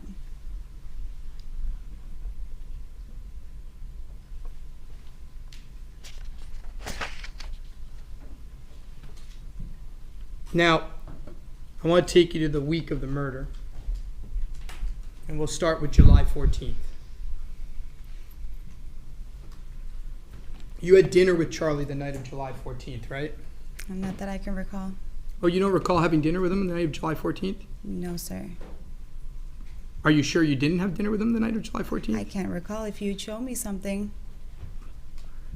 Do you recall him working late and coming towards your house and meeting him at a place near the water on July 14th? No, sir. Well, let's do it this way. If you had dinner with him on July 14th, just 4 days before the murder, Yes, sir. did you pick up money from him at that point in time?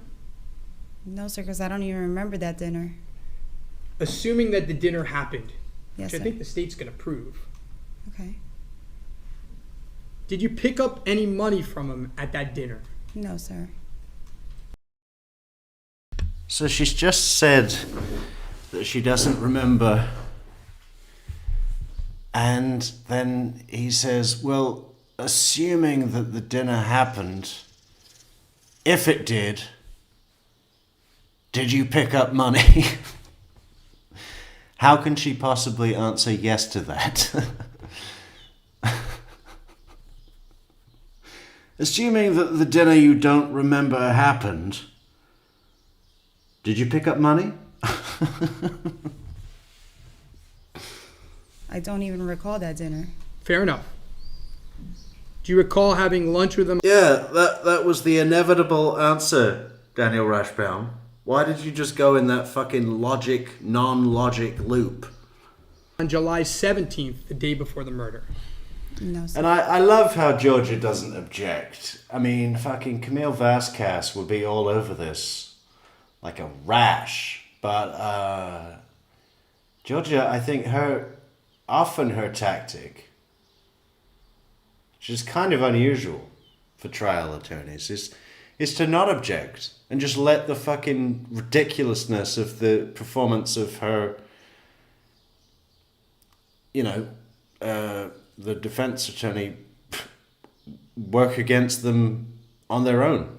Like I said, Daniel Rashbaum's major skill, what he's really good at, is undermining his own credibility. Let me try to refresh your memory on this. Do you recall on July 16th that Charlie worked late and went out to dinner with Erica Johnson? I can't recall. Do you recall that you got in a fight with him that night because you thought he might be cheating on you? No, sir, I don't recall it. Do you recall that there are text messages in which you were upset that he was out so late? You don't recall that? No, sir. Do you have something to show me? I don't need to. Do you recall that I don't he need told to. you on that call that he had worked late, that he had gone out with Erica, and that he would have a lunch with you the next day? I don't recall any of those days, sir. Do you recall that on the call on that night, the evening of the 16th, it's actually the very morning of the 17th, it's after midnight, that you were adamant that you wanted to have dinner with him on the 18th?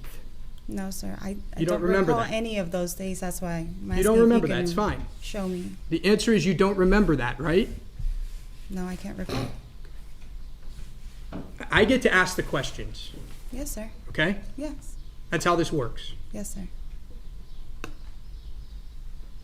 Now, you went to lunch with him near his house. Do you recall that? No, sir.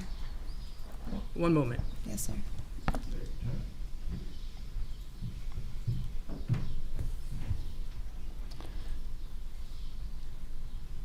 I think Daniel Rashbaum's trying to rattle. Vilas. It's like a Cuban Mexican place right by Charlie's house. I know. I mean, imagine if she stood up in court on the witness stand and just said, Fucking A, bro. I'm gonna fucking fuck up where the fuck you fucking with me. Of the restaurant, but I don't remember the date when we went, or we've eaten there before. Yes. You don't recall going there the day before the murder? No, sir. Nonetheless, if you had been there, you didn't collect any money that day, right? No, sir. Do you recall that during that lunch you got in a big fight? During what lunch? The lunch on the 17th that you don't remember. How could I? that lunch that you don't remember, do you remember that you got into this big fight?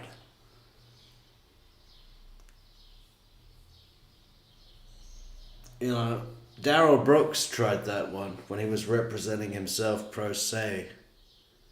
And the fucking prosecutor ate him for breakfast. It's ridiculous. I tell you what happened if I don't remember the date and you're not showing me anything? He looks like he's just realized his own fault. See it again. Going there the day before the murder? No, sir. Nonetheless, if you had been there, you didn't collect any money that day, right? No, sir. Do you recall? He does it repeatedly. This is the third time in the, like, probably more. You don't remember going there, right? Nonetheless, if you had have gone there, you didn't collect any money, did you? The fuck? That during that lunch, you got in a big fight. During what lunch? The lunch on the 17th that you don't remember. How can I tell you what happened if I don't remember the day and you're not showing me anything? I'll ask the questions here, Catherine Magban, okay? I don't need to show you anything. At the lunch that you don't remember having, did you pick up money?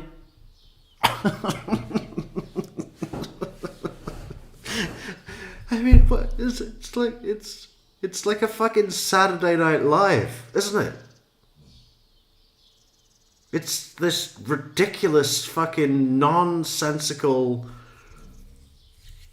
lawyer that is just a strange character.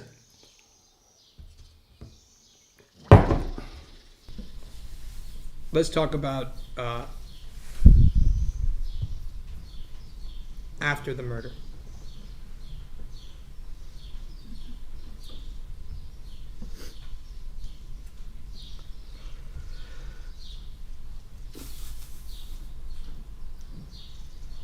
One moment, Your Honor. I think Saul Goodman would be pretty insulted by that. I mean, I don't get that at all. Saul Goodman had a shitload of swagger, you know, and was really effective and good and well thought out. I mean, I don't get the association at all.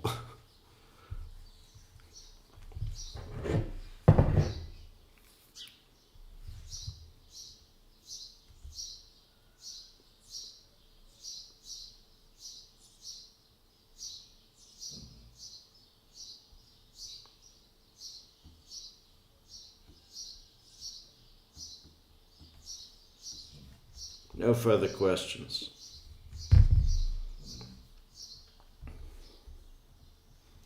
Is this the face and body language of a man that's happy with his defense?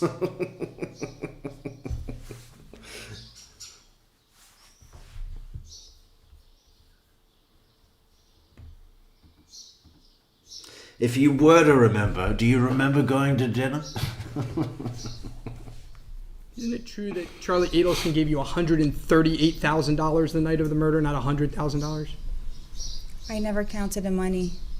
Isn't it true that you were paid $3,000 every month after the murder?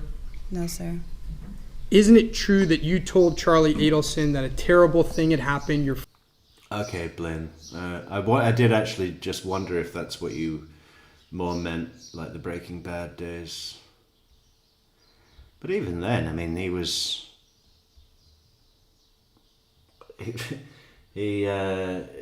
better than this.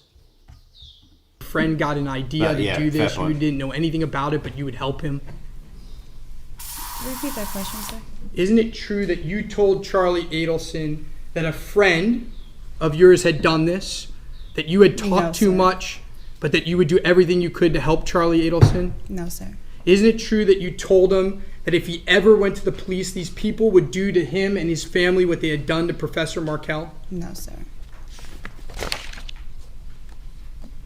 If the state proves that for the next 20 months you received payments, does the state have it wrong? That I received payments? For the next 20 months after July 18th, if the state proves, they're going to bring up a financial person who's going to show. Now he's trying to get the state's evidence to work for his opinions, his case, right? It's ridiculous. The jury has not understood anything that's gone on with this witness.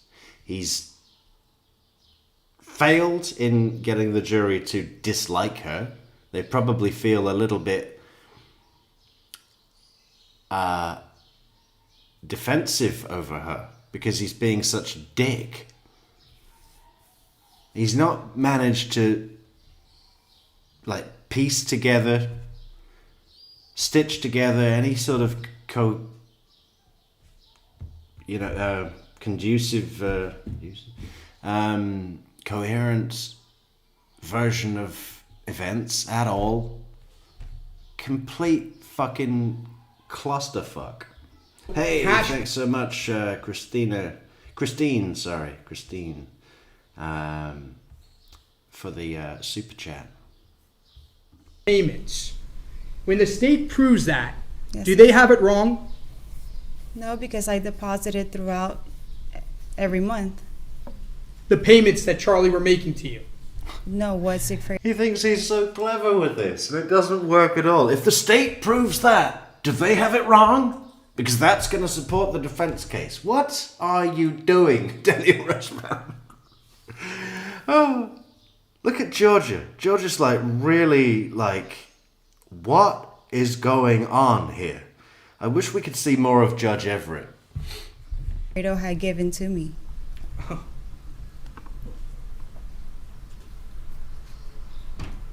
Is it true that you were the mastermind behind Professor Markel's murder? No, sir. That was Charlie. I'm sure it was. I didn't have any information on Mr. Markel. Magban, do not volunteer information. Yes. Wait for a question, respond accordingly to the question. I'm But- sorry, Your Honor. By the way, on these wires that we're going to hear, you're repeatedly lying to Charlie, right? Repeatedly lying about what? Well, you're telling him that you're calling the undercover number, right? Yes, I lied to You him. never called the undercover number. No, because I was telling Sigfredo to call that number. Ma'am, let me ask the questions. I'm answering. I know you have an agenda, but let me ask the questions. Objection, move to strike, argument ended. Sustained. Members of the jury are to disregard the last comment about any agendas. Please continue. On those wires, you tell Charlie Adelson that you've called the undercover number, don't you? Yes, I said that. And you never called the undercover number. Of course, why would I call it? You tell Charlie Adelson that you tried to call the number, but it's a non-working number. Do you recall saying that? I believe so, yes. And that was a lie. Yes, we were all lying to each other. You call, Judge, He was responding to your question. You don't have to like the answer. I actually love it. You never lied to Sigfredo on those wires. Unbelievable. That's the second time following Judge Everett's admonishment. Miss Magban, please, you're not here to volunteer information. Listen to the question, respond to the question accordingly. Daniel Rashbaum identified an opportunity there, and twice now has sort of called back to it, right? Get her again, Judge. You hold her down and I'm gonna kick her in the teeth. Wires, did you? Yes, I did. When did you lie to Sigfredo on those wires? Well, he was lying to me, actually. I asked a different question. When did you lie to Sigfredo on those wires? No. Give me one example of lying to Sigfredo. You're right. I'm stating that Sigfredo was lying to me. Miss Magban, I'm going to ask the question one more time. No, I Oh, didn't lie fuck to off. You never once lied to Sigfredo Garcia on those wires. Not that I can recall, no. But you repeatedly lied to Charlie Adelson on those wires, didn't you? Yes, sir, I did. By the way, you and Sigfredo Garcia talked about how you needed to get a burner phone, right? No, Sigfredo was the one who got the burner phones. Okay. You and Sigfredo got burner phones, right? Sigfredo bought the burner phones, yes. And you used a burner phone, right? Yes, he advised me to do so. Did you ever talk to Charlie Adelson about getting a burner phone? I wasn't aware, but I thought he had one.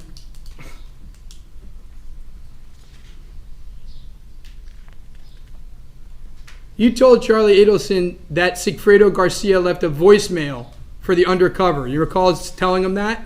I believe so, yes. That was a lie, right? I believe Sigfredo did leave a voicemail to the undercover. You think he did, or you think they just heard about the voicemail, that he actually never called the undercover? If he said he did, he probably did. Now, I did. shortly He reported back what the undercover said. After the murder, you and Charlie break up, right? Remember? Yes, sir. He said he sounded like a...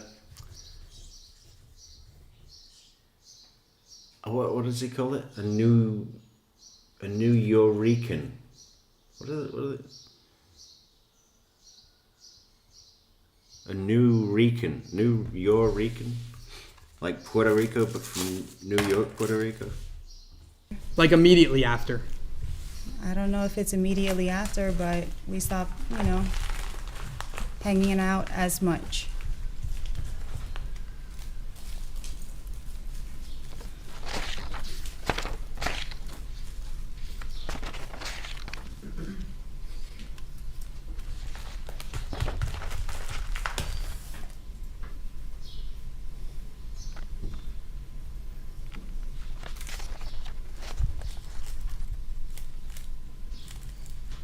Now, you keep on saying that the state hasn't promised you anything, right? Yes, sir. But you're hoping that they're going to help you, right? Of course, I want to see my children again.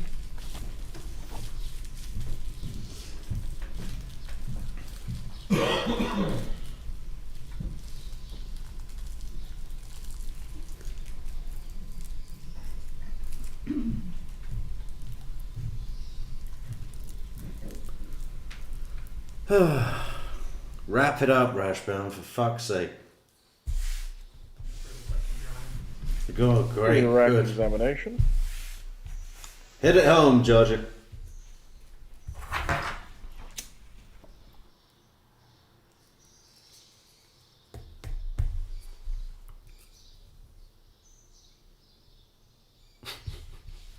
Look at him bend over there.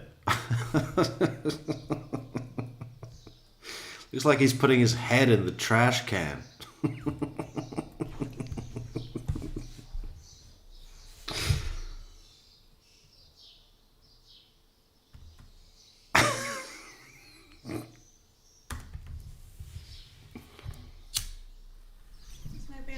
I approach you with the text message exhibit that the defense showed you.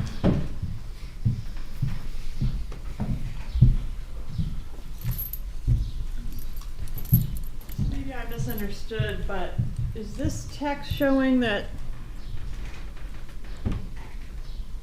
the defendant found out about Sigfredo in November, or that Sigfredo found out about the defendant in November? From the text messages, it's that Sigfredo found out about Charlie. All right.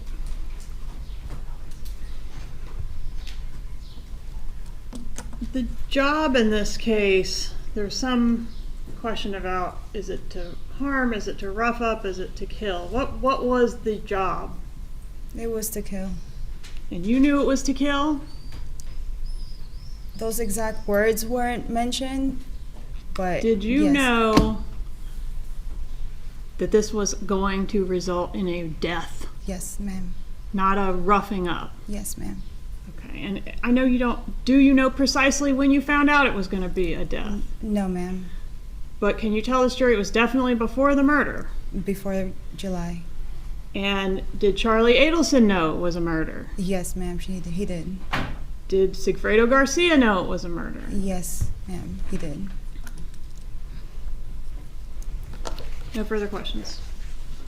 You may step down. Will the witness be recalled at any point? She could be, Judge. I would ask that she remain under the rule. Very well. Please approach.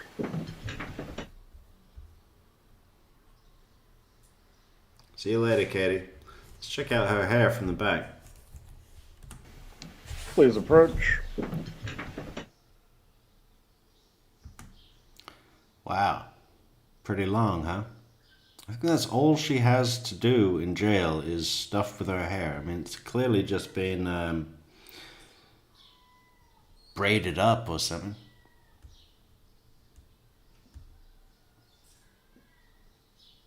Chain around the waist.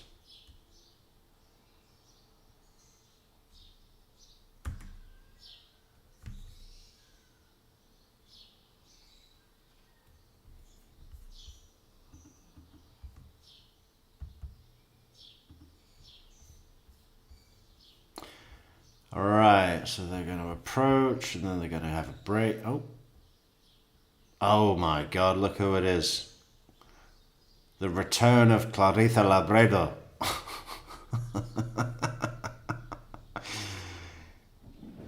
No. I don't know. No. I don't know. And we got Erica Johnson coming back, I think. Yeah, there's Erica. And then... break before we call the next witness. The bailiff will escort you into the jury room. Oh, we're going to have a busy evidence day tomorrow. We've got 2 more personal witnesses. And then we're on to facts. We've got the financial, what's her name? Hull, right? And then straight on to Chris. Oh no. We'll take a 5-minute recess.